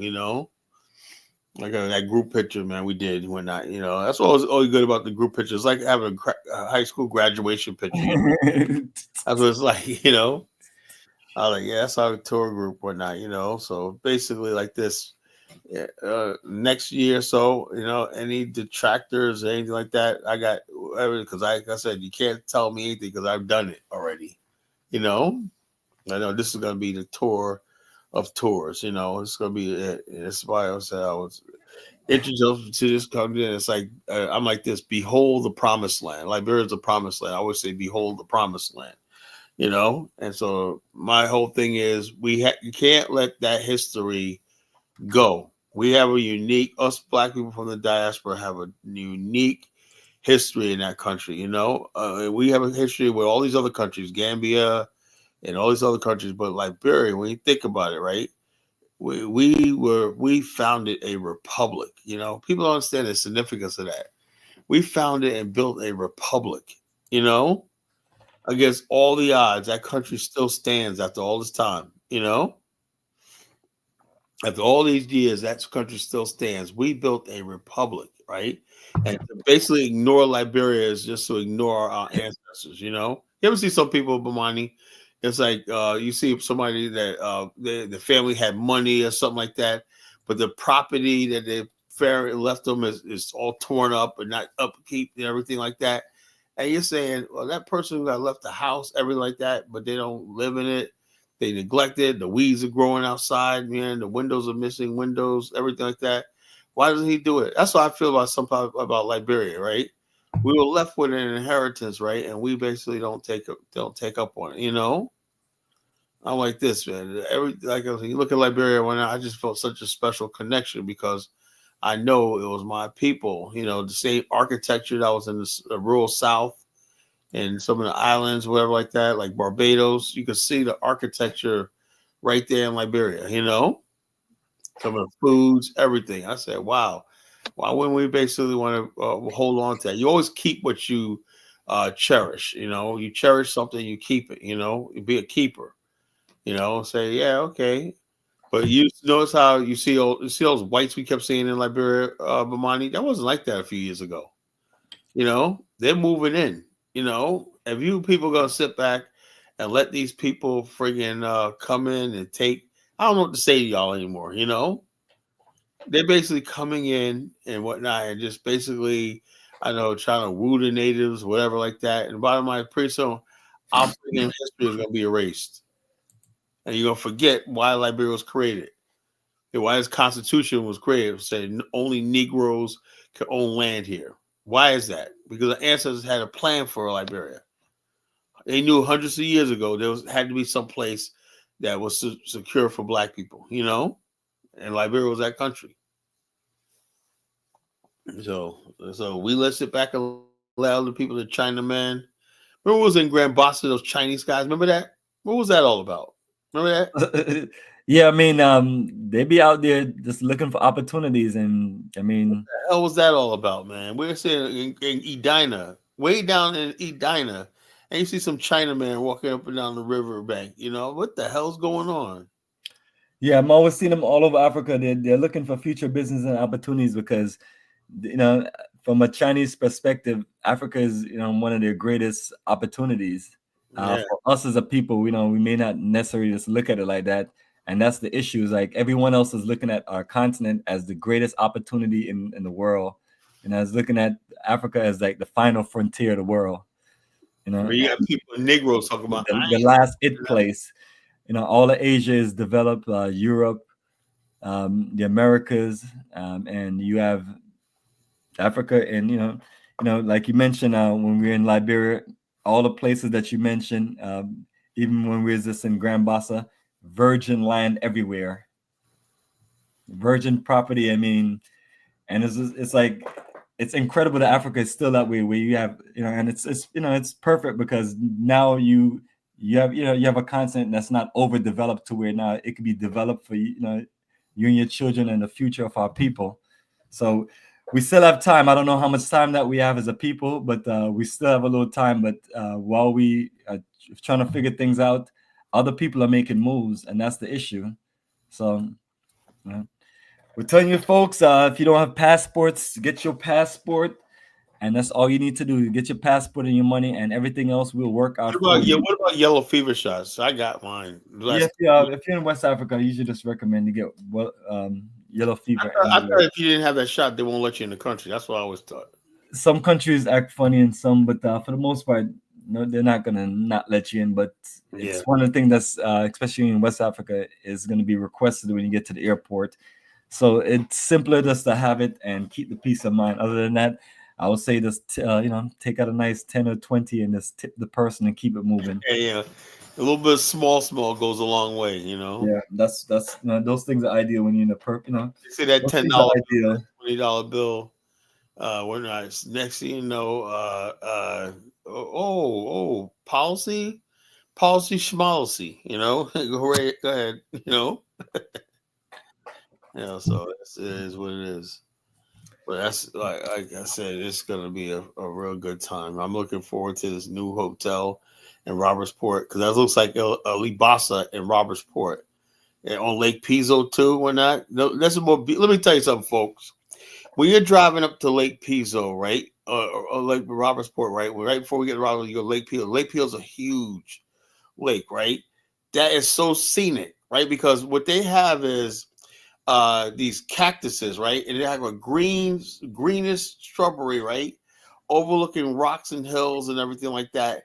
It's something out of a friggin' Western, It's like, it's dry, but it's green, right? They have these little palm tree like all over the place and these cactuses and everything. And then when you over in the background, they got Lake Piso. It's so friggin' beautiful. The topography. When we stopped, remember at that little people's house, remember that? And we just got to just breathtaking look at how beautiful that place is up there. And it's all empty. They're all empty. All that for miles and miles, you don't see no houses or nothing like that. All virgin land. It's like, wow.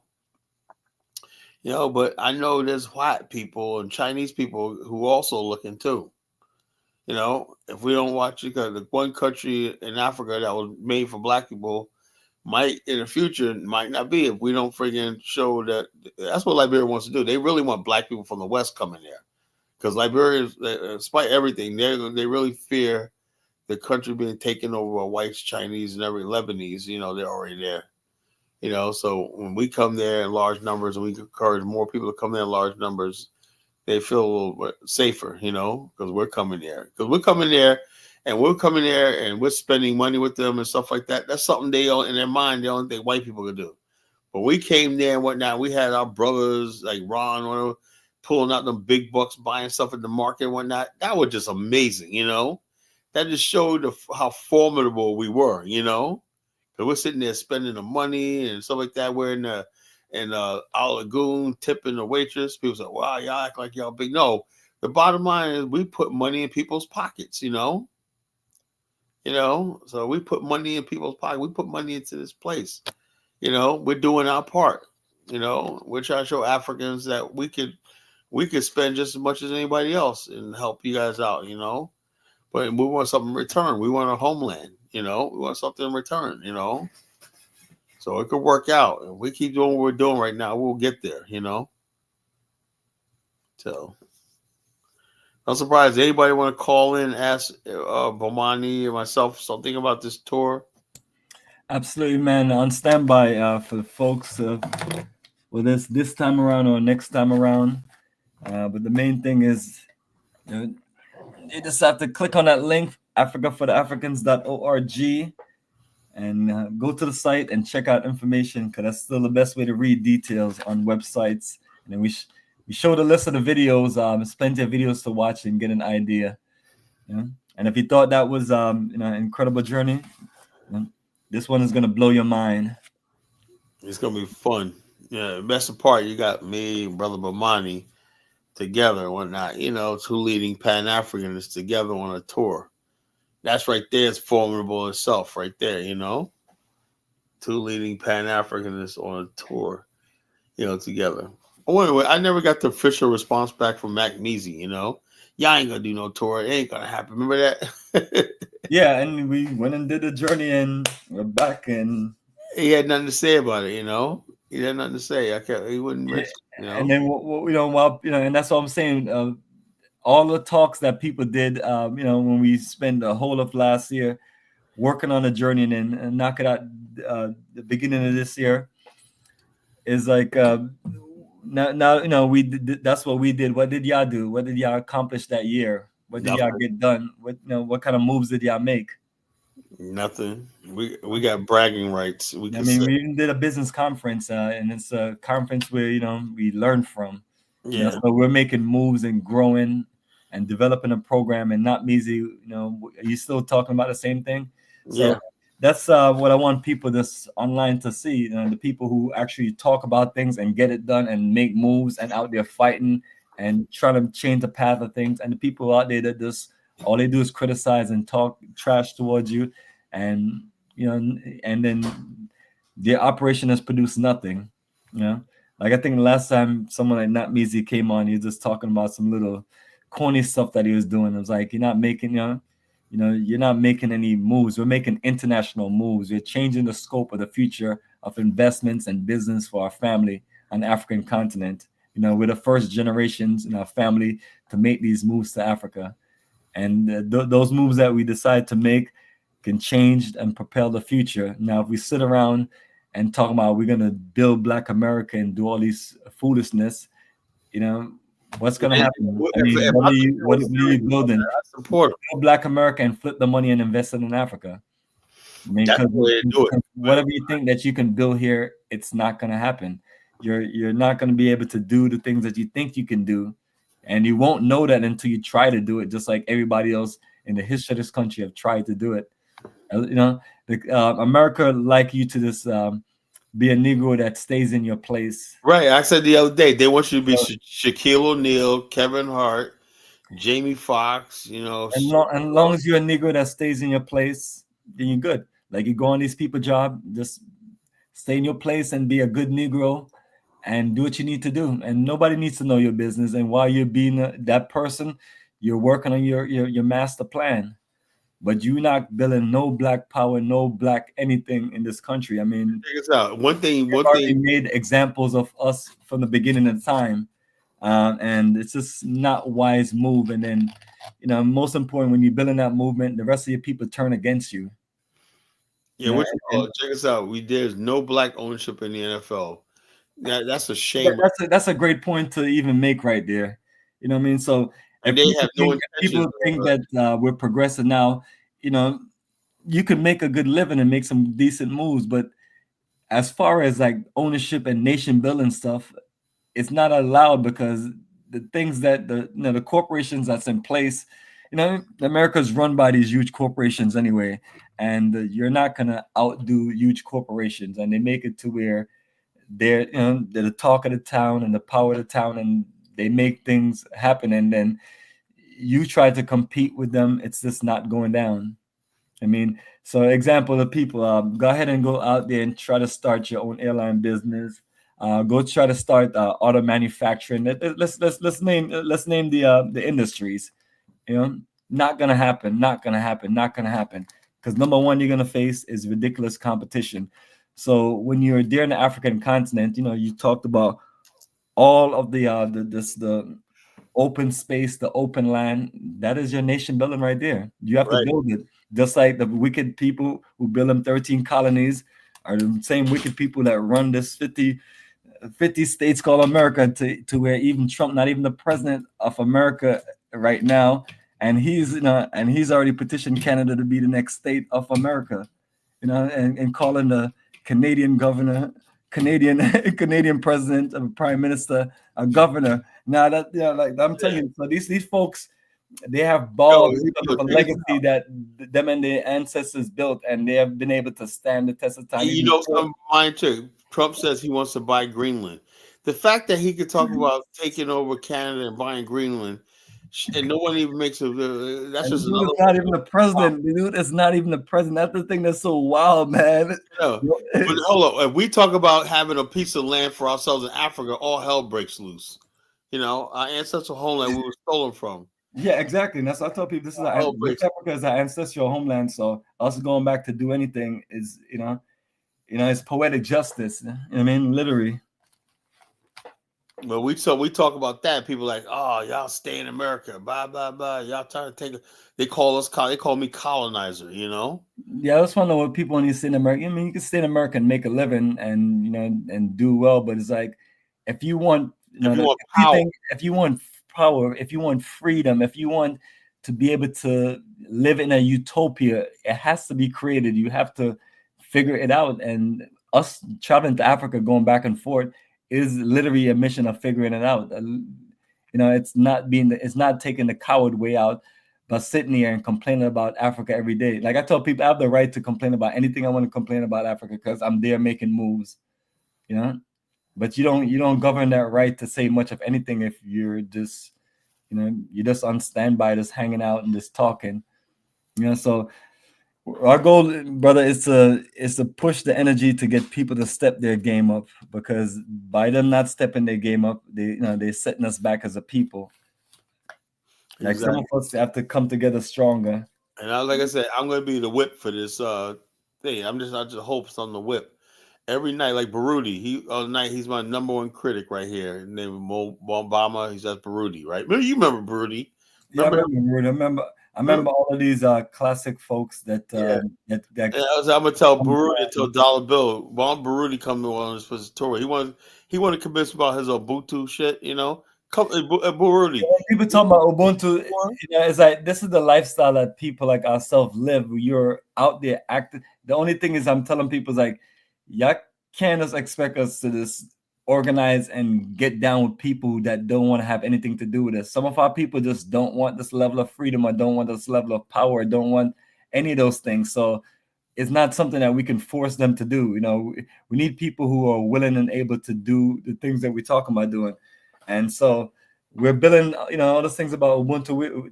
That's the energy of us and energy building. You see, all of us right there surrounded by the well, and us, in the same colors and the same energy. I mean, that's us coming together, and it may not be on a big scale that people want, but it's like, that's where you have to start. We're on these shows. You've been talking on these shows and trying to just bring a common message of folks just to step their game up and compete. And whether they, working with us or they, doing something else, it's all good. Like you see, Dynas just does his own thing. You know what I mean? He has his group and his people, and he makes his move. Yeah, so you got to get, you have to get that, brother. So whether people agree with people like himself or not, is like he's making his moves. What are you doing? And that's all it is, family. Exactly. What kind of moves they're gonna make? And if you're not trying to make no move on African continent, that's fine. It's just don't think you can get into having these Pan-African nation building conversation because you're not about that life. You know, you're just a local Negro. You're just a passportless Negro. Yeah. Yeah, Negro sitting back talking about stuff like that. We gotta do one thing. You just Yeah, I like to see Baruti, right? He has so much to say. Why don't you basically, take that Ubuntu and faith and come on tour with us or whatnot. And then I'll listen to it. Then you can sit there on the bus, tell me all about Ubuntu. Yeah, because what do you realize about Ubuntu is the journey and the program we put together. That is Ubuntu. That is Ubuntu. That's what I'm saying. People that's don't understand that. That's Black power. That's Pan-Africanism. So when people talk about these things, I'm telling them Black power. We're living that life. And then I still remember we had a business conference that we did the last time, and then we have another one. Yeah. So you're also connecting with local business people and diplomats and other people, and you're driving that energy. You're creating a program to make things happen. And so it's more than just tourism or us just hanging out. You can't compare this to if we were going to Jamaica, and hanging out in beautiful resorts in Negril, Ocho Rios, and Montego Bay. And that's a straight vacation. This is a journey of a lifetime, an economic program for nation building. Big difference. Yeah, it's an intro to nation building. Yeah. And then you're around us, so you're gonna learn a whole lot of things. If you didn't know, now if you didn't know, now you're gonna know. Now you're gonna learn these things. Yeah, big and small. If you don't know, now you know. Nigga. Don't know, now you know. But yeah, man. Yeah, Bomani is a businessman. He's all business. He works all the time. I was like, Bomani, take a break, man. Call this guy. He's always doing work, man. He's never at time, man. I was like, geez. I'll be here chilling in my office. And just you stop in there. Like sometimes you knock out a few hours of work and you go chill, relax, get some rest, or do something else. And you just work around the clock and you get things done efficiently. And that beats just hanging out with people. Like I don't know what people are doing for Christmas and all these times. I was there building the future of the business that we need to build and going back to the drawing board. I even went back to the drawing board on my Egypt journey. It wasn't a bad experience, but that's the nature of what you're doing. You're trying to perfect schedules and make them connect with with the brothers and sisters in the diaspora that's looking for a certain experience in Africa. And ultimately, family, all of these experiences will give you a good feel of Africa and what to do and how to do it, or even if you want to even spend your time trying to do anything in Africa. Because some people, the best thing for you to do is visit the continent and go back to where go back to what your normal life is, because it may not be in you, but just by you even making that move is a world of a difference, because that's profits that's also being spent in the country, and also people see you showing up, and by us showing up, it gives people a different perspective from you. It's like, okay, the folks in the diaspora are open to the future of Africa. If none of us show up and none of us participate in anything, people wouldn't be, people would just like, well, I guess they have their own priorities, but we have to understand this is our continent. We were stolen and taken from our continent. So, it's not like we volunteered to leave. We didn't ask for any of this shit. Yeah, all of us, the stolen Africans that live in America and whatnot, we have a right to return however we want to do it. And like I said, I'm not trying to apologize to nobody. Now to say the nice way, this is right here, us touring, it's a nice way. Us coming there and benefiting, we're saying, look, man, we're trying to bring money to the country and we're trying to bring tourism and everything like that. I saw down the road, it's going to be a little different. We're going to a little more, but initially, I think we're doing it the right way. We're coming there with tourism dollar, connect. We even tried to include some of the Liberians. Remember that? But that didn't work out with the group. We're with more different Liberians now, but we try to be like, hey, look, we can include y'all. This is a spirit of Pan-Africa. We brought a sister on, and she screwed up, Absolutely. And then that's what you tell people, like you're part of this movement is you're giving people chances and opportunity. You're working with people, and that's and that's what people like ourselves do. And but this is something to where and as I was talking with you even earlier this year, that the future of everything that we're doing is just is stepped up. You're taking it to another level, and that's. So all of these things, I've spent the whole year since I came back from Liberia just working on things that need to be worked on. and then up the things that need to be up, because we're dealing with a serious movement, and it's up to us to steer this movement in the right direction and up for. And the more countries that we can have available, the better. And since you're passionate about Liberia and you have that energy, might as well we work on it to make some things happen. Yeah. And I really believe the right set of people will come in time to take up the mantle on important things that need to be taken up. But the goal is to get some of them to come and see for themselves, because I really believe, especially with this new presentation that we have, if they come and see for themselves, they'll be open to invest in the country. I mean, it's open for business as open is gonna get, and some of us are in a better position to make these business move. And that's why, from the tourism to the investment part of it, we just have to just get it down pack and get get the right people in place, ready for business conference, ready to socialize and network, so like-minded energy of people can connect and meet together. And that's a perfect business hotel to do those things. And then by us showcasing it there at that hotel, it let people know that we're a lot more serious compared to the last place. So again, people would also when people look at it, people are going to say, these guys built a great program, but they improved on it and made it exceptional. This time the mayor is going to be there. We're going to make sure all these people, the mayor of Monrovia is going to be there. Who knows? The president. We have a good amount of time to work on all of those unique things that we need to work on. I will have my team work on all that. I'll make sure everybody, because last time, I don't know, it got, why people didn't show up or not. We're going to have it going for a few hours, so people show up late. They show up late, whatever, like that. We just want people to make their appearance there and stuff like that. Yeah, and it's a good start. And now that you had that start, it's like you think, and that's what I'm saying. It's like you think about all the things that and then it's like, as long as you have a mindset of of just improving and growing, and you get there. Like, people actually, how you build a business in 20, for the last 20 years. I was like, you didn't just build a business in 20 years. You build it day by day. You did, country by country. You work on things, and you consistently in the lab just perfecting things, and you're consistently thinking and talking. And I've been just talking about our Liberia experience, from before we got there, while we're there, when we came back, and and we're just looking at everything. And even now, we can still just look at any little thing. And we're basically covered a whole lot. That's a big jump from that first journey to a second journey. I mean, it just went from just a nice intro into a country to an exceptional schedule that could rival any other schedule that people can put together.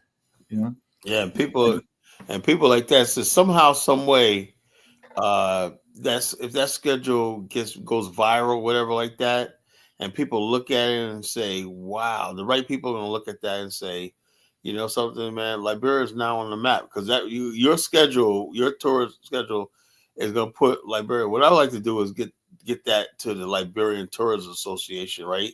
And make that like a template. You don't mind if they make like a template? Yeah, brother. Everything that we do is for the future, And remember, that's what I was telling Wayne. I was like, "Yo, this is all the stuff that's being produced, and you can use it. You can make it work." But she just didn't have that vision. Yeah. So, I told Ross, he basically they did a tour from Sierra Leone all the way to Ghana. They got the road set up now where you can travel from Sierra Leone to Ghana, but through the hinterland, stuff like that. I said, that's good, man. He said, yeah, so they're trying to develop tourism on that level too, from country to country, I said, that's good, so travel and tourism is really taking off in that region, between Sierra Leone, Liberia, Ghana, all those countries right there in the coast, that coastline of West Africa is going to boom, in the future, So that's going to be really, really exciting, in the future, So people talk about Ubuntu. I would like to see Ubuntu, basically, Ubuntu come on this tour with us. Ubuntu, that's what Ubuntu. That's the only thing I want to hear, I'm at the point now where you got to put up or shut up, Yeah, seriously. And that's what I'm saying, man. It's like, that's where we at,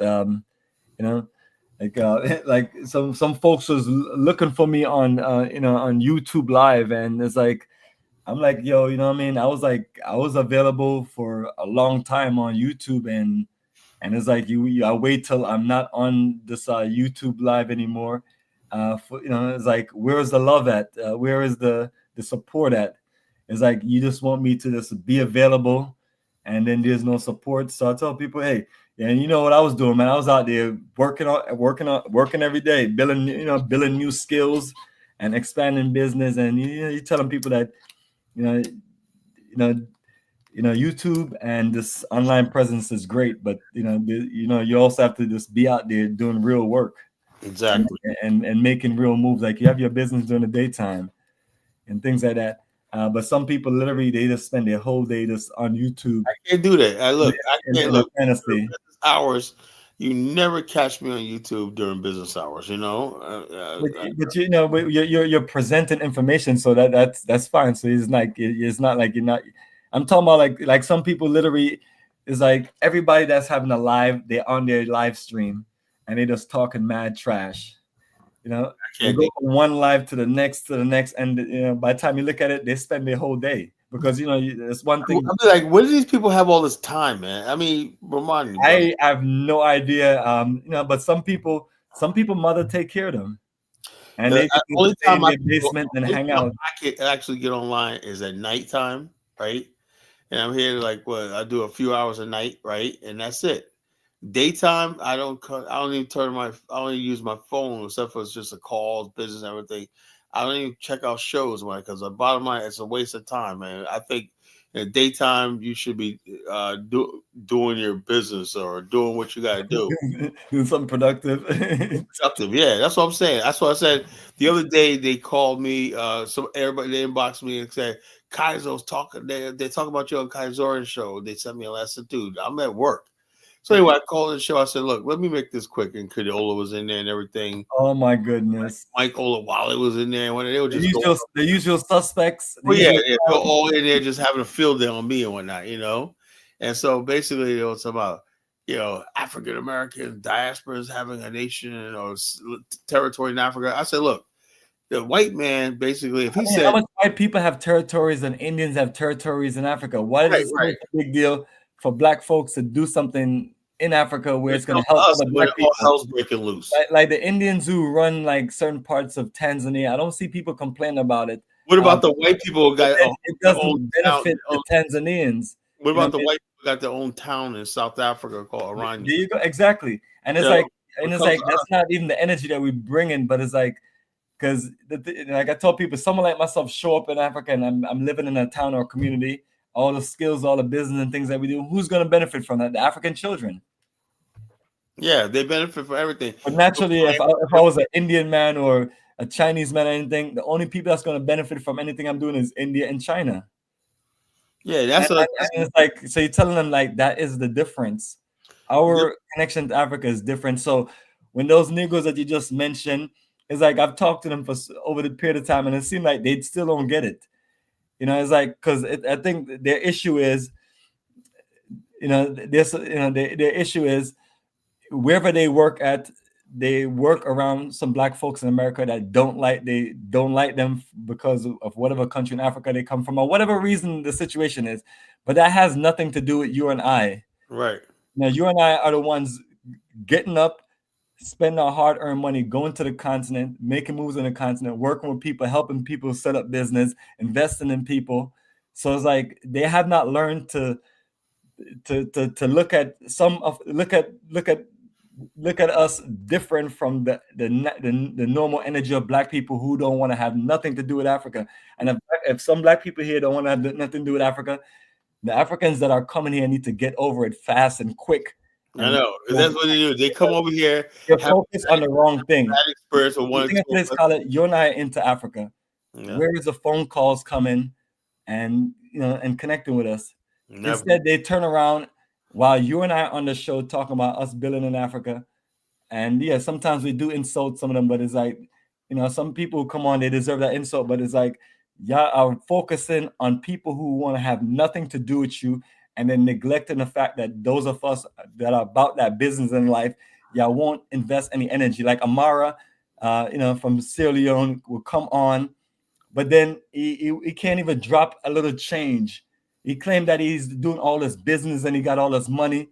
Yeah, I know. And then that we're pushing out phenomenal information, but he can't even drop. And I'm telling people, it's like I don't have to be on YouTube and get and get super chats, because I can make 10 times as more money than that, or 100 times more money than that, just by doing my business throughout the day. So it's not about the money and things like that, but it's like, yeah, I want people to be about Africa, but then y'all won't put any energy into it. Y'all won't make any time to work with the real grassroots people that are literally open to Africa. Y'all just sit around every day and complain about the Negroes in America that don't like y'all punk ass. And they have all the reasons not to like y'all. And whether they feel about y'all or not, that's how some of them are gonna be. Just like I can't say I show up in Ghana and everybody that's gonna have nothing but love. I got a lot of haters there. You know, you have haters there also. So they want things to be one-sided, to where they can complain and beef about certain things, but then don't acknowledge the work that needs to be done. Like I'm still looking forward to, like, no one has ever, like, there's no Africans that's ever been here in America that we say, hey, we're going to this country, and they reach out and say, no, I got an ambassador in the country that can get you connected, that can make sure that you're good. And then it's being genuine. So it's like, so that's why I can't fool with them. That's why, in order for any of them to really show us that they're serious, they have to set their game. Other than that, we're gonna build this movement and do what we need to do in Africa without them. And then they can keep on trying to fight in America for whether it's equal rights, or whether to be acknowledged, or whether for someone not to look at them as an African scammer, or whatever people look at them as, because you have so many different people that work here. People look at some of the people from Africa very different in many different ways. But it's like the ones of us that are actively into this movement, where's the energy? Where's the love? You don't get any of that. So they literally deserve what they deserve. Just like I don't know if it's Zango or one of those other ones, or the one from Cameroon that call in. That's all he ever complains about. Yeah. About, well, this person was in this university and they treated a person from Nigeria bad. They treated a person from Cameroon bad. And it's like, you're going to sit here and just nitpick and beef about certain things. You're in a whole different country. You're going to have opposition. What about those of us who go to all of these countries in Africa and get scammed, get shaken down, get taken advantage of? Yeah, that's all. Do they ever focus on those things? So, I can't take these people serious, because they have this delusional mindset. And the biggest thing that they should be doing, honestly, is working with those of us that are about their life, because we're making moves. Them people on your job, they don't want to have anything to do with you. Yeah, the majority of black people, a good percentage of black people, because they haven't been educated, don't really care about Africa. But those of us who do, Africans should treasure it. Exactly, and that's the big difference. And I'm talking about. So, people, and so these like, I'm surprised none of them are, unless you don't have the feed open to where they can join the call, because they're always around. I'm get on and talking. Kidola up here, and Kidola, he says you guys should stay in America and eat chicken. Yeah, and that's what I'm saying to you. When I'm talking about our lives as far as nation building and the future of my people and the future of us building anything as black people, then these are the foolishness and things like that. Yeah, bring him on. I'll talk to him, but he's gonna have to learn to discipline himself when he's talking to me, and learn to Yeah, I'll drop anybody disrespects you. Learn to understand that I'll drop that he doesn't know more than me, and he doesn't have a better vision to bring a more common energy to build anything. I don't know who this Henry is. Yeah, whoever you want to let on, we can talk. I just want to see if they have gotten anything from what we have said. And that's honestly, I want to hear their feedback before I even say anything, because we've been talking a while, and you and I always talk about some great things, and we all try to inspire our people. All right, Henry, you're up. Okay, Kyla. Oh, this is Ola, Kid Ola. Oh, Lord. Hey, greetings, Kid Ola. Bomani here. What's up? What's cooking, man? What's going on? You said that we should stay in America and eat chicken. I don't eat chicken. Okay. Yeah, Bomani doesn't eat chicken. He's a vegetarian. That's good. So But man, it's good you're doing your thing, but you should not put it like you're creating job in Africa. What about the Yeah. hold on, Carla. let's hear what he What has to about, say. hold on. What about the African diaspora that live overseas? Actually, the one pumping the money into their countries. You have to know that what you're bringing in, I don't know. Yeah, you might be doing your business, but might be for the love for those who want to see Africa, but not like what you're doing is have any effect of the economy. It's just like somebody cross over the border from maybe from Sierra Leone to Liberia to do some sightseeing and everything. Maybe you can buy some Coca-Cola, eat some meat pie and all those things, pay for some hotel. But that's what you're doing, bro. So you do what you do for your own pocket, but those are many business you're doing, right? It's not a large scale business. Your business is not about $1 billion business. So you doing this, then in a way throwing short or talking down at the Africans, like without you they can't survive or Now hold on for a second. The thing of it is, this is where you're gonna have to stop putting words into people's mouth. No one have said anything about us doing anything in Africa, and that's the only way they're gonna survive. If you hear me carefully when I talk, you're talking about building a program to build an energy to where you can live and do business in the African continent, and the things that you're gonna do, your younger brothers and sisters of the African continent would benefit. That's like I'm a person that's fully infused in the world of advanced electrical and electronic technology, and the level of what I had to learn to get the things I had to do to learn all of those things are not things that the average young man that's a child in Africa may be able to have that opportunity. So people like myself coming and building that business will create that opportunity. It's not saying that the things that we're going to do is going to make it to where people are going to eat or not eat. You're adding to a continent, and you're contributing to the future of a continent. You're not saying that we are the reason why Africa is going to make it or grow or do whatever. Remember what I told people from the beginning of this conversation? I told them that regardless if we decide that we're going to do anything in Africa or not, Africa is still going to make things happen. The only big difference is just going to be more Chinese and more Indian colonizers there controlling the continent, when it could be more of us Black people in the diaspora that would naturally treat their own Black people way better. Like, you can't tell me that the Indians, the Chinese, the Lebanese treat Africans better than the Africans in the diaspora, because I've taken people around the continent, and while we're there, we see how the foreigners treat our own people. So us coming to the African continent should be a blessing, and we should be welcome more, and people like yourself should be more focused on assisting us on getting things done on the continent, so we could be a part of the contribution to build something to where Africa becomes the land of a Black man, and Black, where we as a people could be more in tune of just running our own affairs. So why can't you guys ever look at it as we're coming to be a part of the future versus y'all putting all of these words in our mouth? And that's one of the things that's hard to have serious conversation with any of you guys. Like, I've not met any of you guys from the African continent that comes on any of these shows and have showed any level of seriousness. You guys joke about everything. Everything is a joke to y'all. Remember, we're the ones interested in Africa, the ones on your job that call you all of these nasty names and insult you guys and won't even want to be around you. We're not those people. But you look, you throwing shots still, bro. Look, let me just tell you this, right? Whatever you contributed to Africa, right?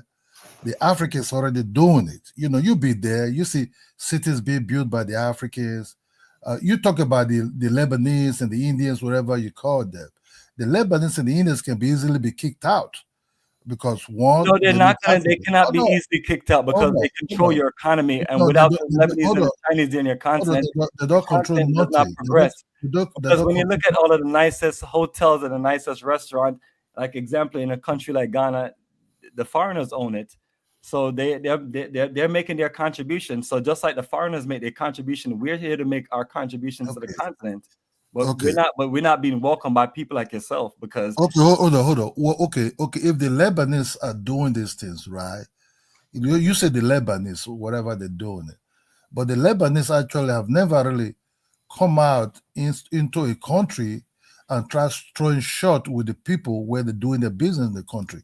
I know a lot of Black Americans who went to Africa, and immediately after 2 weeks or 3 weeks, their FBA started coming out of them, start saying, these people are dosa, they don't know about customer service, they're crazy, we're better than them, they're weak. You don't say things like that because Africans are observers.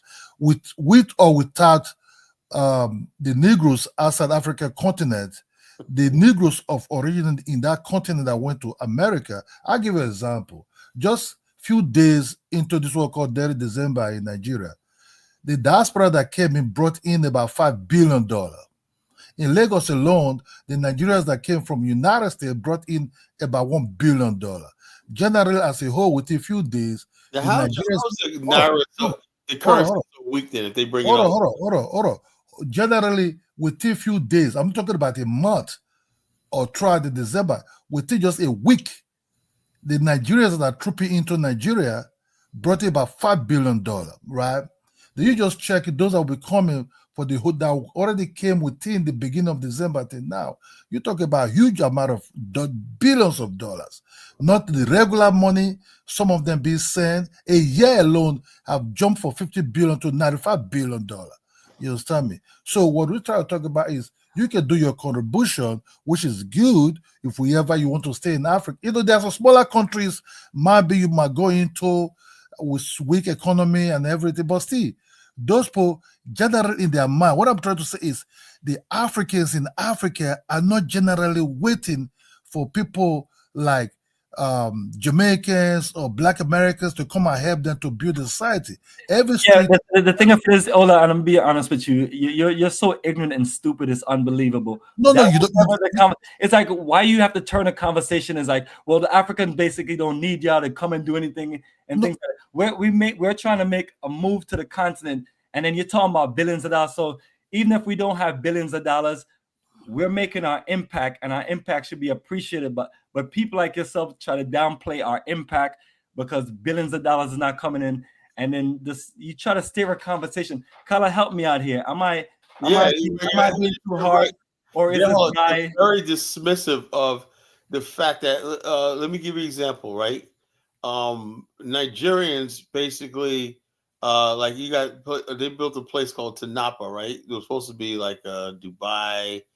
Everything like that failed because of Nigerians. Nobody ever said that Tanapa, even though I know their initial thing was they thought they could attract some Black people, Hollywood type, would make movies there and stuff like that.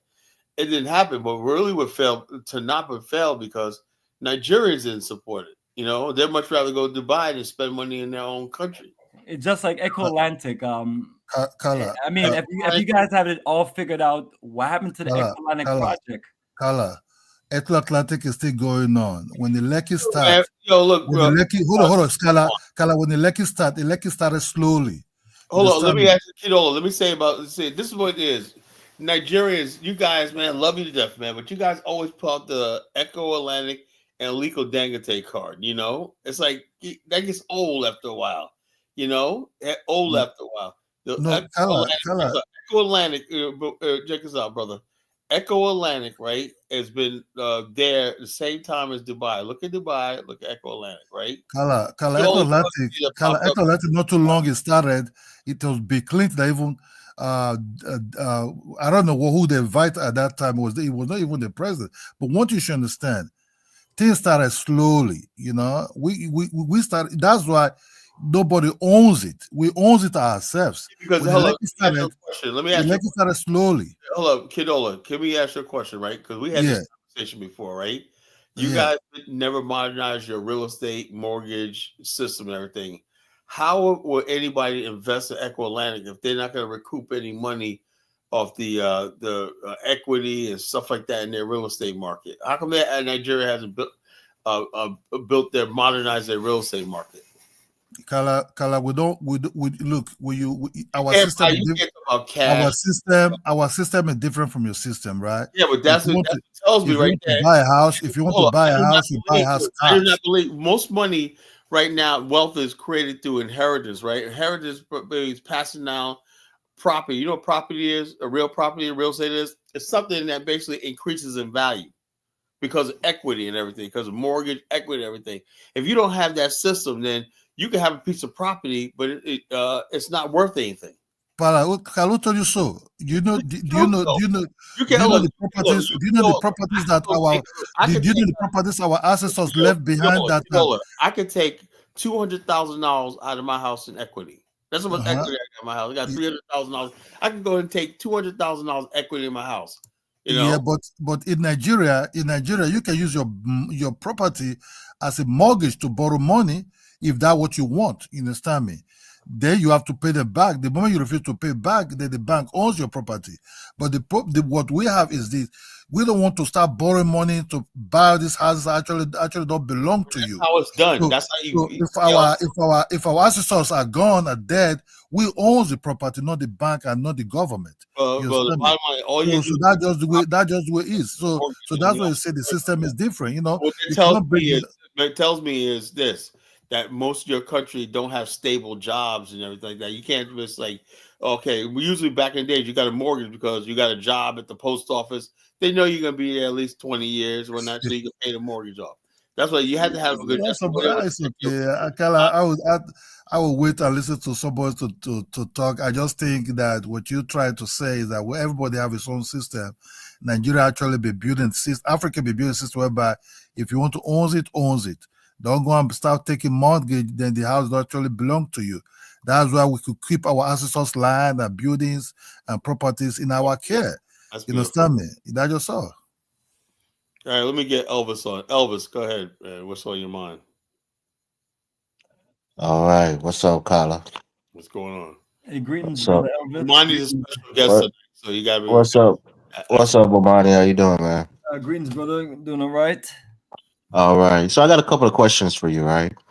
So for the tour, you guys have a set amount of people in mind that you're taking? Yes, range is 15 to 20. 15 to 20. All right. All right. And again, overall, it's a good idea. We appreciate the focus on Liberia. But what do you think the economic impact would be? Well, me personally, I think it's more than economics. It's like we're drawing attention to Liberia. Okay. It's something you don't really understand. When somebody, Kyla, why are you going there? I'm asking these questions, and you want to attack me personally. Well, look, bottom line is what's going to happen is this: if we start doing these tours and everything, it's just like I remember the movie. It was a movie created back in the 80s called "Blaming on Rio." Do you remember that movie, Bomani? No. Like Michael Caine, it was Michael Caine and that one chick, that one blonde chick. He was like a guy who falls in love with his friend's daughter, and she was like whatever like that. But the movie basically created an international focus on the lifestyle of Rio. Before the movie, no one knew what Rio de Janeiro was. So what I'm trying to say, Elvis, is this though: at a certain time, we keep going to Liberia. People are gonna have experiences, right? And then next thing you know, Liberia is going to be on the front page of international magazines. It's going to be the subject of in movies. All that right there will bring interest. Next thing you know, the Japanese, Chinese, Russia. I said, wait a minute, here something's going on in this country here. Let's get in on it. Next thing you know, it'll be a place where people want to invest. People want to get into the hotspot. They'll see tourism going like here. Maybe we can step it up on a different tour. Maybe some rich white people say, something, that's a beautiful country. Let's basically get into the tourism, but let's invest in hotels. Let's best in this. Let's best in industrial zones. Let's best in it. Only Liberia's gonna benefit because we're drawing attention to the country. You understand that? Okay, Kyle. Let me say this, right? And I appreciate that. That's why I'm asking, because tourism is a good thing. It brings investments. It brings exposure. So I agree with that. The problem is when people like yourself, right, attack regular people like myself for not doing enough or not doing anything back home. And it's not entirely true. But in Liberia, we have the Ministry of Information, Culture and Tourism. Now we have a minister, we have a deputy, and we feel like these people are not doing enough to promote the country in terms of attracting tourists and attracting exposure.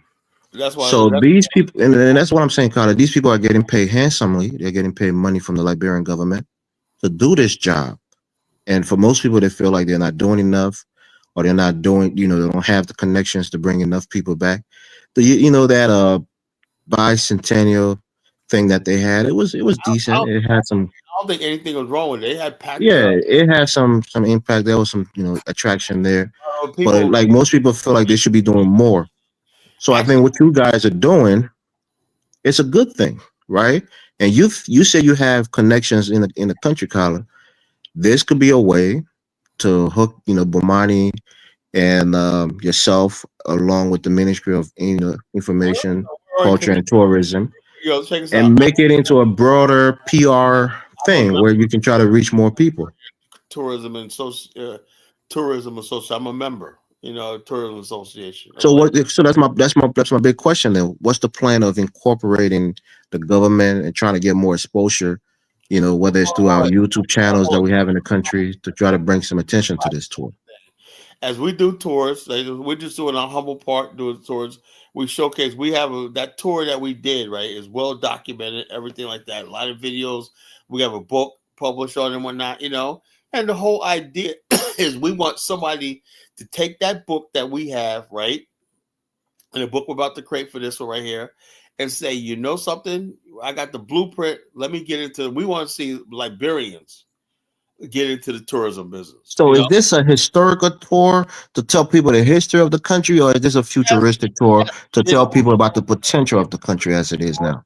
We went to the museum. We know the history. We got the history of the Bassa people, the Vai people. We learned about the different cultures of the indigenous people because we was in Bassa land down in Edina, and we was down there. Yes, it's a cultural tour too. So we learned both sides of the argument, the settler side and the indigenous side. So I made it balanced though, that everybody's point of view and it was respected. And Bomani attested that. We made it so that all sides were respected and everything like that. Our ancestors that founded Liberia, they were honored and respected. The local people that were there and everything like that, we respected different cultures and stuff like that. We learned a lot about their different cultures and different things. Different masks. The museum is off the chain. I love that place. So is that the same premise for this tour, or is it going to be a different approach? The same tour. We have the tour. Look, this is what it is. We stay in 4 hotels, right? We're going to have a lot of fun, dinners, jet skis. We're staying 2 of the 2 resorts there. The Libassa, and there's a new one in Robertsport. It's just like Libassa. It's like an ecotourism, water park, whatever like that. And then we got the 2 places in the city, which is next to Qand A, the Hotel Qand A, and the Boulevard Palace, which is the best hotel in St. Croix. So we're gonna have our business conference center. So the bottom line is we're talking about business. We're gonna talk about education in the conference center because Dollar Bill's coming. And basically we're talking about business. I'm gonna invite some of my other people from different parts of the continent. My people from Angola might show up this time. Because I'm gonna give them plenty of time to prepare. People from South Africa. I'm a chief. Mr. Rosenthal wants to come. This time. Mr. Rosenthal is going to come. This time. So that's what I'm asking, right? Obviously, I'm Liberian. I was born in Liberia. I know Liberia. I live there. But I'm saying, so say somebody who has never been to Liberia or have limited knowledge on Liberia. What's your selling point of this tour? Is it to give them the historic knowledge or to give them a possibility of investment in the country? Selling point. What's the balance? The selling point of this tour is what I call Behold the Promised Land, or Journey to the Promised Land. In other words, basically, Liberia has a unique history in Africa. That's what we'd say. Liberia has a unique history. Not saying it's better than any other country, but it has a unique history in the fact that it was a country that was founded by our ancestors in America, right? And it maintained its sovereignty and independence, right? That's unique. No foreign flag ever flew over Liberian soil, Carla, stop using that word, your ancestors. You cause a problem. Kidola, you gotta say something. Let's let other people speak. I'm just gonna pass the mic. I think Mari and Jonathan is on. Kidola, right? You can engage with them. We have every right to be proud of that, You guys want what you want us to do is be ashamed of what our ancestors did, or we took part. Yeah, we took part in that the experiment called Liberia. And like I said, when I was on Providence Island, I drunk from the well that my ancestors struck their first really well in West Africa. Struck a well when that was something. Kyle, I have an idea for you. It might sound kind of funny, but it's a serious idea, and I think I kind of stole it from the comment section. Do you think it would be a good place to promote your book, have a few copies, and people can buy and read that novel on a tour? When I go to Liberia, most of the people there, right, know about my book. I'm saying the people on the tour, the people who are coming on the tour, you can buy the book. Down, a few people bought the book, ordered the book on Kindle, was reading it while I was there. Especially because the book mentions places like Edina and places like that, and everything in the novel, And the book, like I've been reading novels since I was 13 years old, right? And basically, when you get skilled at writing novels, what you want to do is you want to add historical things in a novel that people would not know about, and that's how you get a look. I learned a lot of my history just by reading novels. They'll mention certain things, and I go research it one night.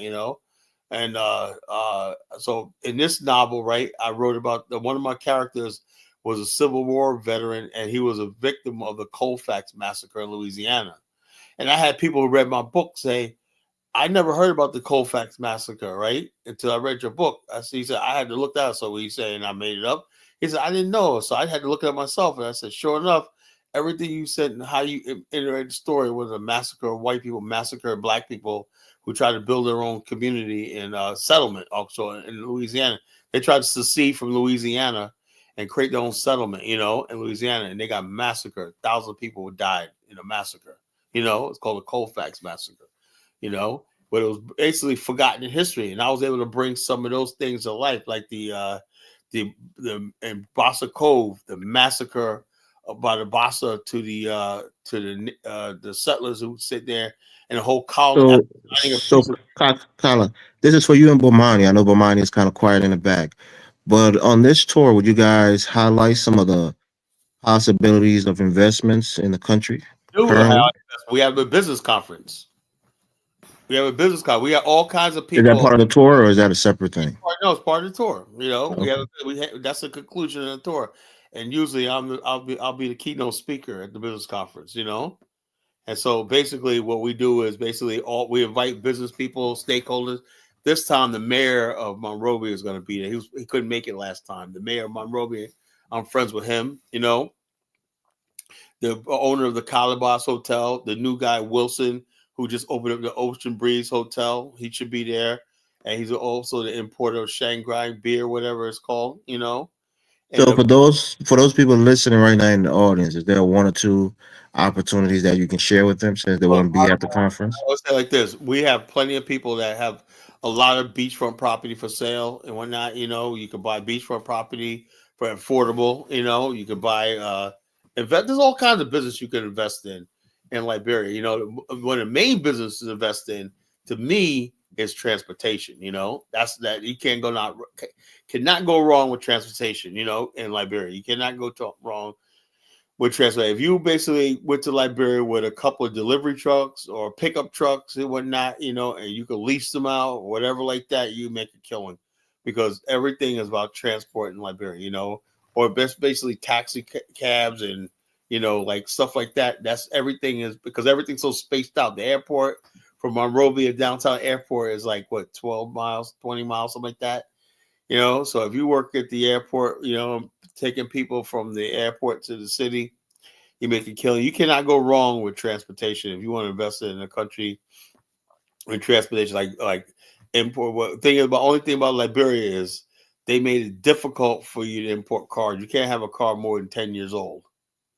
Yeah, the import rates are pretty outrageous. And so bottom line, that's the only thing difficult. But if you can go there and somehow find a good price, they got brand new cars there being sold, But I don't know how if you ever get to the point where you could either get cars from Guinea or Ivory Coast or some other country and bring them to Liberia and sold them or use them, or car rental business is freaking really big in Liberia, So transportation, healthcare is essential.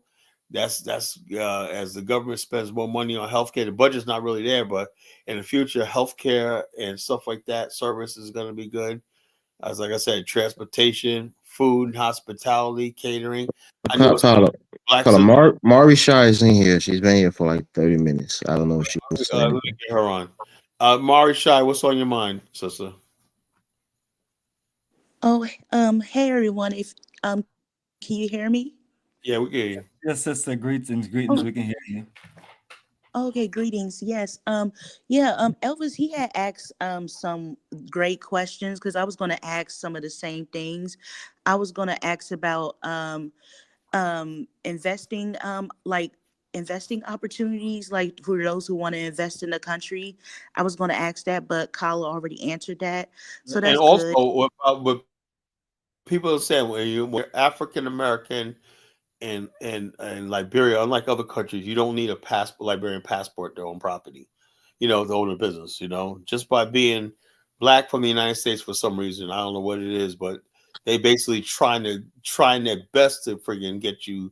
I know the people in the titles bureau, right? Because one guy went to school with my wife. He went to school with her. He works at you need a title certificate on property. They'll fast track it because what they told me was. And he said he heard high level meeting said they wanted basically, this was 3 years when I first went there. They said they want to attract African Americans to Liberia. He said that's priority for the government. They saw the success in Ghana with the year return. They said they want to attract Black African Americans to Liberia. By any means. So making property easy and business license easy. My business, what we do is we help people get, if you need one business there, we can help you get all your paperwork, everything set up for a fee, and everything, your permits, everything you need, your business license, all that stuff like that. We get it for you, that's what we do. And one more question again, Carter. I know I'm jumping in. Again, I'm from Liberia, so I'm not trying to down my country, but we know some of the pitfalls, right? So somebody who probably do their due diligence, right? When somebody wants to invest in a country, they go in and investigate. Money So don't make. Hold on now. So looking at like the rule of law, the judicial system, if you have a legal conflict in terms of business, being that we have a pretty poor legal system. So how do you encourage people to overcome some of those initial fears, because Liberia is ranked pretty low on most of those metrics? First of all, I would tell everybody, right?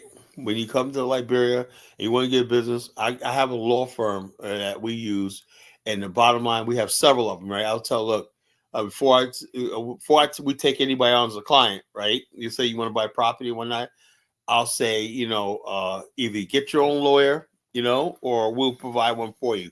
Because I basically, it's like I would not basically do any business with nobody who's not represented by consultation.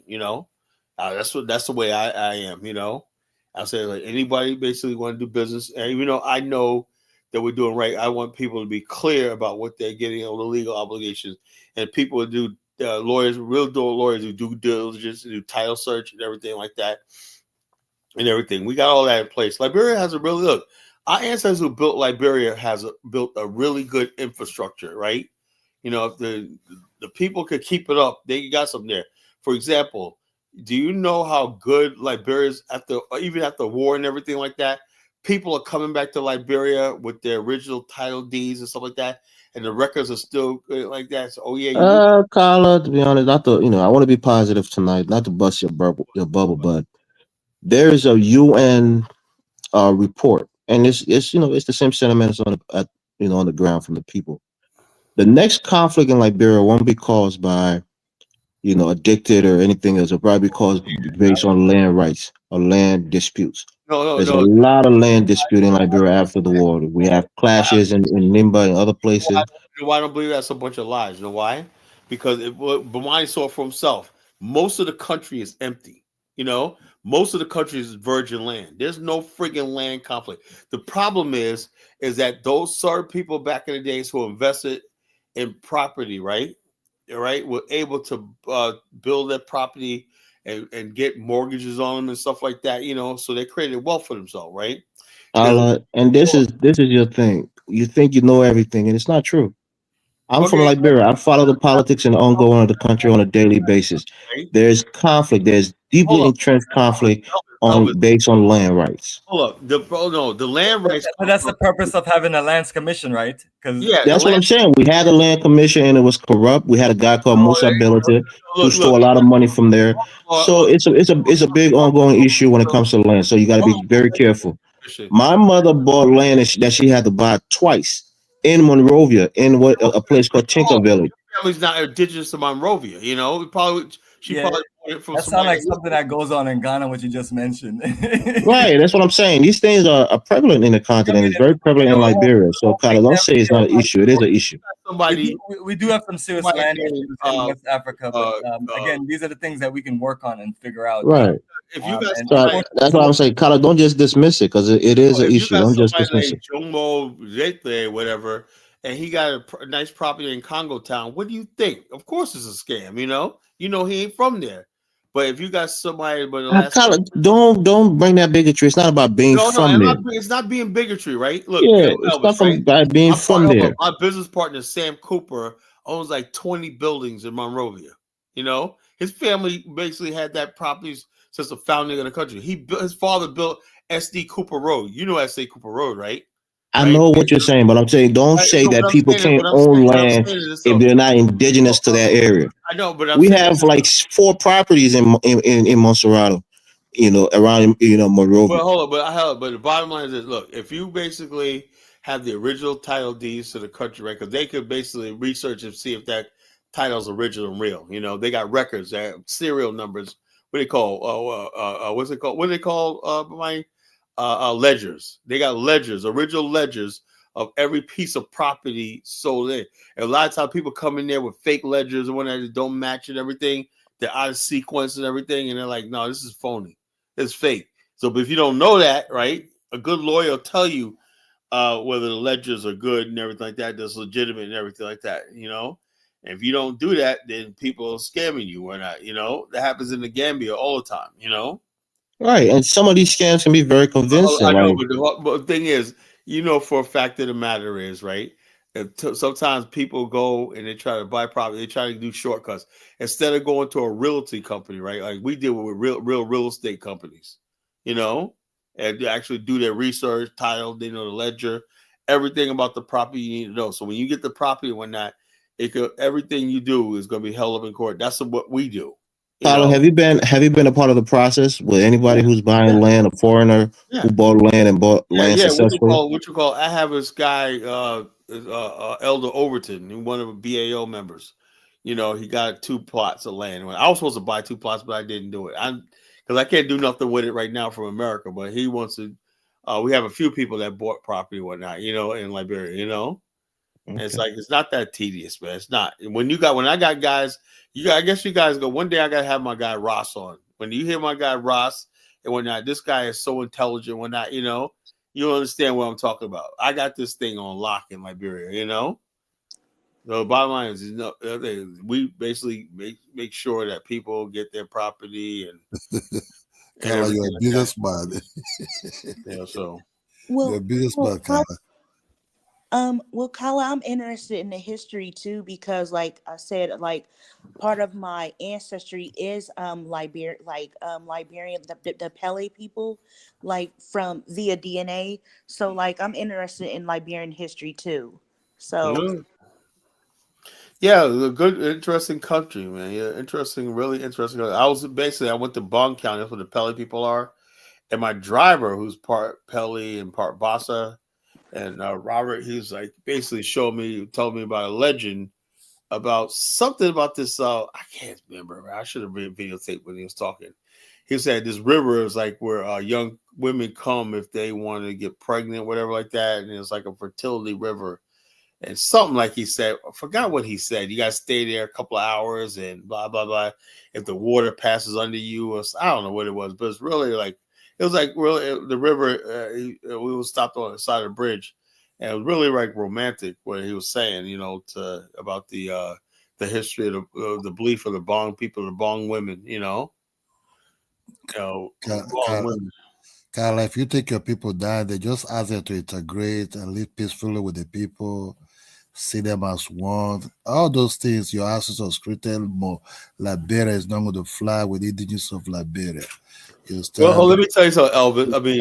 Kidola, right? Let me tell you something. There.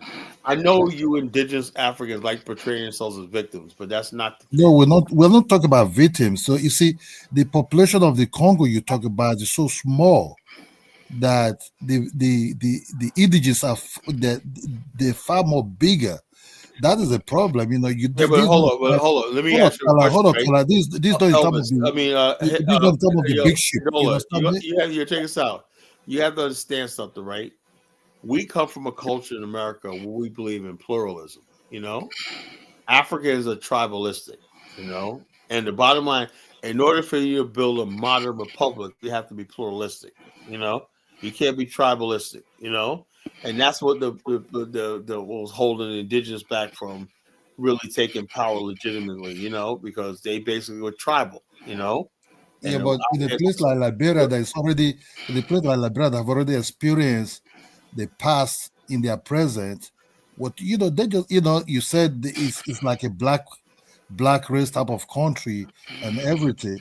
What is the best thing? Just to come in there, enjoy yourself, integrate to the system, do your business, do the things in the right way so that you not lose your mind according to what Elvis is saying. You know, it's a society that actually open hands for all black race to come in. You understand me? But what I'm trying to say is this: the ancestors you talking about is they not a did good nothing example. wrong. They did nothing wrong. Hold on. It's not a good example. You always want to start straight up every Yo, time. they know my The ancestors did absolutely the nothing. one that the one hold on the one that They could the let me ones that stop were you right there, there. My ancestors did. they And like undermined the did people, and absolutely see nothing some of wrong. them that They did absolutely nothing wrong. some of them that left inside 70s and 80s, they still believe they are the elites of that place, talk down on the people, call them not How do civilized, you not know that? How civilized and Kidola, were everything. you there?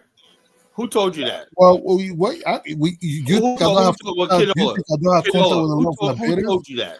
I'm an African. That doesn't matter. Let's not go down that road. Let's focus on the tour, man. Well, no. Let's Well, forget who's sleeping on the panel? Somebody's snoring on the panel. What's going on? No, Kala, it's not me. Kala, what I'm trying to tell you Then about. who is it, Marie? You Jonathan. It's you, John. It's you. No, then who is it, Marie? If it ain't you, It's you, Jonathan. because you ain't gonna say I'm snoring. I'm right here. It's Jonathan over I here ain't big sleeping, bro. black. I ain't big black. Jonathan sleeping on us, I'm bro. not big black. Calm down. Jonathan, are you in Nigeria? Did your wife give you too much jollof rice? Well, hold on, look, check this out, Kidola. You don't know the history of Liberia. You know what you hear is a bunch of stories about somebody talking down to natives. It's a freaking lie. Tyler, you said it. You said it on this. I mean, I don't even want to go there. I'm not even going to indulge. But let's move on. Let's move on, please. It's only going to divide. Let's focus on the tour. Regardless of what they thought of them or not, the bottom line is this: when you look at what they were trying to do, right, building schools for them and all the stuff like this, you know, why if they thought they're really bad about natives, why did they put them in the military? How did Samuel Doe, Keopard, and all get into the military? Because the Congo people didn't want to go. They thought the military was beneath them. So those country boys saw it as a way to elevate themselves socially. Right? You know what That's happened? all. Our people, right? Our people are just trusting, right? So we trusted the native people, right? That we're just one people, one black. I'm telling you, I'm giving you the reason why. I know you guys try to sound like that because Bomani's here. Bomani knows. He knows the truth, right? We trusted your people, right? And you guys, basically, when you first, I mean, I don't want to go there tonight. People have been saying I'm negative. I don't want to be negative. Let's leave that topic. Don't be negative. Can we please focus on I have learned something today by just listening to the people that came on this platform. Can we please? That if y'all was white man, they would not say a goddamn thing. Of course if you not. were Chinese, they would not say a goddamn thing. And I think in this case, this is where black people fuck up, because you go to the continent and you look at the continent like these are my people. No one else does that shit. They go there and exploit like a motherfucker. They are our But people. y'all go there. Y'all go there. and y'all be Very shy. We're gonna have sincere. to have these are conversations we need to have. Jonathan, those that came, Jonathan, those that No. came Let me also finish badmouth talking. the I Africans a listen to lot. y'all niggas. You on Are they YouTube, not our people? no, Hold Jonathan. on. Hold on a second. The problem is you look at them as our people, but they don't necessarily see that shit. They look at you as a foreigner, someone to possibly take advantage of. That and you can listen to this and they downplay your contribution. You came onto the platform, you talk about what you're going to contribute to Liberia, and people come up here and talk about how, you know, the remittance that goes back to the continent is worth more than what you guys are going to bring in. That is the dumbest, stupidest, disrespectful shit. And that's that what you can never that's why tell some Chris down says, body. "Oh, Your reconciliation." countries I ain't don't want shit to reconcile visit, people like really. that. Your countries ain't shit to visit. I'm sorry, but I don't when believe somebody's that. visiting your, when No. somebody's visiting your country, Hold on, Kadola. Hold on, Jonathan, Kadola. We are don't talking believe about that. Liberia, a country where they just set the fucking building on fire, taking people there. A place that don't have adequate medical care, taking people there. A place that's full of fucking corruption, taking people there. The fact that they're even willing to go there and take people there is honorable than a motherfucker. And fuck your remittance going back. Your remittance individually don't add up to what they're going to take to the damn continent in this one fucking week that they're going to be there. Jonathan. So stop disrespecting these people. Jonathan, when you come over to a country, but you come on YouTube like you're the one creating the jobs and the survival. Are they creating jobs by doing this tour? The answer is fucking yes. No, wait a minute, Kadola. Wait a minute, Kadola. Kadola, you from Nigeria. Yeah, but can you go to China? You know the difference between somebody that looks at Africa as our people. These brothers up here don't pay the locals like bullshit like the locals do. That work in these hotels, that work for these bus companies, that work for these cab drivers. They don't pay that way. You know they don't. No, Jonathan, what I'm trying to say. You know they don't, and it's guaranteed that Kala and Bomani pays these locals more than the local business people do, and then the people in America do that will do their remittances. They're dealing with people in their own field, right? They're not just going there. These people are doing. Jonathan, they're not just going there. They have contacts there, right?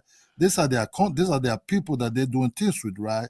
But you have to understand, when you're dealing with people, but you cannot just be coming on YouTube say I create jobs for them, right? Like we see right now on YouTube for those that went to Ghana. In a country where people are begging for jobs, the fact that anyone goes over there in to America, a raggedy ass country to provide jobs everybody for beg people for jobs. is Everybody a beg fucking for blessing. jobs in every places. You understand? They're not begging for jobs in America. Hold on, everybody beg for jobs, Jonathan. People don't have jobs. They're not begging for why jobs. Why did they vote in Trump into power? Why did they vote Trump into power? Not because of the people job. wanted to put someone else in power. At the end of the day, America is a country where there are social safety nets. They're going to a country with no goddamn safety net. Jonathan, what I'm trying to say is this: you can come into the country, right? You can look. Have you ever seen an Indian person who went to India? Look, at the end of the day, you brother, know Indian. Kadola, I know Indian Jonathan, let me tell you this. that run businesses in Lagos. They don't give a fuck if their worker drops dead. They'll move that motherfucker over to the side until the next motherfucker to pick up the slack. It's all hustle. These are not the kind of but they're not doing that shit. Jonathan, let me tell you one thing, respect right? the people on this platform. You know, Jonathan, let me tell you going something. to these raggedy ass countries. Yeah, but we have to also be. Look, Jonathan, Africa have experienced a very negative response sometimes, neither fiscally or verbally. And it's deserved. In everything. And let me tell you something, right? We have to also hit back. We have to also hit back. When Black Americans we have to get also that, hit you niggas back gang bang, also. it's Look, deserved. hold on. We gang bang. Because we hear it every time. We hear it every time We hear We it can't every even time for talk about African anything Americans. positive. You know, we hear it every time for African Americans. They be feeding Africans with their dollars. Oh, we see them on TV And say you bring should be dollars. happy We about bring it. no shit. You understand? I You mean, should they be bring no happy shit to about it. Africans. I have never Africa never seen. thought Wait, about Black hold on, Americans in Kadola. Hold on, Africa. Kadola. Black Americans say, yeah, we help people out there in Africa. They could have easily been like white motherfuckers and went to the poorest place. Showed kids with flies crawling on all of them, dirty than the motherfucker. They don't do that, do they? Hold on. You can show whatever you want to show. I know that already in the heads of Black Americans. So that means that they're helping people that they have and not putting a children. They have negative children. light on anybody.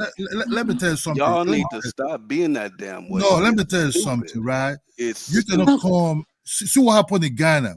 When Ghana said, with that stupid president said, open the door of return, what happened? People like Derek Sheed was being discussed. The in the damn Ghanaian said it was the worst fucking currency no, was it? in Black It Americans doesn't matter. going It doesn't there. matter. It does matter. It does Your matter. currency is not going to Because feed you. if that If it's so $1 billion that bad, they if it's brought so in didn't bad, go right? there, If it's so Ghana bad, would be why the white fucked people up right jumping now. in? If it's so bad, why the white people Can we jumping please in get to back to visit the the place? tour You know, talk? if it's so bad, even before Yeah, the Black yeah. All right, Americans Mary said, Shai. Hold up, Kidola. Mary Shai, now what do you want to talk Yeah. about, sister? I mean, I think we should talk about the tour because Yeah, everybody always wants to bring up something negative. That's what I'm talking about. I mean, let me, like, I Mari, don't talking about the understand. excellent job these guys are Mari, doing my taking sister, people my there. good sister, right? You go on this tour, you're gonna have the time of your life. First of all, we got hopefully some of our Sierra Leone people will be there too. You know, they're coming out from Sierra Leone. You know, but we have the tour time of your life. You talk Liberia is a very fun country. You know, it's like a very fun country and everything. What I like about Liberia is the fact that, you know, and this is not say against Ghana or any other country or not. Liberia is the ultimate place of return, point of return, even more than Freetown, everything like that. So therefore, basically, it's like us basically getting ourselves together, settling on a continent, and the fact that remarkable is they was able to build a republic and get recognition. Think about it. In 25 years, you got recognition by world powers as a sovereign nation state. That was freaking remarkable, you know. And so when you go to Providence Island, right, and you go look around Bushrod Island, stuff like that, where our ancestors settled there and built and everything, it's just amazing how it is. But on contrast to Ghana, I like Ghana and everything. I love Ghana. Like Lewis, he wants to come up here and give me an earful about Ghana. Anyway, I love Ghana. I wish them all the well one night. But when people sit there and say, come to Ghana, they're sitting at a slave castle, like Ghanaians. I'm like, you know, why does that be the first thing I want to see? I want to see, you know, I don't want to just see slave castles. I want to see Providence Island. I want to see J.J. Roberts' statue where he stood. He stood right there on Ducroix Hill overlooking his country, you know? That's historic to me. Kala, you're selecting it now. When it comes to Ghana, you're selecting it. Kala, let me just tell you how it goes. Yeah, right? Carlo, you have a special Liberia has a special place in your heart because you have some attachment to it. But Kala, let me tell you how it goes, right? As an African who live in Africa, right? If Well, I go to Kala, you said this tour. Go ahead, Mary. Mari. Sorry. So you said this tour was in. Hello. Yeah, I can hear you. Go ahead. Hello. Yeah, we can hear you. Oh, okay. I'm sorry. So you said this tour was in 2026. Yes. Okay. Yeah, I would like to go then. Okay, good. We have plenty of time. What we'll do is I have what's my email? Let me take Kidola's comment down. You know, hold up. I'll take Kidola's comment down. And let me put my banner up there. You have my email. Everybody, look, folks, you know, as this platform grows and this movement grows, it's good to have my email address, right? So you can email all the time. Look at Abraham. Me and him are connected on WhatsApp. That's why he's doing the right thing. Abraham basically contacted me on my email, and we communicated.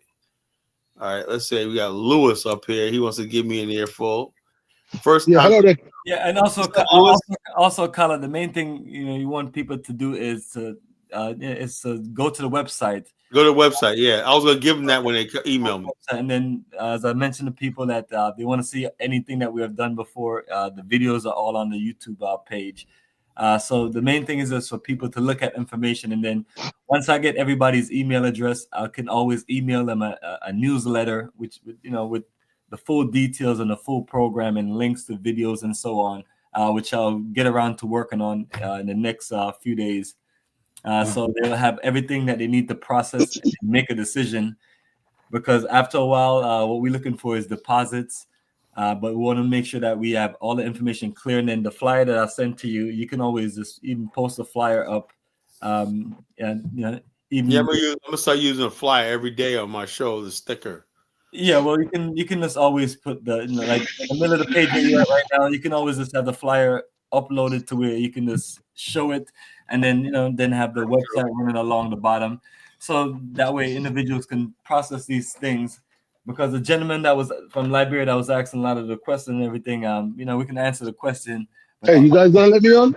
But at the same time, too, what we have is information that later on, you can take your time and process, and then when we dialogue back again, we can always go into more interactive communication. Because people are asking about you have somebody you may need to meet. Folks, hey, you guys gonna let me on or what? I'm on my way to work. I just want to chime in. All right, go ahead, bro. What is he? All right. What is your question, brother? All right, let me say a big hi to you, yourself, man, Carla, and of course, Bomani. I've been following you guys for years, especially Bomani. We appreciate you. I love what you do. And what you have to do is, my Nigerian brother who rang in, he's a little bit frustrated, like some of us on the continent, because we know you guys mean well, right?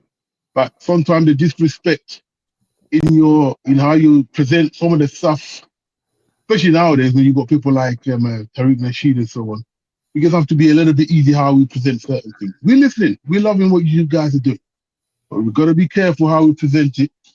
Yeah, that it doesn't look bad. And my Nigerian brother is frustrated because the disrespect that comes, not from you guys in particular, but at the moment from the so-called people calling themselves the FBAs. We know you're not FBA. Yeah, we're not. We know that. Yeah? But I think when we present the shows, we've got to be very careful how we do it, because we those of us from the continent are catching a lot of heat from people like who's that Dollar Bill, that Dollar Idiot. We're getting a lot of heat. He's disrespecting us. What does Dollar Bill do? Dollar Bill showed the film on Ghana and showed the damn toilet in the shower room.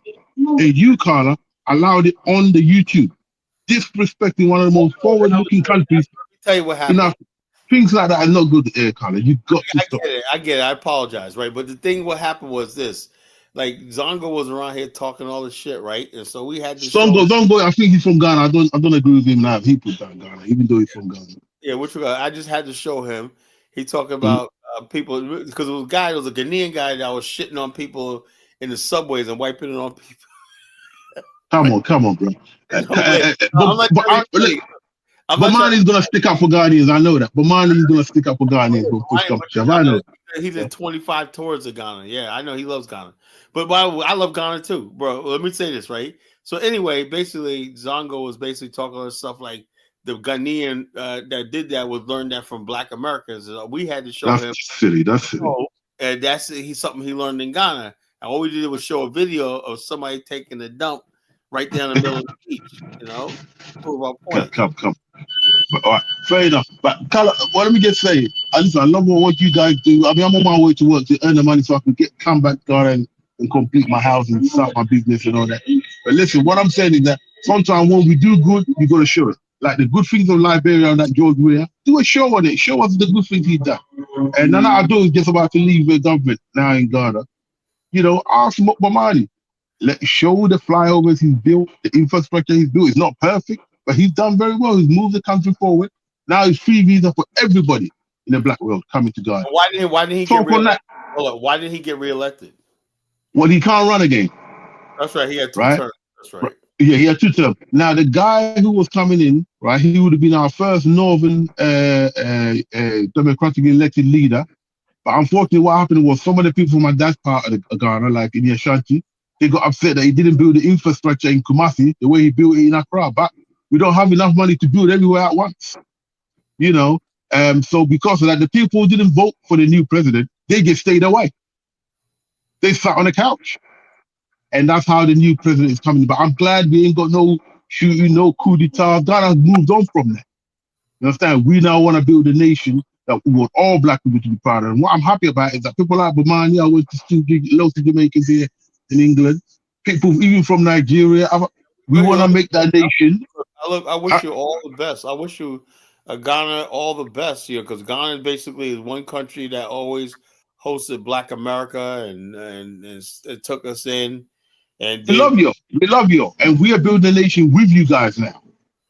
520, 500 odd people plus another 230 West Indians got their citizenship. And there's going to be more. And Ghana is definitely an alternative to Black America, to, you know, if you want to live on the continent, when it's definitely a livable place. You know, it's more so, I said, if you, in another decade, Liberia could be like Ghana, you know? Liberia will get there. One thing with Africa, once someone does it, everybody gonna copy. Some of my Nigerian people complain that Nigerians did this and that. Once Ghana does it, the Nigerians will do it. Why? Because they don't want to be behind Nigeria. Right? It's like if someone's doing something good on the African continent, African Americans don't want to be behind. But we gotta humble ourselves. Someone's doing something good, let's praise them. They do something bad, let's talk and let's do that, you know. But you try and focus on some of the stuff being done by some of our presidents, so that we get an overall view of some of the stuff happening. But I love what you guys doing. Hey, I like Liberian girls anyway, I'm not gonna lie. But hey, listen, keep it up, right? But be patient with some of us. Yeah, we are. This tour, like, we see the light, man. But Bomani and I see the light, man. We just tour and has Bomani got his I was gonna ask, has Bomani got his citizenship in Ghana yet, or he's not bothered?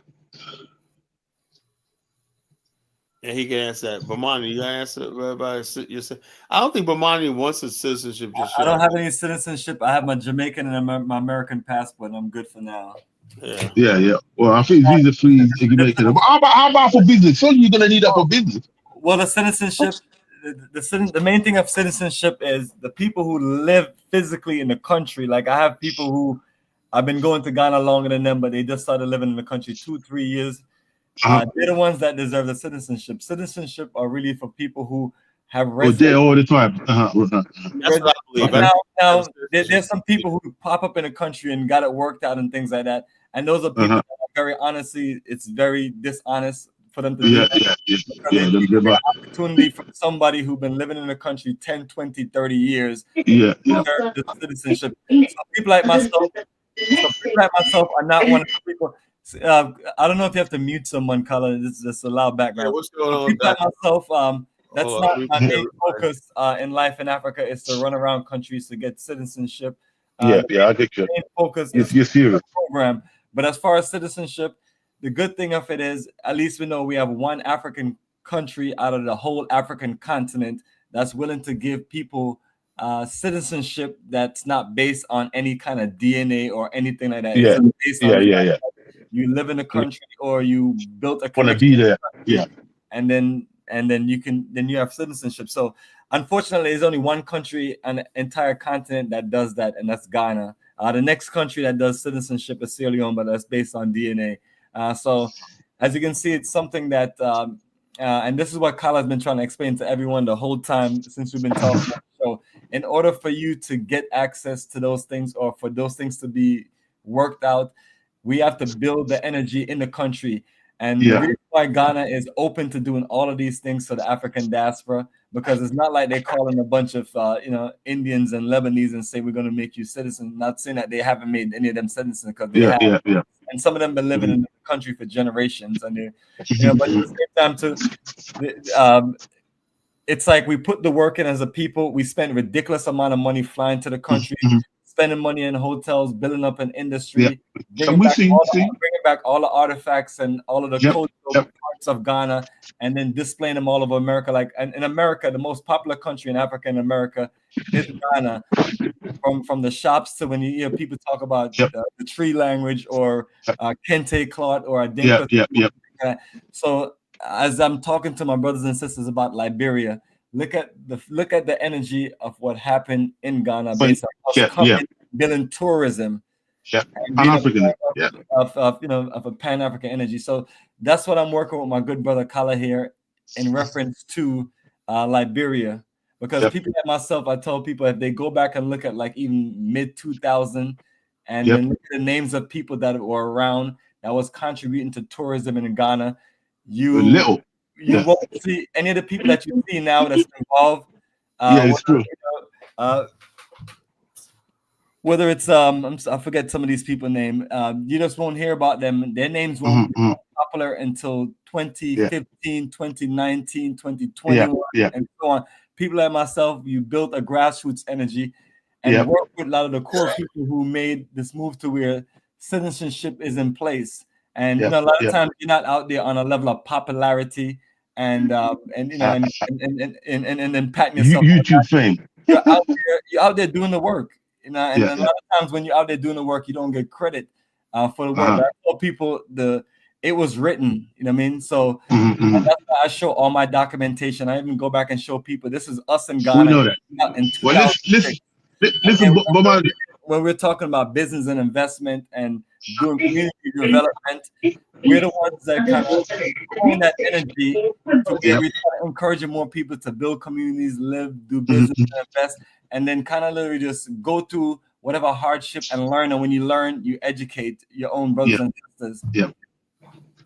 But don't worry. Listen, Boomy, you'd be surprised who's watching and who knows who. So don't worry. I can see you getting that special presidential award. Don't worry about it. Hold up. You're gonna come. Like, keep up what you're doing. We love it. I'm on my way to work, so I can't talk too long. I'm on the train. Justice would be Bomani getting recognition because he put 25. Oh, he will. Listen. I'm speaking as someone who's got a cousin who's very high up in the next administration. Okay, cool. We know what we see on YouTube. You'd be surprised who's watching. Just chill. Okay, give it time. Keep doing what you're doing. All right. Oh yeah. By the way, my last question, Carla, where are you gonna put this nation in Africa? Where are you guys looking at? As far as like what you say, Afghanistan, whatever, like that's down the road. First of all, first thing we have to do is basically build up what we got in Ghana, Liberia, Sierra Leone. That has to be. We have to have a presence on the continent first, you know. And then, have you guys approached the UN? Have you guys approached African Union? Well, no. See, I don't want to do that because the bottom line, you don't tip your hand too soon. The idea of that, first of all, first thing you have to do is build our logistics up on the continent. We need warehouses. We need for your access to port facility. We need our own boats and tanker shipping. All this stuff like this, we need to set up. We have no logistics. Think about this. The reason why I came to term Afghanistan is this. Let me listen to this very carefully. I never said this, right? Afghanistan is not the name of the country. It's basically I said, what is, like you say, Siri, what's the name of a African American African diaspora homeland Africa? Nothing pops up, right? So I created the noun, not even an adjective, or adjective. I would say an adjective, right? I describe a nation for the slave descendants in their ancestral homeland. I think that's a fantastic move. For the thing I came up with was Afghanistan, and I trademarked the name and everything like that. I said African. They said, why did I spell Africa with K, right? Because K is the 11th letter in the alphabet, right? The 11 is Deuteronomy 11. It says, if you obey God's commandment, like what we're doing right now, we're working hard, we're contributing that, right? God said, I will bless thee with a land of your own, you know? And so that's why we spell the Afghanistan with a K. With a K, yeah. With a K. I think it's very plausible. There's enough land. There's enough land on the continent. You know, 60% of it is not even occupied, according to Kwame Nkrumah's daughter in a recent interview. It can be done. I think you keep it up, but obviously, eventually, you would have to, because we got to think about the people in Brazil, Caribbean. Yeah, eventually, it will be done. Patient, but you start off slowly like this. It will build. Oh yeah, and then you start speaking to the people. Eventually, you'll have to speak to the. Yeah, because what we need is a large number of people already established on the continent, business, tourism, trade, all those things that are function. But then when the land is not going to be a problem getting, you know, then you already have a network of people on the ground on the continent, you know, to plug into. No, listen, I gotta get to work. So listen, keep up the good work, guys. Man. Let's Good get going to that week. All the best. All the best. All Don't right. be a stranger. Don't be a stranger, man. Good. What? I'll be calling in more this year. All right. No problem, man. Keep me See on ya. my See you toes, guys. right? Keep me on my toes. All the best, bro. See you, Bomani. All right, bro. Kala, I wanted to ask about the price. Is the airplane ticket? I mean, is the Airplane, airfare? everything's included. Okay, You don't have to do nothing but show up. Okay, that's wonderful. I was just wanted to ask that. Thank you. And say airplane, everything's included, right? Hotels, everything, meals, everything. You know. Now we ain't gonna cover your shopping. You gotta bring some money to do some shopping because like I said, that's part of the ritual too. You know, everybody we take that day out, we go shopping on Michelin Avenue and buy African goods and stuff like wares and whatnot. You know, jewelry and stuff like that. Take your souvenirs back. You know, so shopping is good too. We can't cover that, but everything else is covered.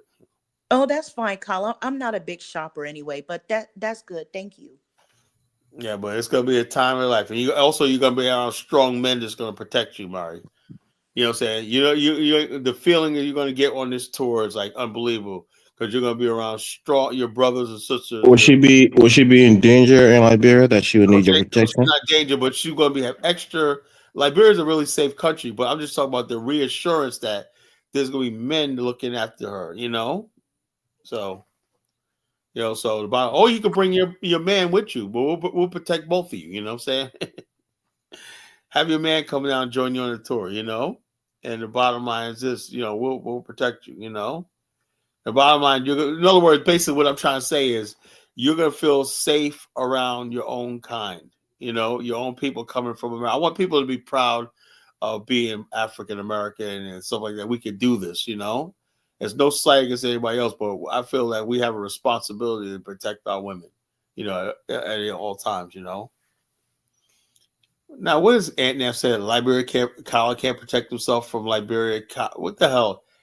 Oh, yeah. Oh, because you're saying that because I got arrested, you know? It happens, bro. It happens. So what, you know?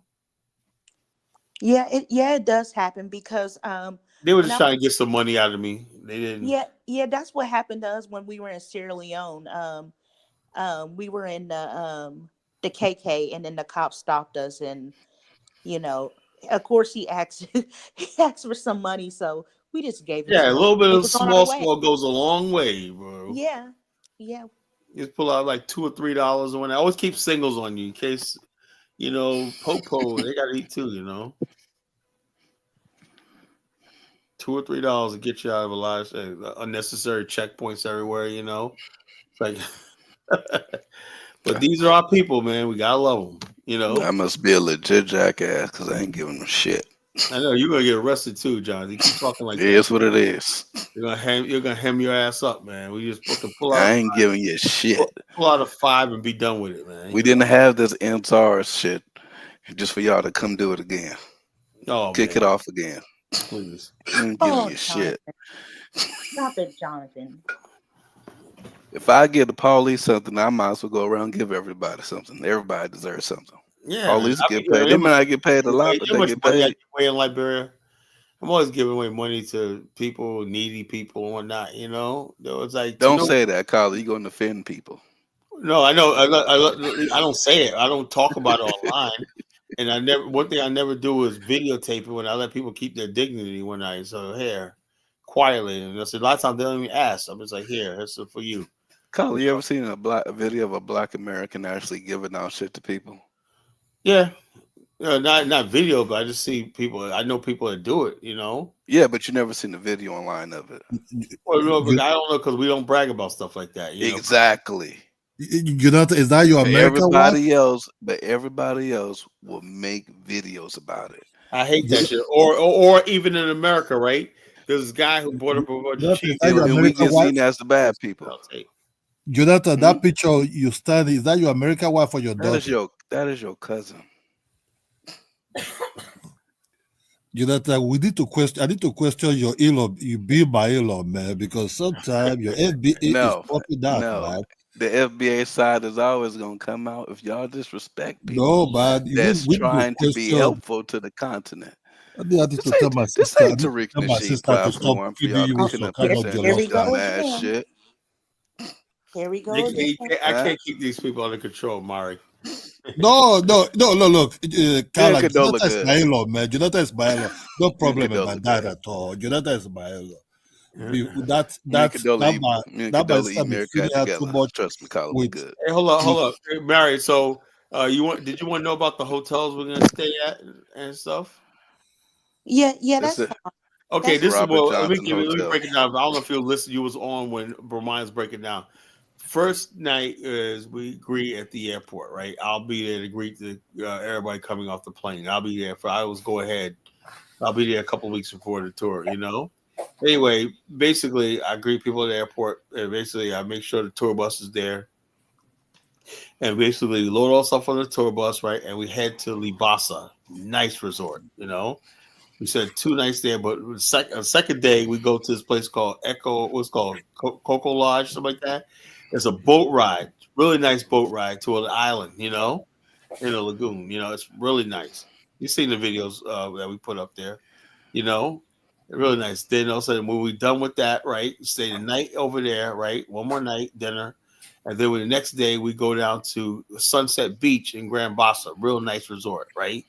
Sipping Mai Tais and whatever the hell they call it, those friggin' fruity ass African liquor drinks, whatever, and all stuff like that. We with the pineapple on and whatnot. Africa's always got that funky looking shit, pineapples and drinks be good though, man. They be mixing pineapples with liquor and everything. Should be good. Anyway, go down there, have drinks all day and lunch. Liberia people are very nice people. I've never been to Liberia, but the ones I've met and everything. Yeah, they're not, Yes. they're not victims, man. Yeah, they're very nice. Liberia people are very nice. I Yeah, mean, they are. just by me being on this platform, you can tell Liberian are very nice, I ain't talking about Liberians kind, and humble Sierra people. Leone's I ain't are talking about Elvis. No. Liberians are good people. Don't worry Elvis about it. is so nice. It's He true. won the Chantel stew. No, it's true. It's true though. A lot of Liberians and Sierra Leone's are nice. It's a lot of Sierra Leone's in Ohio. Come on now, everybody's nice. I've Cut it never out. been to Liberia, but Liberia. Yeah, y'all try to special put place this in my on heart too thick. This about is like Liberia. saying, man, these people are hard workers. Everybody work hard. Shut it up. We're not talking about that. I'm just saying that they're nice. They're very nice. Liberians and Sierra Leone. Liberia people are very, very nice. South Very Africans are nice. nice. Thank you, When I was Mari. Kenyans are 13, when I was nice. 13, I come across a Liberian woman. Yeah, okay. Well, let me finish my synopsis itinerary. I'll say after we go to Grand Plaza and we You go must to think you white Edina, you can people are take nice.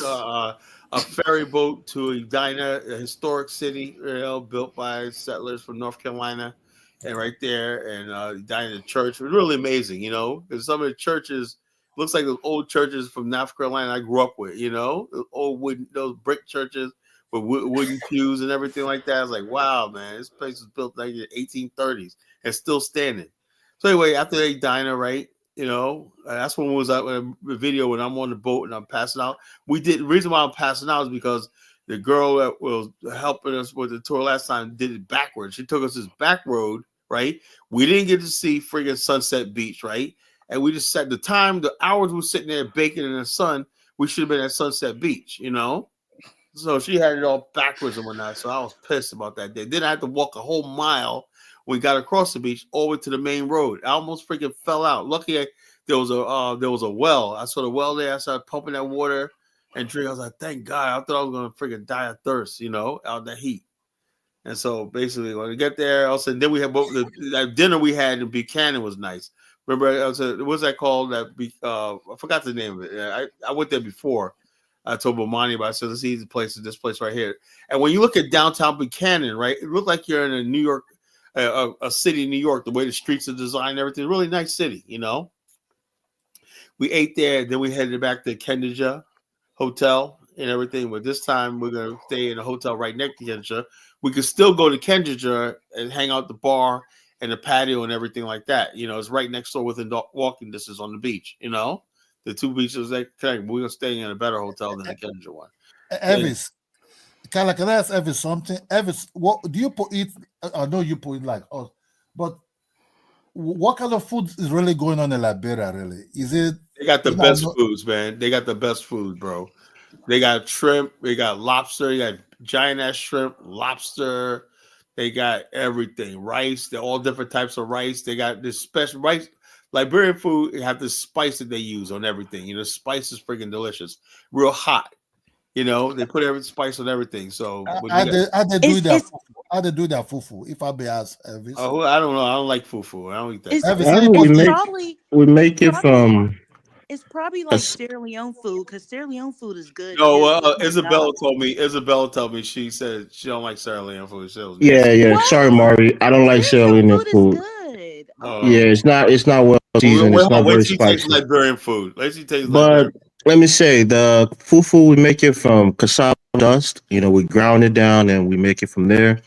There's a specialized form of it that we make from breadfruit. It's the Bassa, the Bassa people fufu is called dumba.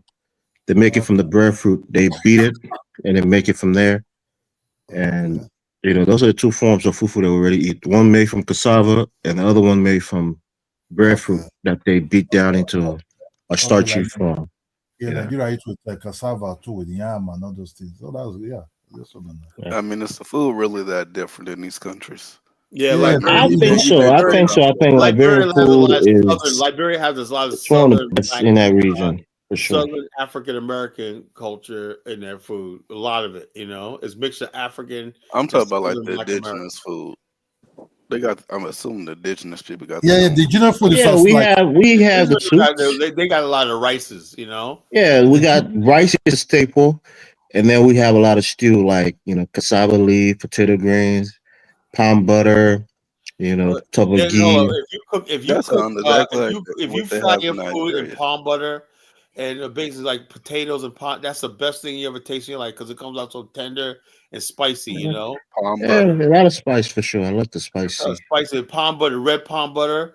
Fry your food in that shit, man. With onions and potatoes. Oh my god, I can't wait to get back there. Jeez. Marie, I gotta ask you, Marie. Nigerian food or Sierra Leone food? Which one is better? Be honest. She's had It depends. Nigerian It food. depends on the dish. It gotta be It Nigerian. depends on the dish. Because if it's Nigerian food. if it's Nigerian efforero, which is the spinach stew, that is better than Sierra Leone spinach stew.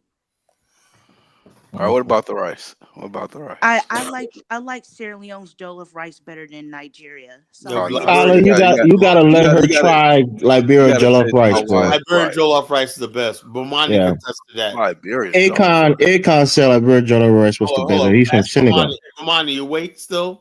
I know we're going on 6 hours. Akon But was just Bomani starving. tried Liberian jollof rice. He almost blew his mind, man. Yeah, Liberia jollof rice is really, really good. I love it. You know how we do ours? I know the Nigerians and the Ghanaians because my mom, she bakes it, right? She kind of parboils the rice, kind of halfway, put all the vegetables, everything in there, and then she sets it in the oven and bake that thing for like an hour, like 45 minutes. Oh my gosh. So good. And it's real spicy too. They look dry. Nigerians make theirs with like tomato paste. We don't really. I mean, we use tomato paste for the color, but we don't put too much tomato paste. I say Nigerians, Kadola. I don't know why you guys put a lot of tomato. It makes the rice kind of taste kind of sour. I don't know. Maybe. I really don't know, man. But I just enjoy. I've been to so many African countries, and I've always couldn't wait to get the fuck back to Nigeria. Because you married the one you married the one that you might be. You see, in Rwanda, anybody that ever been to Rwanda, they give you French fries with everything. That's why you see Marie. Every little thing they want to give you some French fries. Where that? Marie have the man is from Sierra Leone, so she would definitely love Sierra Leone food more better. I'm close to Sierra Leoneans. Their food, maybe it was just a cook, but it was not spicy at all. I don't know. Maybe that's how they like it, but That's I like not spicy true food. because They don't put pepper. I said it depends on the dish. I'm not saying what country's food is better than whatever. What I'm saying, it depends on the dish because I like Nigerian spinach food. I mean, I like Nigerian spinach stew better than all the other countries. But when it comes to jollof rice, I like Sierra Leone and Senegalese jollof rice better than the other countries. So I'm not trying to pin each country together. I don't like that. I don't like comparing different countries and saying who's better than that and whatever's country's better. I don't like Yeah, doing that. you're right, Maury. I think we all eat the same, almost like in West Africa. I think the taste is almost the same. That's why you can jump from one country to another country. Depends Nah, the in food in Africa, Togo you is still bad as enjoy hell. your Benin is life, The food man. horrible. where, Jonathan? Togo is horrible. Yeah. Togo food. Benin is horrible. Now I haven't been to Ghana, but my wife said she couldn't wait to get the fuck out of there. So it must be horrible. Where in Ghana Yeah. or Togo? She Yeah, said it was even horrible. I said, I'm very Ivorian food is bad except the acheke. The acheke is really good. The Ghana food is very nice. where I they see make it with the gari and Ghana food. the That food is very fish, plantain. It's really nice. But besides that, they got the dogoon. They got other food that's really really nasty. That's what I'm saying. And again, thanks to African American partly that they brought some of that soul food to Liberia. Because I think again, me, I come on this platform. I love my country, but I don't overly brag about Liberia. One of the things I can brag about Liberia, the food. The food is really good. I give that to us. No, Jeanette. Elvis, no, you can be black. Liberia, look, Liberia is I saw Liberia in magazines and everything, in TV before the war and all those things. But I can see that Liberia was a very beautiful country before the third hands came in there and destroyed. Liberia people are very, before they are 83, before even the war. That when I Yeah, that's what I'm encountered saying. Liberia, Before the war, that's what Carla doesn't understand. Before the war yeah, came, before the the country was still Liberia, being maintained. It was just the war that came yeah, and made the Liberia was the difference. shit before the war. no, No, it Cadola, wasn't, Cadola, Jonathan. Cadola. Hold on, Cadola. Now every time you call, your wife is coughing in the background. What's Tell wrong with her to that go stupid? back to the Netherlands, okay? Get there's the hell Hamatan. out of that country There's sometime, Hamatan, yeah, okay? Jonathan. Hamatan. You don't feeling it? I have to off the Jeez. ACs and everything, even reduce the fan. All right, fellas, it's about that. Fellas, ladies, and gentlemen, it's about that time. Where you going, It's Carla? You been don't work almost tomorrow. 6 hours when I'm tired. I'm about to fall asleep. Bomani, are you still up? Are you got any last words? He's still here? Yeah, Bomani's still here, but Okay, Marie's at the bottom. I think he might Mine is fall. sleeping, man. Bomani probably sleeping. He's more. That's a guy. I came in. I asked one question. Carla took it as a personal affront. What? When I asked my question, you started. This is what you don't understand. I'm like, bro, it's one question. I ain't know what you asked, man. Just say what it is. Like, you're annoying me all the time. So I probably don't even remember what you even asked. That's what I'm saying. Because every question I ask, you think I'm trying to attack you, bro. He said, That's Kyla, automatically that your what contribution ain't shit in comparison to the remittance. That's what he said. No, that's not what I said. That was Cadola. Cadola said that, not me. No, Carla. Both of Carla y'all said, one and Your the two. Cadola sounds like Michael. You both are. No. Michael Awali are brothers. That's the only reason why I came up see, here. I don't want to hear that shit no you more. see, Carla is Jonathan. Carla is Elvis' in-law. He married a Liberian woman. No, Being Carla think his wife is not related to my people. She's different. She's She's Carla's definitely people. not. It's Kyla, your when I look in-law. at your wife Who now, I see who would native. like your guys to be coming? No, she's not. Come on, No, she's not. come on, marry your sisters in Africa. No problem. We'll love I'm not that. gonna say anything because Carla get offended when I tell him the truth. So I'm not saying nothing. Hold up, her auntie. If you see her family, the rest of her family, Is she her like brothers, half native or something? no, she's like part. She look like She's like a quarter bossa. That's She look like who, Okay, Jonathan? there we go. she's like a Bossa. quarter bossa, Elvis but ain't she's bossa. like but her family. Look, her family, everything is a miracle Liberian. Just so Carla you is know. just impossible. I keep telling you that it's impossible to be in the country for over 200 years and Hold up. maintain Hey, your Willa, genetic purity from an ethnic group. hold up. Everybody is mixed. You look at my auntie Berlin, right? There's no way she has any native blood. She's freaking very, very light skinned. That red hair and whatnot. Oh, okay. So maybe come on, Carla. That was her Come aunt. on. That's her aunt. Her mother's sister. My sisters, I have two sisters who are very light, way lighter than I am, I believe that. and they're all No. poorly crowned people. I mean, really light skin. I ain't talking about. light-skinned I ain't talking about the African version of light skin. I'm talking about real light skin. No, that's what I'm saying. My sisters are very light. No, real light skin is real light skin. Not the friggin' Africans call it. Marie, you know the light skinned African is like a weird color. When we say They're light, we they're talking like about brown like skin over here, yellowish. you know. No. Yes. Nah, they're talking about mixed people. Yo, Yeah. That's my our auntie definition of light. Berlin and whatnot. You look at also all Isabella's brothers and everything like that are light skinned. You're very light skinned.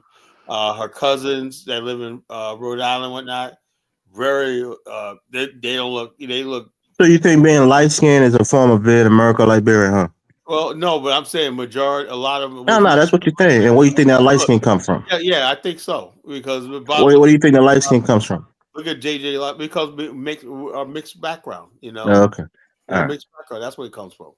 Mhm. You know, and so bottom line is, you know, it's still black, but you know, Nah, it's watered down. It's washed down. you know, it's not watered down. So I know you guys want to say that. It literally is. You just said that you were mixed. You know, let me tell you so, Elvis. I used to know this one family in upstate New York, right? And plus, I got cousins. My sister was pale, but I got cousins in upstate. I didn't know that cousins. I have new people in upstate New York, right? They were friggin' like Vanessa Williams' family, right? They're fucking black militant, right? They ain't watered down nothing. Don't let that light skin fool you. Vanessa Williams' family was pro-black militant, you know. And not only that, which we call I knew a lot of people that were freaking real light skin of that Dyke family, right? But they was just like Nation of Islam, 5% type, you know, black and white people devils, but like that. So please, this watered down shit. Talk about no, that's not it. That's so Africans come out in different shades, Carla. My dad is a very light skinned dude, but 100%. Have you seen some Igbo people? Not the one who bleach, but the Igbos. Some of them are very, very light. Exactly. The Igbos, yeah. I have it in my family. My dad is a very light skinned dude, but he's 100% African. I've never been Yeah, to but Kyle, if you refuse to believe it. Hold on now. The Igbos are not that damn light, okay? Yes, Some of them are very light. Not the one that bleach. Some of them bleach, but a lot of them are light.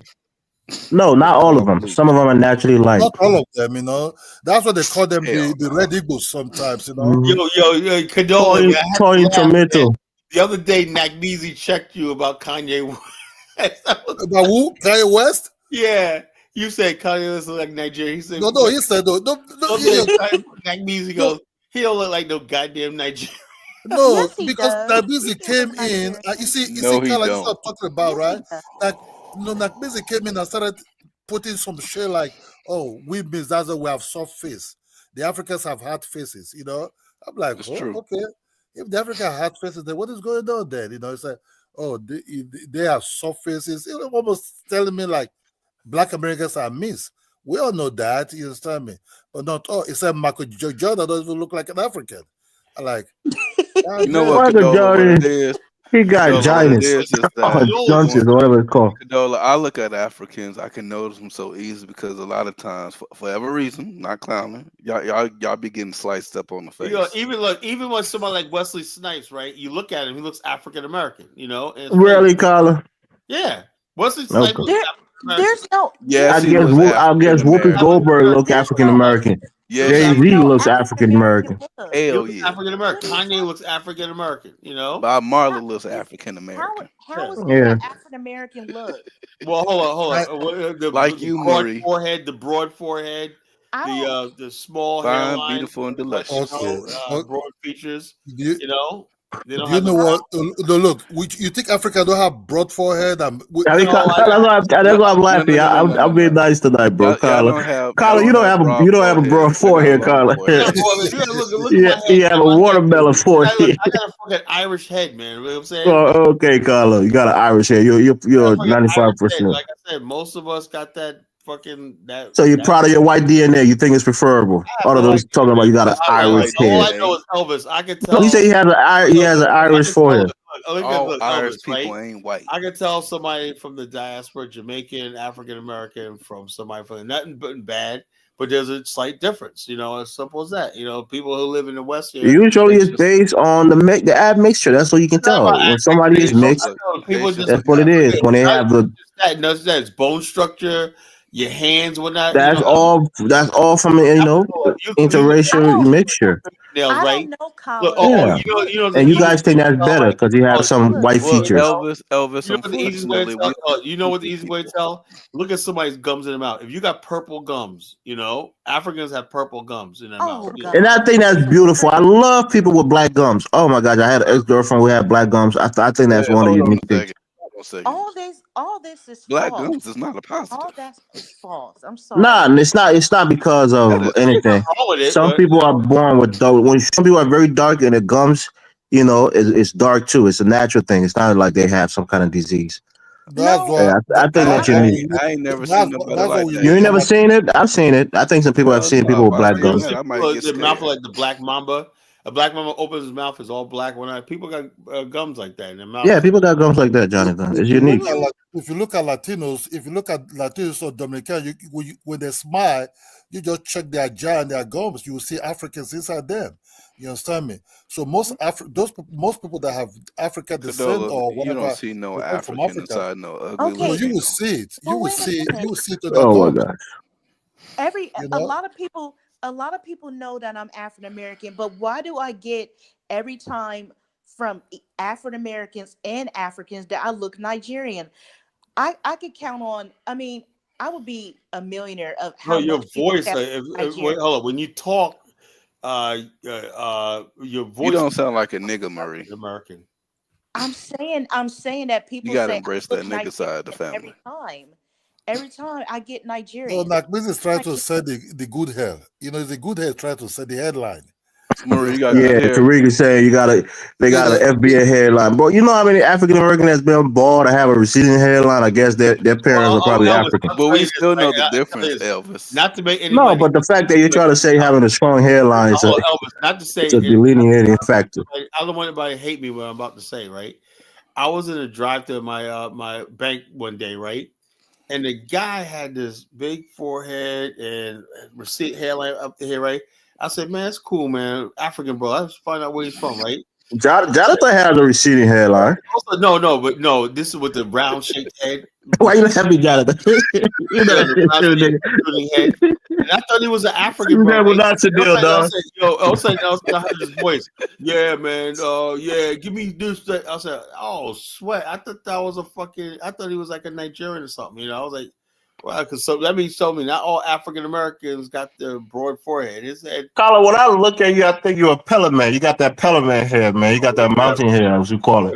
Whatever. You got a long vertical hair. I mean, he's 80% Igbo. Give him a chance. That's funny. Shit. Carla, I understand if you can see African American with that cheekbone that has something to do with the white they mix with. You understand me? You can see. Yeah. But the difference is that African Americans are free speakers. They talk freely. That Africans are far more reserved. They watch. They look at you. You understand me? But with the African Americans, you can when they open their mouth or when they blink their eyes, you will notice. Okay, this one want to talk. Africans don't just talk too like much that. shit. We talk too much shit. I know. Anyway, fellas, it's ladies, Mari, ladies. Kyla, the show just getting started. Get out here. It's been 6 hours. Y'all talk for like 5 hours. You guys have a good night. Look, I'm gonna end the live stream. Y'all can sit here and talk all you want. Knock yourself out. I'm gonna end the live stream. You ain't got to end the live stream. Yeah, I do, because I'm gonna use up my minutes. So I'm use all your minutes. Kyla be saving his minutes like he's in Africa. I gotta turn my internet off. I can't use all my minutes. Oh, Kyla, you one of them. You turned off the orange line, Kyla. Yeah, well, I'm just ending this in thing. Liberia, turn off the orange. Continue talking. It's been 6 hours. It's a 6 hour show, man. That's really remarkable. Okay, Kyla.